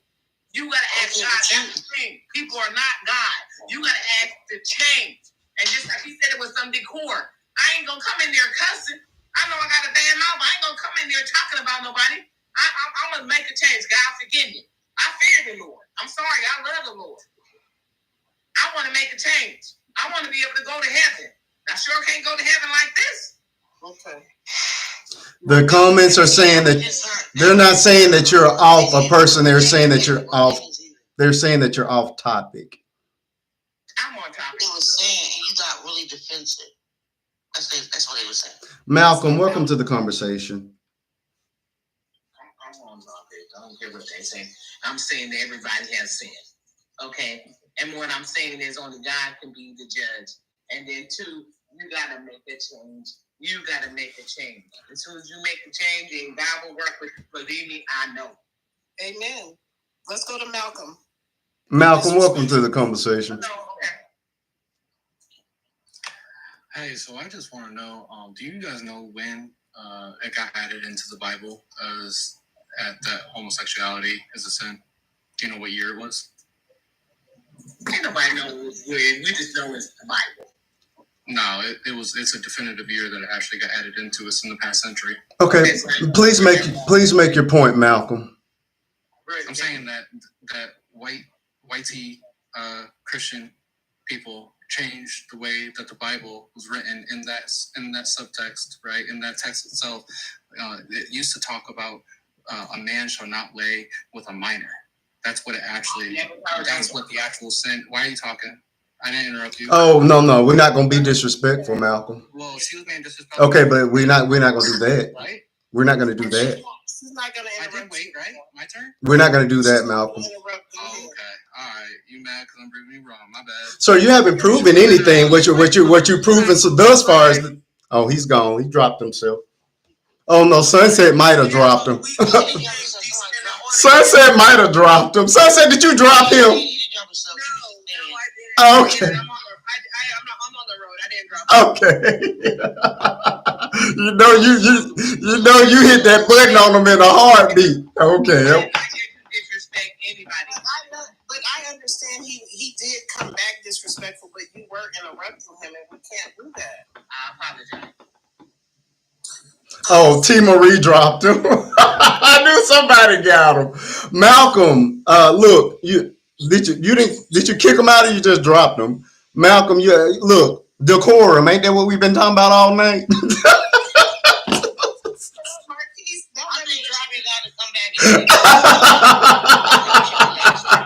Malcolm, I want you to come back, but you came in swinging wrong. You know what I mean? And this is not about trying to prove somebody right or wrong. This is simply having a conversation because my thoughts and opinions are not going to change based on one single conversation. I want to hear everybody and let everybody hear me. This is not about you right and I'm wrong, or or vice versa. This is about having an open conversation where we all leave here with a little bit more than we came here with. I mean, of course, when I leave here, I'm going to be left with something to think about, but that's not going to necessarily, it's not because, ooh, I've been proven wrong. That's not the point of these conversations. And we respect each other in these boxes. We respect each other and no cursing. Right. Well, like I say, we may disagree on points, but we're not going to disrespect each other as people. We don't do that.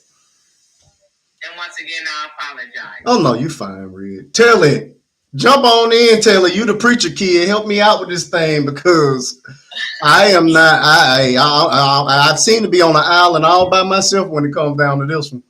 Well, no, Stop playing. Okay, me and Silver, because big Frida in a dress directing the choir is not a big deal for me. It just is. It's not that. Not when every other scene is allowed to walk through the door. So, okay, that's what I was going to ask first.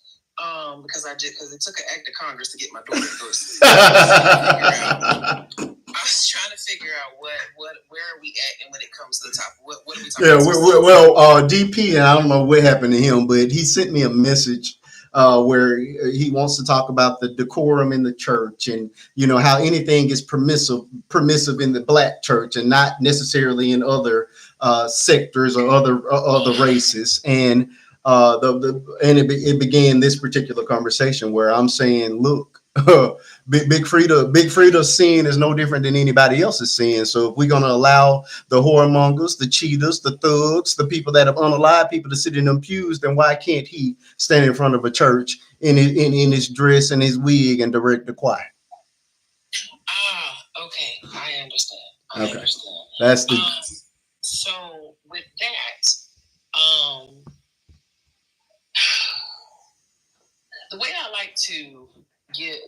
the analogy I like to use when it comes to sin is when you are in the sky above a city, all the buildings look the same. But then when you get down to the ground level, that's when you see how tall one skyscraper is versus how short the next building is. So it's all pretty much look the same, but it don't make it no different. You know what I'm saying?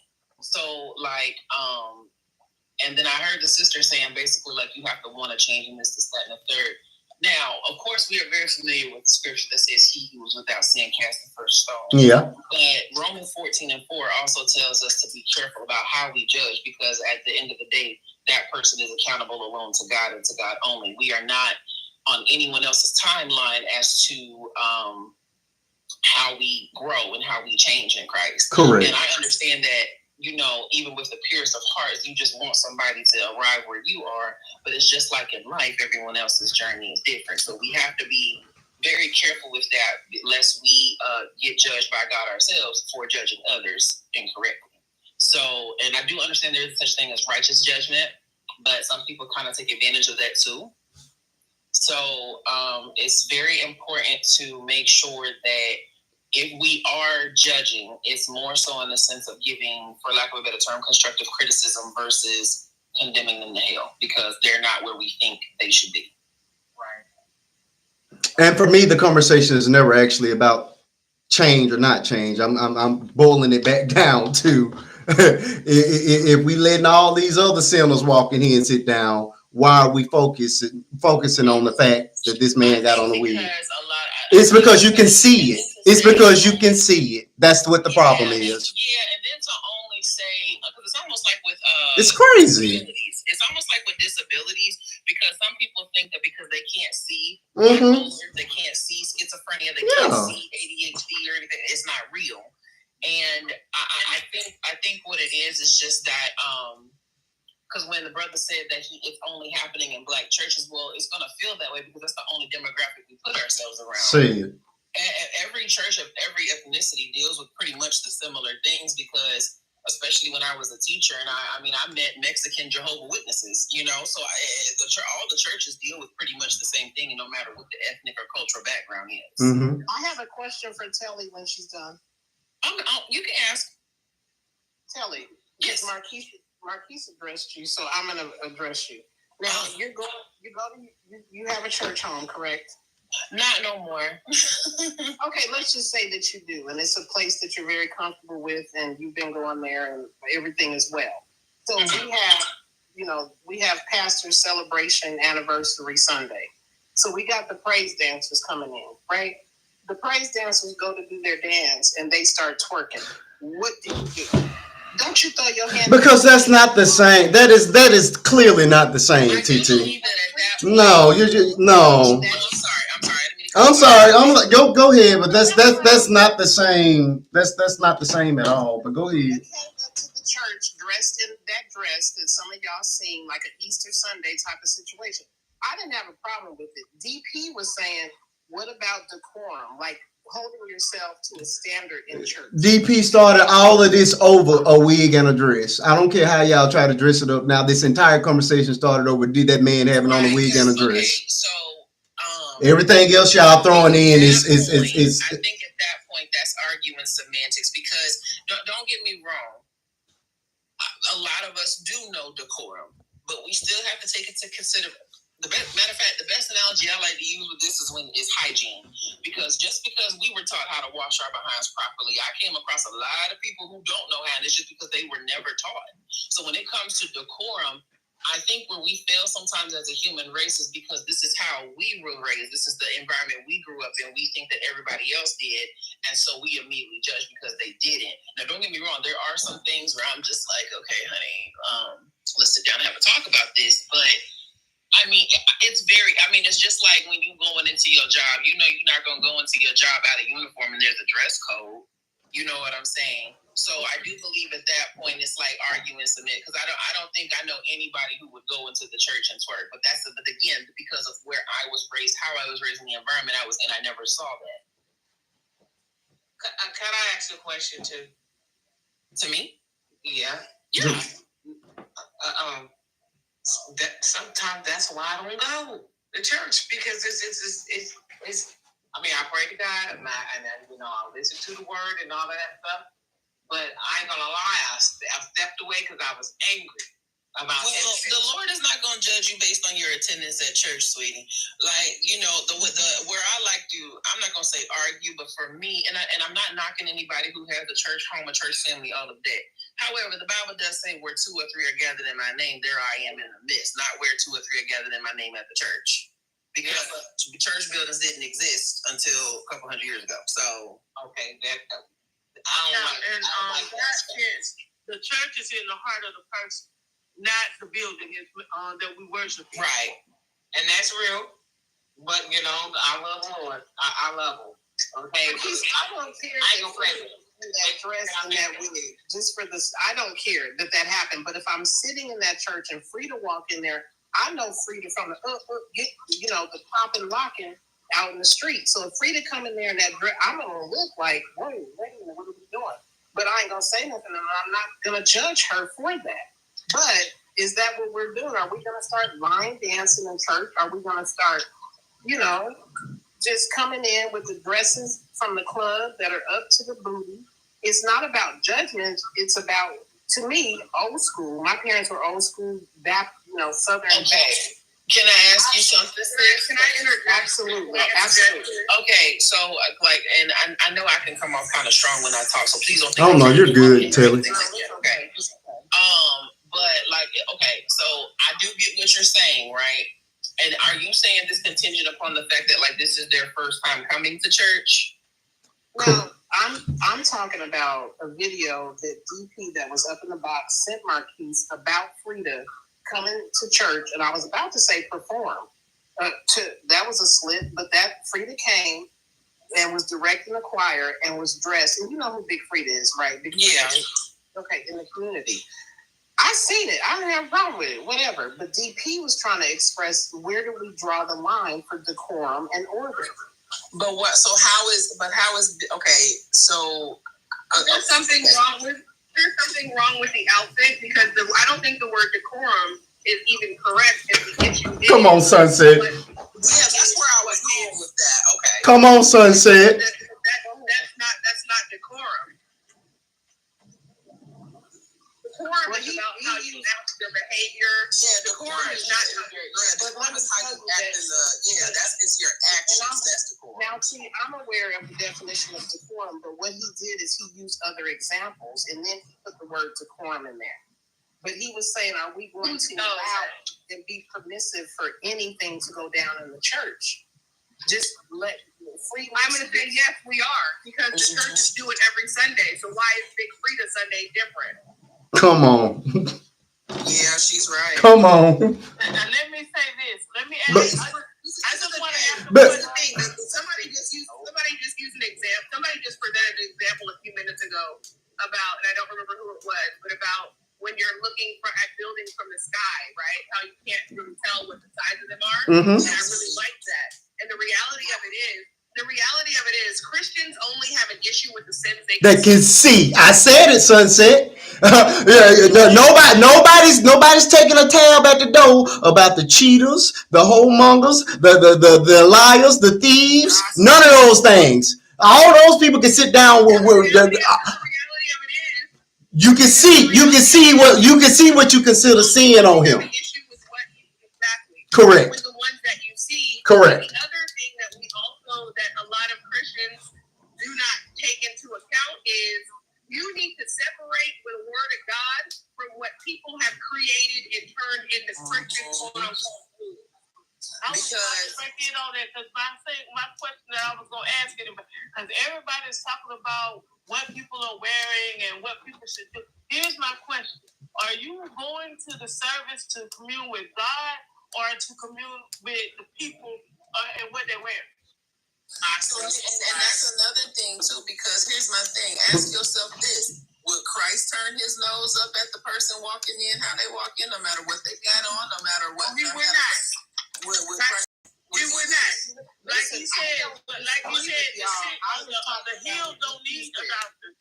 The heel don't need a doctor. Everybody that goes into the church of God, if they go in there for the right reasons, they are there to be healed.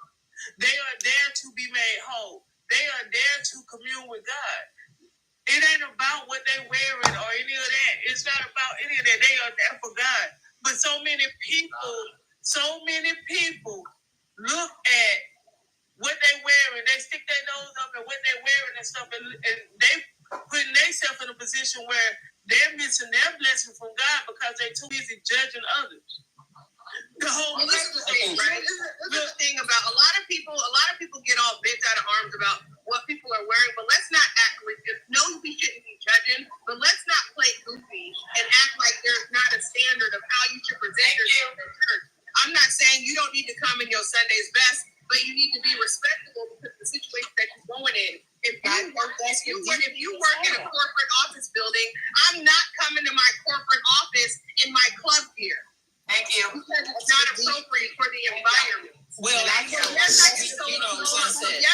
on. So yes, I can still do my job if I'm sitting at my desk in a mini skirt and a tube top. Yes, I'm still the same person who can do my job. I can still go do a presentation. I can still go hit a board meeting, but that's not appropriate for the environment. And I feel like that's what DP was trying to explain. But at the same token, if you're in church and somebody walks in a bikini, it ain't none of your business. You talking for God. And I never said it was. No, I'm speaking in general. I'm not speaking to anyone in specific. This is where we get caught up. People get caught up in their feelings and stuff. They get caught up in their feelings and stuff. Everybody ain't on the same level. I'm gonna go right after you. I ain't gonna talk. On the same level.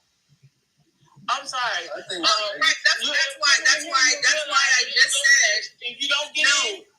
Okay, so is her name Silver? Silver, if you stop talking over people, Silver Lining Queen. So let's let each other finish so that you can hear everything that I said. Because if you would have heard what I said, I clearly said if somebody walks into the church, even though there is a standard, I think if somebody walks to a church in a bikini, it's still none of your business. That's true. I understand that. Just because it's not appropriate for the environment, you were there for one reason, and this ain't work. So even though I used work as the example, this ain't that. You ain't nobody's boss in here. Nobody in here has to report to you. Ain't nobody fire you for showing up the way that you are, dressed the way you dress. So at the end of the day, it's none of your business. And I think today's church has become too modernized. Excuse me, like can't talk right. But I think they started turning church more into a business now. So Yes, Lord. they're doing anything they can to bring people in, and from a business perspective, I think they've lost touch with the spiritual foundation. Yeah. Church is not holding these shaky pastors accountable for stuff they do. I don't condone like gay pastors because I don't think that you can continue to walk in sin daily and serve two masters. You can't. You either going to love one or the other. So I don't believe in that. And I think another problem I think that we have as a church is what we're talking about. We all got our own sins, and we're too afraid to hold somebody accountable for when they're wrong. But I think the scripture in there where we should go to our brother and our sister and correct them in their behaviors. Absolutely. We all sin, and it's not like a daily sin. I mean, but we shouldn't have to, I sin, I shouldn't be correcting him. I don't want to hurt his feelings because I got my own sins or whatever. Nah, you correct me if you see stuff going down wrong. Because I had a pastor, he had me as an armor bearer, and when I was an armor bearer, he set me down because he was on vacation. He had a vacation Bible study at another church. I think that's what it was. So I was at the church, and I got him to do discipleship or imitation, if you will. And he had heard about it, and he set me down. He told me I was out of order. I was like, well, Pastor, I was just doing what the previous armor bearer done. He was like, yeah, but I didn't. You weren't trained. I was like, well, Pastor, neither was the other one trained. And he said I was out of order, but I felt like I was just doing what the Spirit called for, what I was doing. But he set me down, and it hurt. But I told him, I said, when I wrote him a letter, because it hurt me for a while, I said, I don't mind you sitting me down. I'm okay with it, but I don't like the hypocrisy. Because that other one wasn't trained, and I don't know if it was a white or black thing. Because I'm a white dude in an all-black church, so I don't know if that was easy either. But he just felt that I was out of order. But it hurt because I was all about serving Christ. I ain't trying to be in front of everybody or nothing. Right. But I called him on what he called. I called out his hypocrisy, and he didn't like it because he held me because he was holding me to standards that he wasn't holding himself for. Because he ended up found out he got a divorced lady because he was adulterous. So, but the guy going to deal with those that fall short in sin. But when we see ladies dressing a certain way, we should correct it. Now, obviously we're not going to judge them because you don't know what life's done to them. We don't condone and break them down like that, but I think too many people on their high-ass horses thinking they better, and we try not to judge, but you still end up judging. And we got to be careful how we talk to these young folks. They're more sensitive. They didn't grow up around Big Mama like we did, and they're whip, so they're a little bit more salty than we did. But we got to be careful how we correct them. But churches need to be more bold and stand up and call people out on the stuff and to stop letting stuff slide. I agree. Let me give you an example. You said something that really stuck out to me. You specifically said, you mentioned just a few seconds ago, you said the women, right? Oh. This is my issue. This is my issue just around the entire topic of how people dress when it comes to the church. Because the reality of it is, this is only a topic when it comes to women. Nobody says anything to men about how they dress. And the rules in church around women are solely based, and they're solely there because men can't control themselves. So women have to make the adjustment on the way that they physically present so that men can feel more comfortable. And that I have a problem with. I have a problem with the fact that women have to make adjustments because men can't control themselves and they can't stay focused on what they're supposed to be focused on. Because the reality of it is, if a woman walks in a church with some booty shorts and some pasties on, you should still be focused on what you was there for. Well, young lady, I would agree with you in that in some perspective. But two, because of the way men are, but it falls back on the woman too. I mean, what does it say about you as a woman as you're I would never respond to that. It doesn't matter what it says about my character. What matters is because the problem becomes is when women are not safe in the presence of men.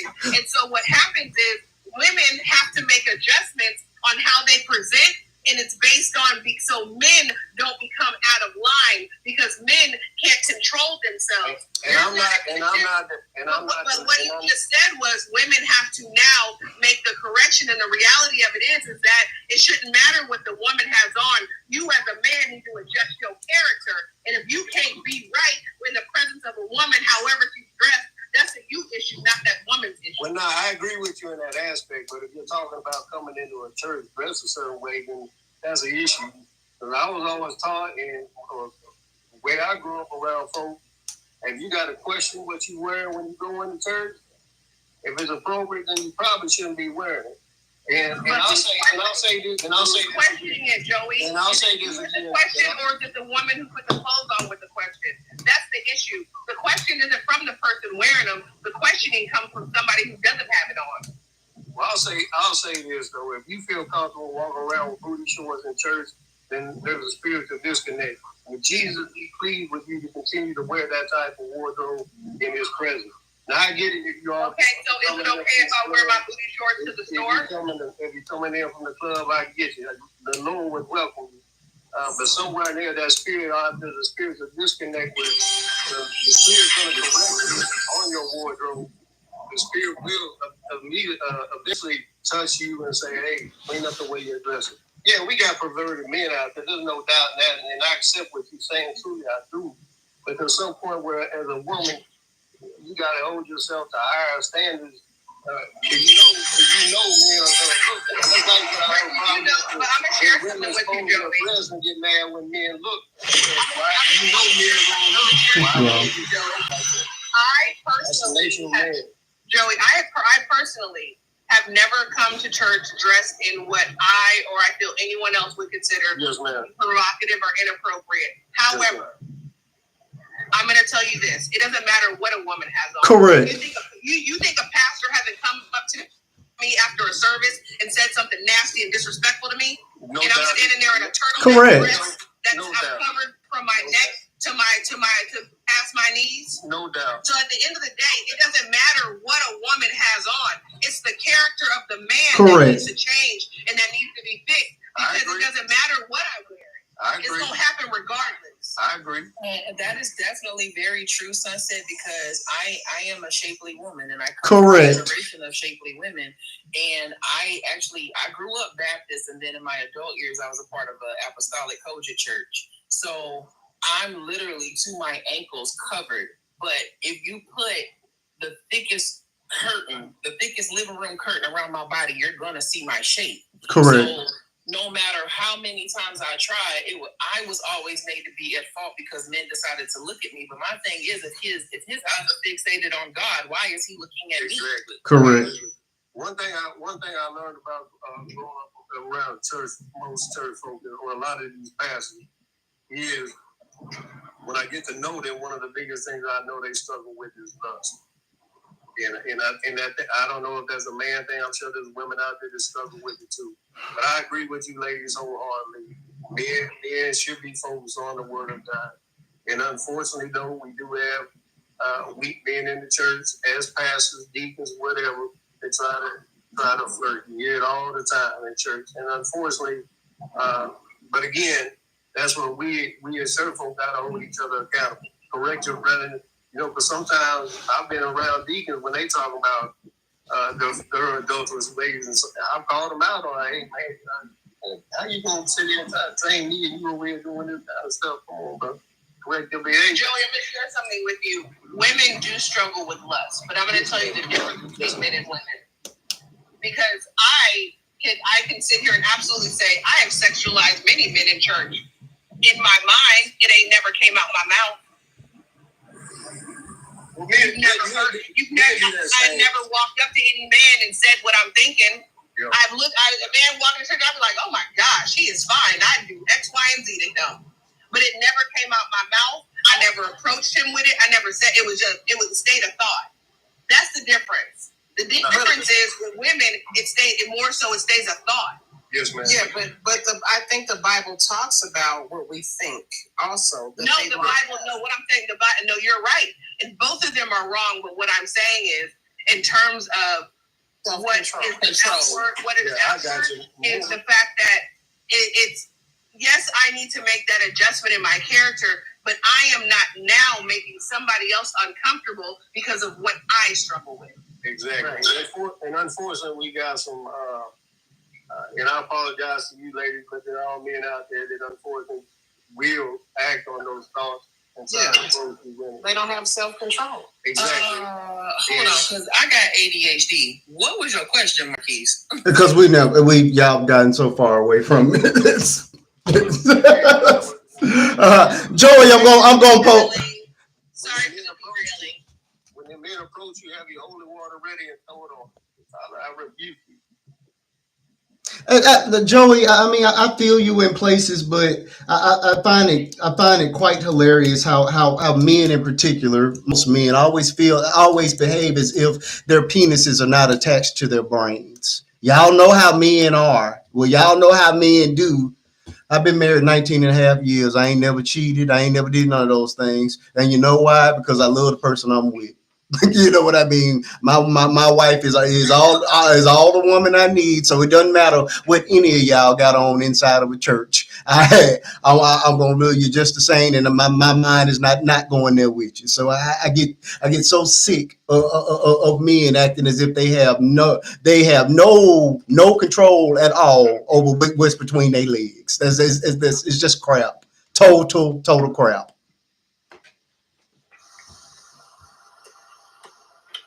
It's exhausting. And DP is back. DP, I was fighting for my life trying to help explain your point, but I'm out of here. Y'all have a good night. Good night, TT. And thank you, love. I'm going to follow you too because I still got to cook, and it's 11 o'clock. Okay. 11 o'clock. I went to the store to get me some red snapper, and they was out. Drove like crazy, so I had to get some chicken. DP, where are you at? I'm in California, the Bay Area. Oh, I don't know why. DP, I just left the Bay bartending a party. For real, where at? In Oakland Hills, my cousin had a party. I was bartending. Y'all. So you some of them. You got some family that got a couple coins. Man, but them hill houses starting at $1 million. Does well. Yeah, no, them hill houses is starting at millions plus. Yeah. My cousin, she's I love her and I'm so proud of her because she is a doctor and a single mother of twins doing very well. Wow. Wow. Well, snaps all around for sis. Yes. Exactly. We love that. And back to my original question. I wanted to go and grab my commentaries and do a little research. And again, I posed this question just so we could have a topic to talk about. So, and that's what we're doing. And I hate to hit and run, but I got it for Bible study in the morning. But this is what I wanted to share with y'all. Okay, and I took this straight from my commentaries and actually from a lesson. And real briefly, it says in the Bible, decent and in order, which is found in 1 Corinthians. Okay?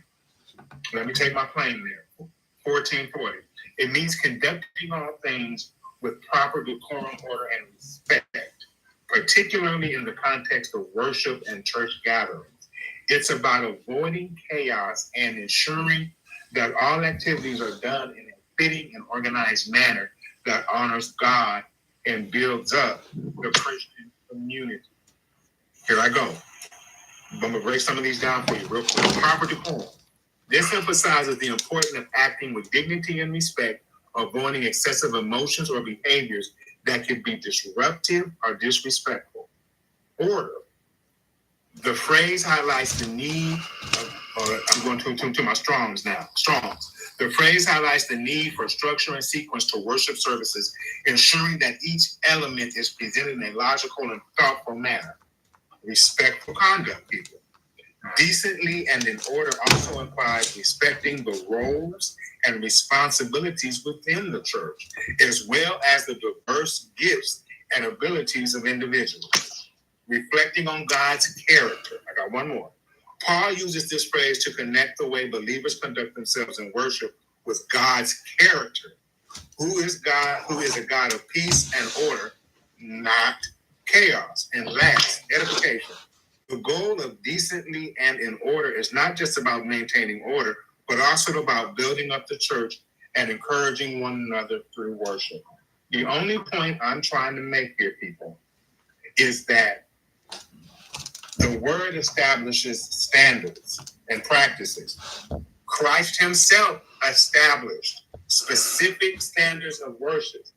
Christ emphasized that true worship should be in spirit and in truth, meaning it should come from your heart and be grounded in genuine faith, rather than just like Sadducees and the Pharisees, a whole bunch of book knowledge and nothing.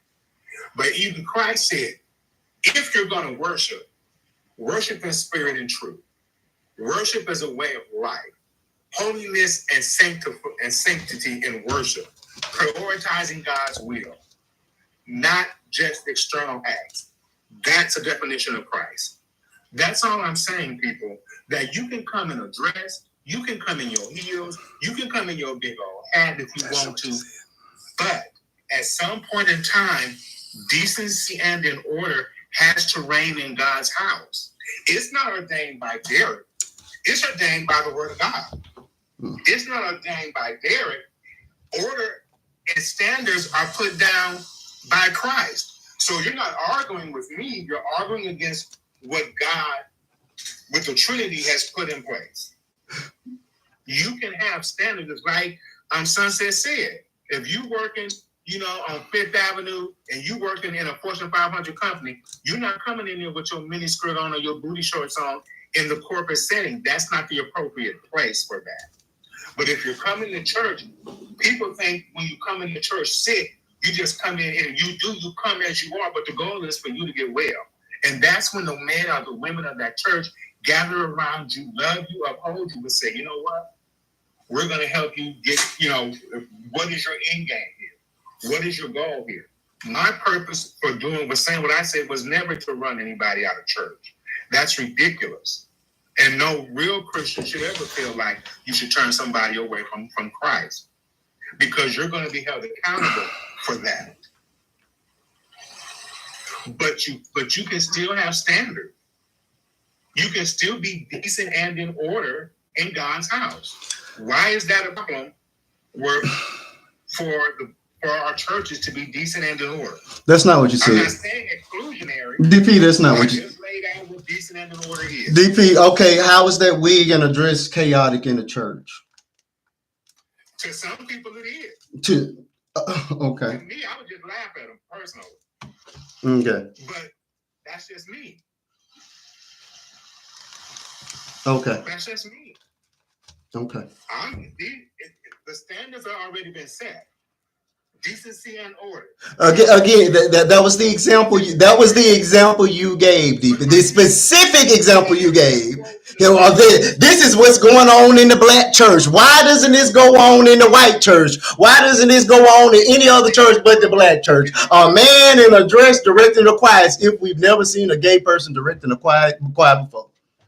They've been doing this since the beginning of time. Not in a dress. I never have in my 50 years of being in the church. Well, it could be argued that it wasn't a dress because he had on pants under it. So that could also be argued that that's equivalent to a choir robe. I just used that because I just saw the clip. I said, well, hey, they had Frida up there directing the choir. That's all that was. That wasn't off the cuff mark. I wasn't making an indictment on his, or I don't know if she identifies his or her lifestyle. I wasn't making an indictment on that. You saying that's not decent and in order? It's indecent for him to direct the choir as a gay man. I just laid out to you what 1 Corinthians 14:40 said. If you're going to take Leviticus, which you quoted as an abomination, and God don't make mistakes. Nobody ever asked. I offered that as a question that nobody could answer. If it's an abomination, if it's abominable, then Okay, so can I ask what was the question? Because I came in and everybody was talking over everybody and extremely heated. So can I get like a little rough draft of what is going on? Marquise, it sounds like the issue is what he had on. The issue can't be the fact that he's a gay man. Correct. Because 3/4 of choir directors are gay. All of them. So, A good portion of them. the issue. The issue. Mm-hmm. Not a good 80% of them. She said 3/4. 3/4 of them are. Mm-hmm. Most of them are. So And about 35% of your pastors too. no. So what I'm saying is, with that, the issue is his outfit. Correct. But you want to pretend like that wasn't your issue. My issue is, as I said before, does the black church have we moved so far away that we have become very permissible? Okay, if I can answer Jet really quickly, and I promise I ain't trying to be inflammatory when I say this, but we're talking about your main point is decorum and all that type of stuff. When I had just got through telling Brother Joey the issues I dealt with in the church as a shapely woman, and then you came in the comments and said, "Let me see." Oh, yes, he did. I saw it. I saw it, and I saw it. And that's a perfect example of not one sin is worse than the other. Come on now, because that was inappropriate. Simple question and taking it way too far. And people were yelling at each other, and really just what it boils down to is either you agree or you don't. This has gotten way. Hold on a second. What's that got to do with what she just said? Nothing. let me see was inappropriate. Well, they did say something about accountability that I'm not seeing it. No. Let me tell you, Marcus, I actually love this because the question that you just posed, EP. No, EP. The question you just posed about the black church is fitting to what just happened right now. Correct. The black church ignores the behavior that is not appropriate and only wants to call out certain things. That's what happens in the church. I totally agree with you. I was trying to make a joke and be funny, and it wasn't a good one. Right, but see, that's what happens in the church. I was just making a joke about your outfit, sister. It's not that serious. I was just making a joke about how you look. I was just making a joke. That's the issue. Okay, but this is why I'm not a part of a church now, because every single time it's labeled as a joke. Jokes are meant to be funny. Correct. And that was borderline sexual harassment in the midst of a religious conversation. but it's okay. But it's okay though. That's okay. But that's okay though. But, coming from the decorum person. This is how we fix it. That outfit that Frida had on, it was just a joke. But that's okay. That's okay. What you just did is okay. But we more concerned about. Come on, dude. Come on, dude. How old are you, Miss Telly? I'm 36. 36, young enough to be your child. Aren't you supposed to be the example here, DP? Exactly, and I made a bad joke. Okay, and my daddy, who was a preacher, would tell you, brother, that is not a joke. It wasn't a joke. Because if I would have said, "Oh, I can send you pictures," I have a really strong feeling you would have accepted as such. Okay, and I'm saying, I feel like you're only saying that because I called you out on it, but like, this is literally why I'm not a part of the church. This is legit why I'm not a, Kelly, I said, we know that this is what happens. Everything is sweet until you get called out, and when it's called out, it's not that serious. It's just a joke. Like I'm literally like I can't tolerate it. Like it's literally. Did I not say?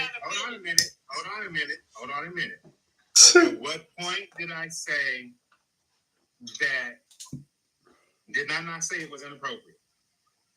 After you got called out on it, right? Because you wrote that like 20 minutes ago. If nobody calls you out, then maybe they got I was trying to be humorous. It was tasteless and tactless. But and you knew that when you was making. And in direct opposition of what point you've been trying to make the whole night. That's the point. That's why I brought it up. You answered your own question with your behavior. Yeah.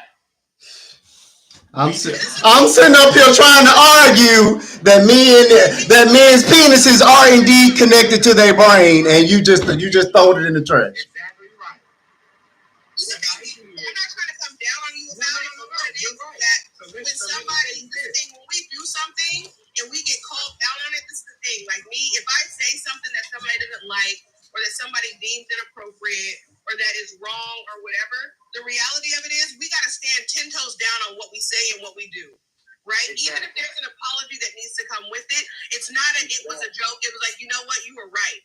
And you you know what? And I did do exactly what it is. Come on. That I said of the point that I was trying to prove. That's accountability. And it was inappropriate. It was inappropriate. And I apologize.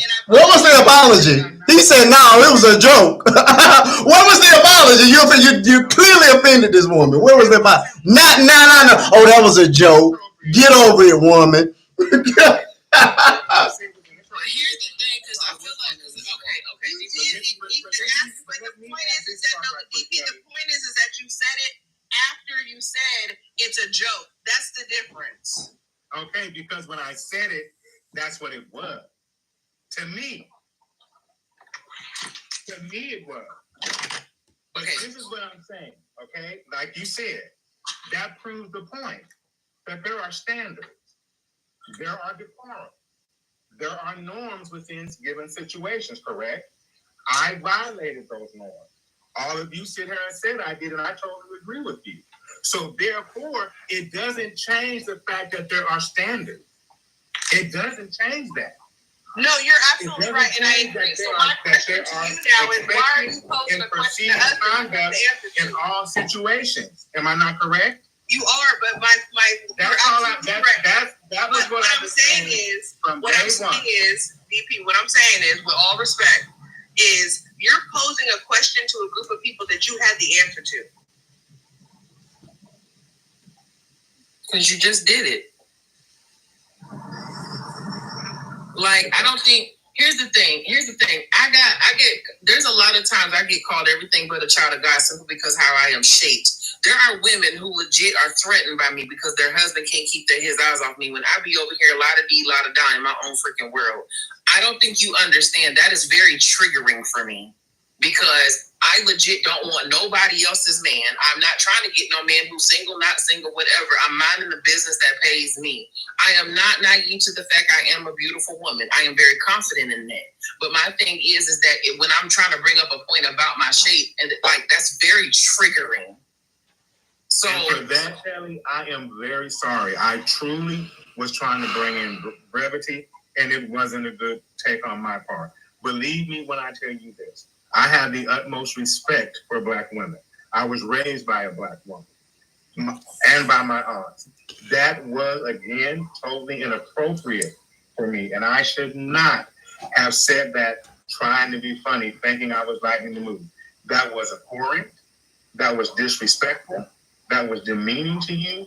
And that was degrading. And to you, Marquise, I apologize to you because this is not the type of lives and things that you do.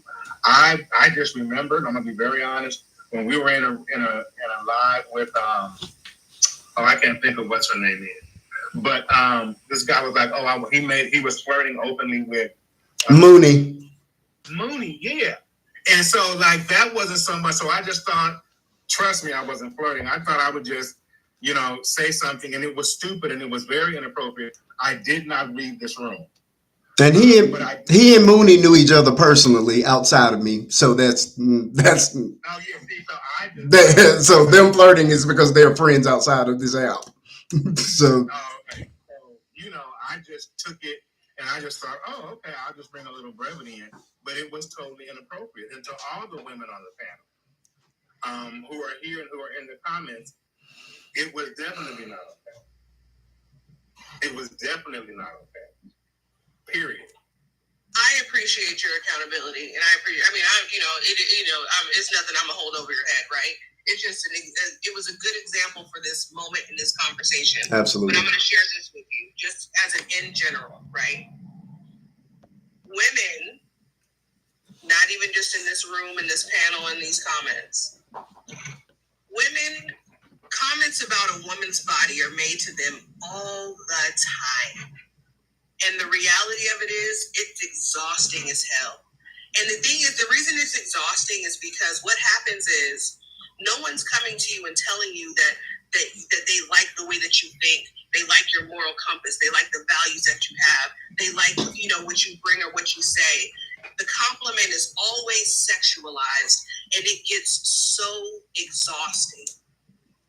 Because what happens is that you start to, what happens is it comes across as, that's the only thing that I'm seeing as being good. Yes. That's the only thing that anybody ever talks about, and it becomes so exhausting. So even for you, like, I know that you were likely not even thinking that deep into it, but I'm sharing this with you so that you know in conversations and interactions with other women that it just becomes exhausting because that's always the focus and it's the only focus. Like there was a young lady who literally, like I resonated with her post so much because she said being lusted after is exhausting because, okay, yes, I have a great body, but did you know I can play the flute too? That's literally how I feel. Like I'm a very intelligent woman and I'm very proud of how smart I am because with everything I've been through in life, can't nobody take my knowledge from me. And I be sitting down wanting to have intellectual conversations with anyone of any gender, of any background. But because I have a shape on me, that seems to be the topic of discussion. And I've dealt with that since I was 16 years old. It's exhausting.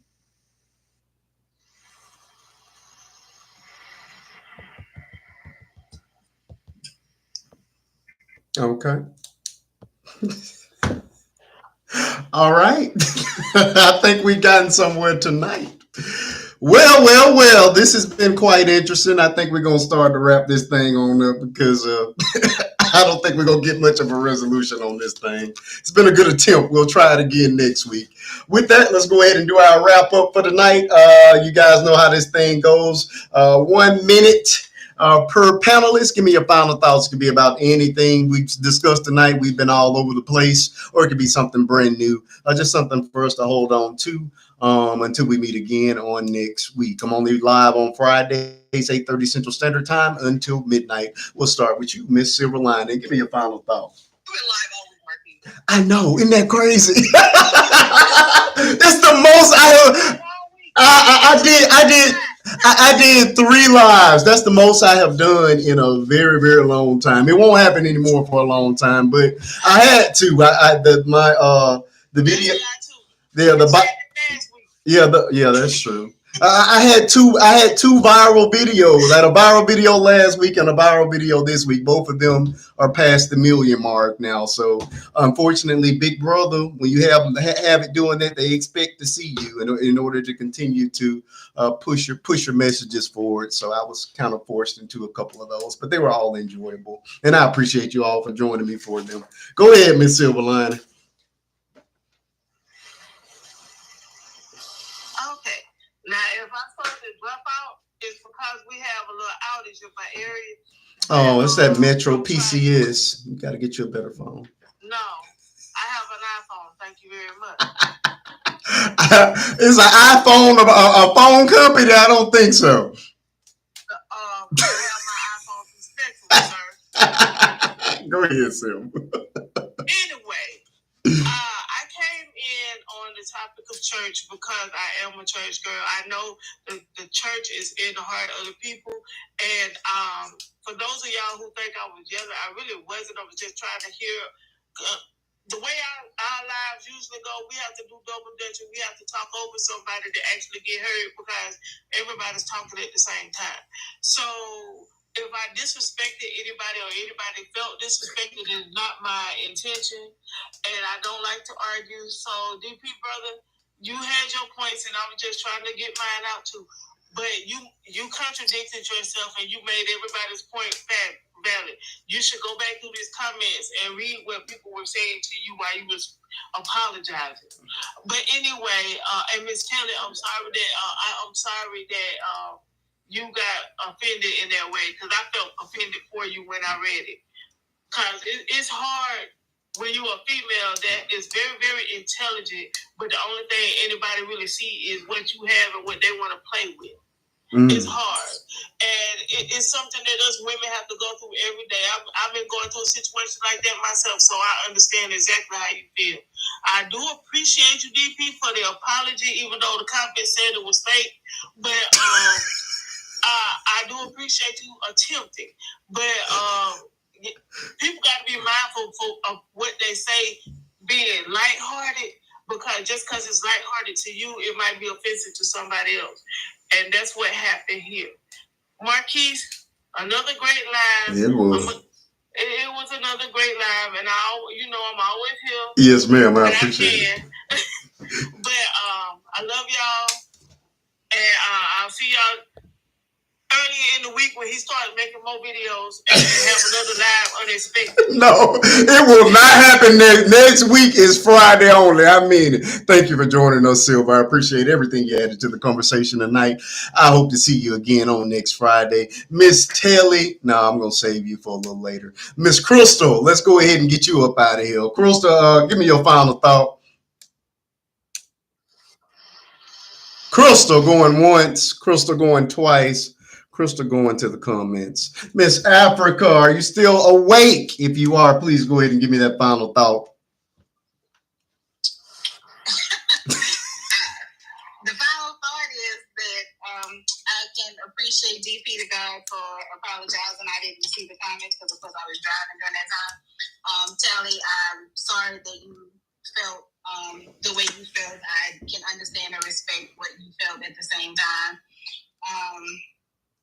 Guys, not just DP to God, but just men in general have to be careful with how they speak, whether, you think you're joking or not. You just have to remember that you don't know this particular woman. You don't know her story. You don't know what she's been through. So what you may take as a joke does not come off as a joke to them, especially if they've been through some things in life. As far as the church situation, from what I can hear and understand, I'm just going to say, they ain't got but one judge, and that's God himself. So if Big Frida came in his dress, her dress, whatever Big Frida wanted to do that day, that's on Big Frida, because you have some people who come straight from the bar in the club and they fishnets, they 17-inch stilettos, and nobody bats an eye too much with them. So let God judge what people do. Let God handle that, because at the end of the day, what you're judging that person on, God gonna judge you a little harsher on what you do. That's my final thought. Beautifully put. Thank you so much. Thank you again. I got to keep thanking you for that beautiful interview you gave me on last week. For those of you who haven't already checked it out, please head over to my Tube of You channel, Faith and Bishop 2, same username. You can hit the link at the top of my TikTok page to watch it. Inspiring. I call it triumph over many, many tragedies. It's beautiful, beautiful testimony. She was willing to sit down after 42 years to give it. So please check it out if you haven't already. Hit that subscribe button. If you haven't already, become my friend and join me again on next Friday, because I do this at least, typically only once a week, 8:30 Central Standard Time until midnight on Fridays only. This is Unfinished Business. Miss Sunset, thank you for joining us. This is my lovely moderator and my good friend, always keeping people in line, especially these crazy folk in the comment, but always offering a fresh perspective and adding some gravity to any of the conversations that we have. So I love to have you here. Thank you for being here tonight. Go ahead with those final thoughts. Yeah, no, I just want to say I appreciate the conversation tonight. I know I wasn't here for a lot of it. I was working tonight. But no, I just appreciate it. And DP, I appreciate the accountability and just the conversation, because I think, even though it may not have gone the way that we thought it would have, I think it's an important conversation to have.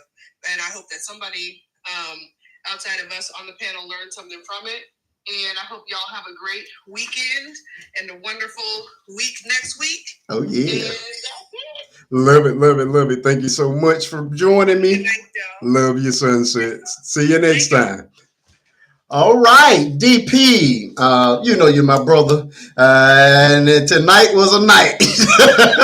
So I appreciate the conversation. I thank you for being here. Always adding a unique perspective to our conversation. So it is your turn. Go ahead with that final thought. I sure hope that we can fight and fall out with each other and still love each other. Absolutely. And still look at people's hearts.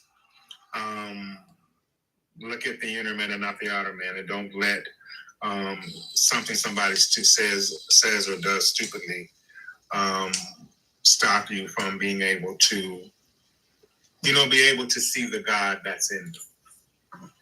And that's why I love coming on here with you and the Betty, because we don't have to agree.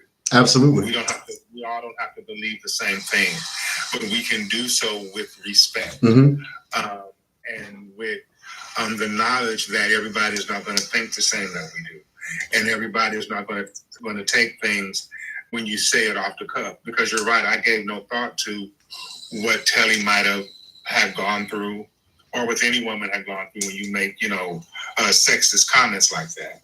I just thought it was, stupid, and it was. I thought it was, again, being funny. And people saying it was a piss poor excuse. I told you the truth. Like, if the truth is piss poor to you, then it's piss poor to you. If the truth is fake to you, then the truth is fake to you. But that's what it was. I have no reason to come on social media and try to present myself as something or someone that I'm not. I don't know these people outside of this. These are what they call parasocial, you got relationship. If I never clock onto him here again, I will never see or deal with anybody on this panel or on the internet. Absolutely. And I'm saying that to say this is not that I devalue you, but I'm not going to all of a sudden become something. I'm not going to allow myself to be made into something I'm not, or try to become something.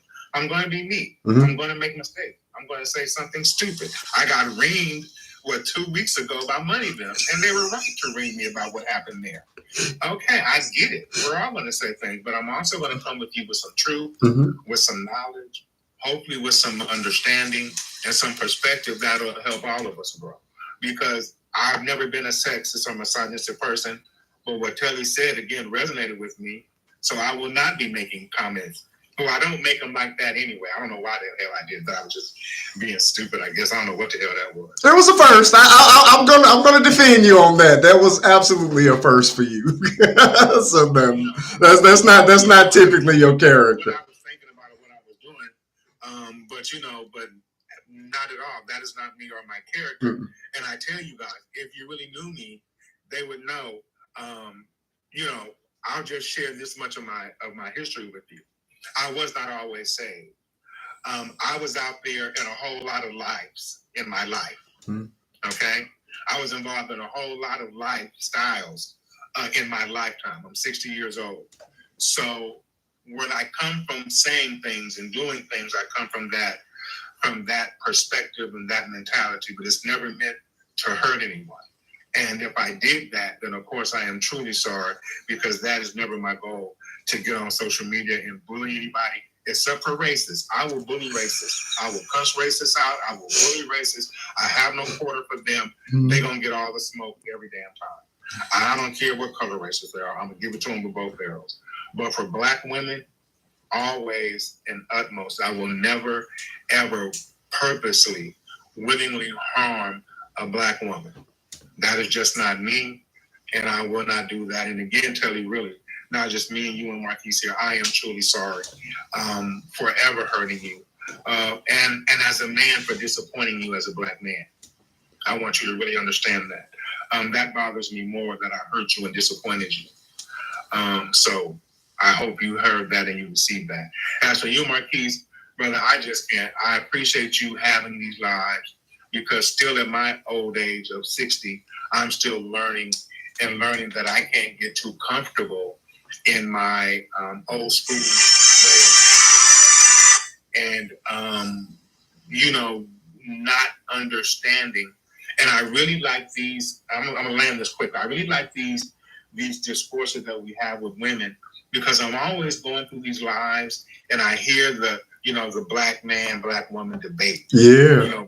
We're at each other's throats, and I never touch that. I'm a single guy, ain't never been. I don't touch that, okay? Because that's not my experience. Black men hating on Black women hating on Black men. That's never been my cup of tea.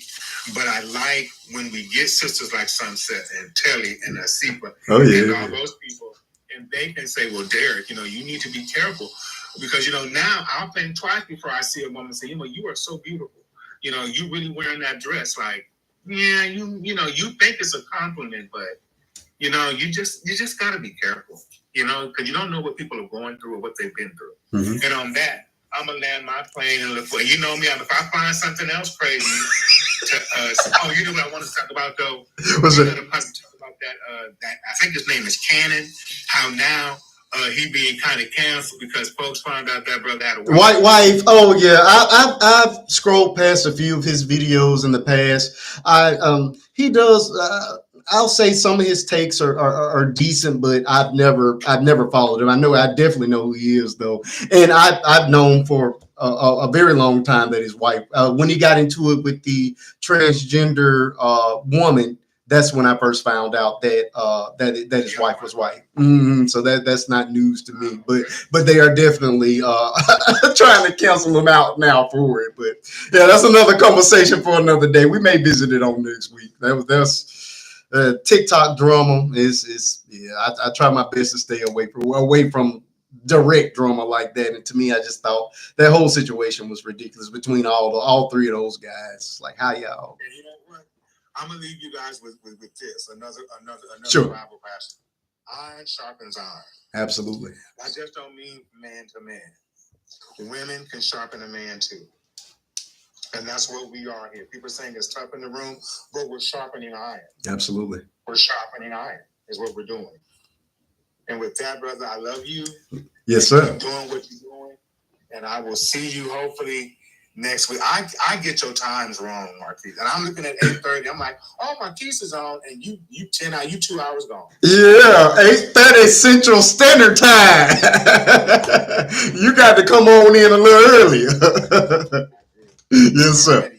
I appreciate you. Thank you so much. And I hope to see you on next Friday. Miss Tilly, I'm so thankful that you came back. It always feels good when I get a panelist and they join me for the first time and then they come back and I recognize their face and they bring me that same love and that same energy and they're able to have those real deal conversations. And you have just been absolutely hold on, this thing is making me hold on.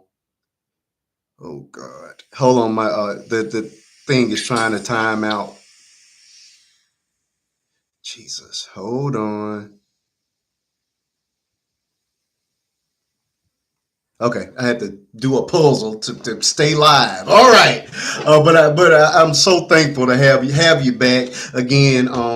DP has offered his apology. I want to also do the same, just on behalf of the panel. Again, my room, my space is always supposed to be a safe place for each and every one of my panelists and even the crazy people in the comments. And unfortunately, it does. There are slips that happen, and sometimes the guard goes down and something does happen. So I just want to offer that my personal apology. That is never my goal to bring anybody in here and to make them feel uncomfortable in any way. So I certainly apologize for that.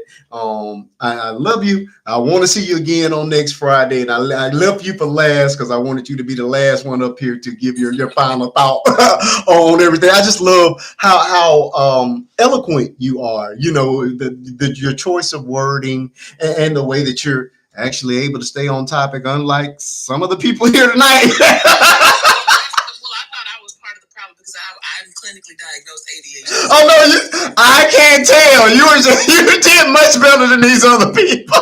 Listen, I got diagnosed at 15, so we had some years of practice. Go ahead with your final thought. The apology is definitely accepted. It's just that, I remember as a young child, I had to stay quiet because, as millennials, we grew up with that whole, it would be considered talking back, speaking up for yourself. Oh, yeah. So basically, that's also healing a version of my inner child speaking up for absolutely myself as well. So yes, the apology is accepted, but it's just the fact of my main thing for coming up here when I first came on the panel before my daughter woke up like she had somewhere to be. I found out a fun fact, and I'll just leave this with the people to ponder on. We could talk about it in another time. Absolutely. But the saying of how they said it's rude to ask a woman how old she is? Mm-hmm, absolutely. Do you know where that's rooted? Where that's rooting from? No, please tell me. That is because it would be grown men who were marrying 14-year-old women or younger or just a little, you know what I'm saying? And they didn't want the people to know how old their spouse was. So they came up with the rule, it's rude to ask a woman how old she is. Because I've always said, I think I was like 24 when I came to that realization, I will never think it's rude for you to ask me how old it is because it's another day I'm above ground, another year I'm above ground. So, yeah. So Shannon Sharp came up with this. Think about it in some cultures. They're Wow. marrying little girls child's as young as 8 years old. And so you have this older gentleman walking around with this child who looks like she can't be no more than 13, and you say, how old are you? Because they want it swept under the rug, they came up with this rule to ask a woman how old she is. My mind is officially blown with that, and it absolutely makes perfect sense. It helps to excuse their pedo behavior. Wow, that's wild. Yeah, we're definitely gonna have to read. I love stuff like that. We're gonna have to revisit that one. Now that is. If you always want a little golden nugget of knowledge, I'm here for, because the way that my brain works as an ADHDer, certain questions pop up in my head and I will immediately go over to Google. Oh, look, now I'm going to expect one of those every time you come in the box. I like that. That was awesome. That right there. And now, and look, when people open up these portals, I go deep down in it. So thank you for messing up my weekend, because now I'm going to dig. I'm gonna dig for the origin of that. Now that is really cool. I like to use my smartphone to continue being smart. Amen to that. Amen to that. That was really good. Okay, yeah. Wow. Go ahead and let it be, because I know you got to get off. I got to get off. I got to enjoy this quiet time, not go for cheer and sleep. What you say? It's been a good one. It's been a good one. Well, I thank you so much for being here. Please come back on next week. There's a box that you are welcome to anytime you're here. I appreciate you being here tonight. You have a lovely night. Thank you to everyone. All right. Have a good one. All right, folks, that is my show. I'm getting ready to wrap up on the Tube of You side. If you have missed this entire program, which I'm seeing people that are just coming in, and I've been here since 8:30, the entire live, you can see me. You won't be, you'll hear everybody, but you'll only see me. But you can listen to the entire broadcast. I've been on 5 hours, 8 minutes. 5 hours, 9 minutes, and 3 seconds. You can go over to the YouTube side, Faith and Bishop 2, same username, and you're able to listen back to everything that we covered tonight. We had a big show. We covered a lot of topics, and I thank each and every one of you for hold on. Smart enough. Hold on. Obsidian. I gotta read. Hey, brother, how you doing? I gotta read that comment. Smart enough not to fall for a simple trap. Smart enough to apologize correctly. Amen to that. Yeah, like I say, DP. I'm not going to defend his actions, but he's been pretty regular over here, and he's been a pretty stand-up guy. So tonight was just not his night, and we all do make mistakes, but I do certainly appreciate him for offering an apology, even though some of y'all in the comments were not very accepting of it. There's some guys that wouldn't have even have done that. So I do thank him. I thank him for offering a sincere apology. I can guarantee you that he won't be making that mistake again. Although it actually only helped make the point. It actually contradicted everything that he said prior in the show. So you know what I'm saying? It's just it kind of helped my argument a little bit, but it's all good. Like I say, that's my guy, and I'm not gonna let y'all beat him up because he's a good dude. We all fall short. Ain't that biblical? We all fall short. So tonight just wasn't his night, and that's only one of all the shows he's attended. So no, that's a pretty good track record. So he's good people. We will not be counseling my boy DP for one mistake. Not over here. So with that, I'm going to go ahead and wrap up on the Tube of You side. I thank you all for being here. I love you all with the love of God. I need you all to come on back on next Friday where I'll be bringing brand new topics and a brand new show. Hold on. TPO. Okay, it looks like y'all about to get riled up. I know it's time for me to end this thing. All right, folks, have a good weekend. I love you all with the love of God. I'll see you all on next Friday. Have a good weekend. 8:30 Central Standard Time. I'll be back.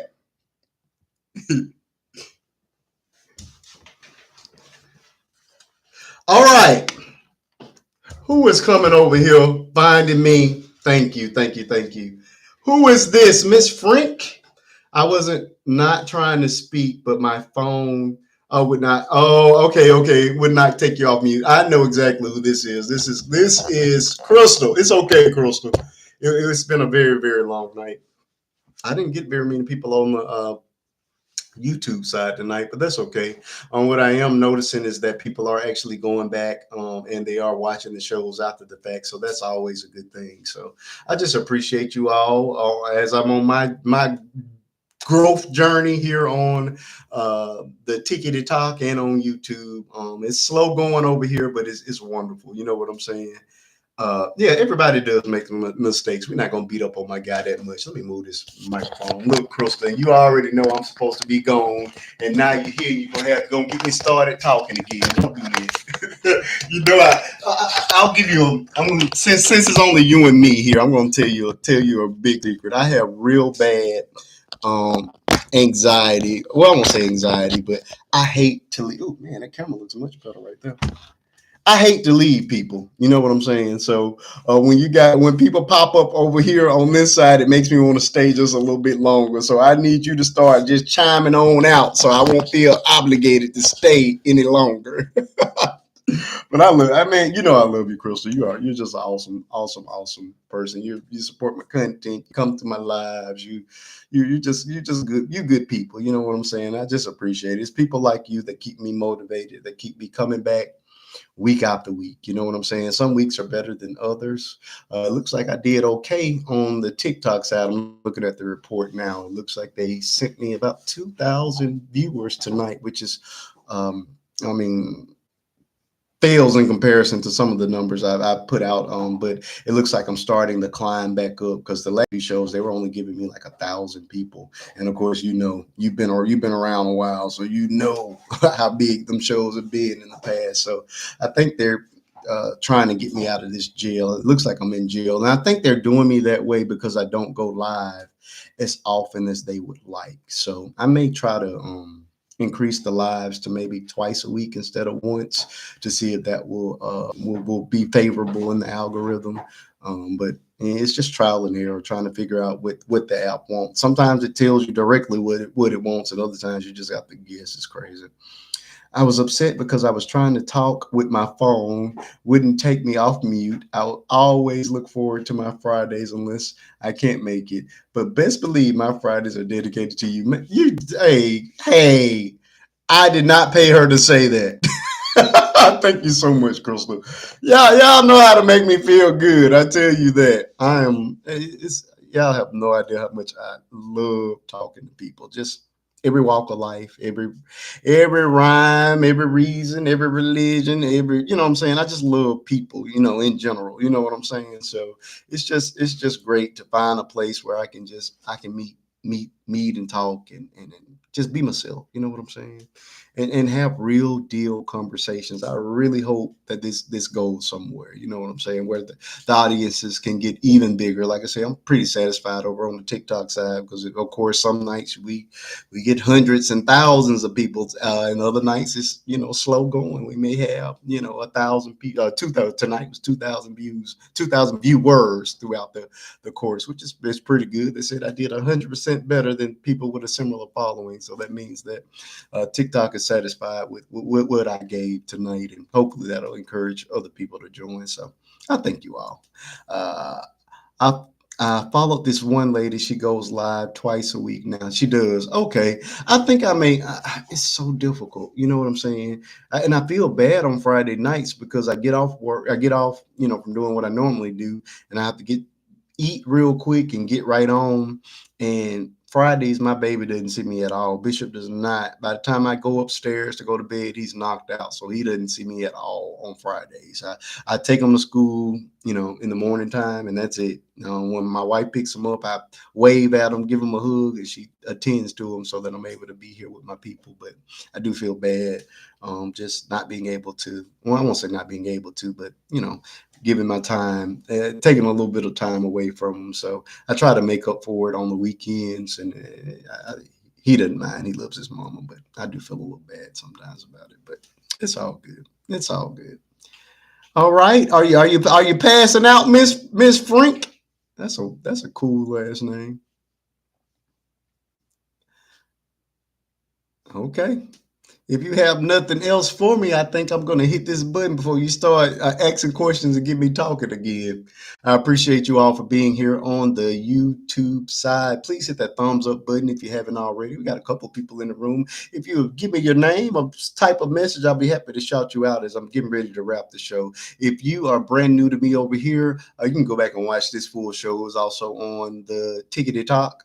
You'll see me, but you'll hear all the voices and the names. That's the way that I record over here. Um, you don't have to do it, but I remember her saying that she had to do her other night just for an hour. Yeah, that's what I'm thinking. But the problem is when I go live, I don't know how to get off in an hour. You see, tonight's show was 5 hours.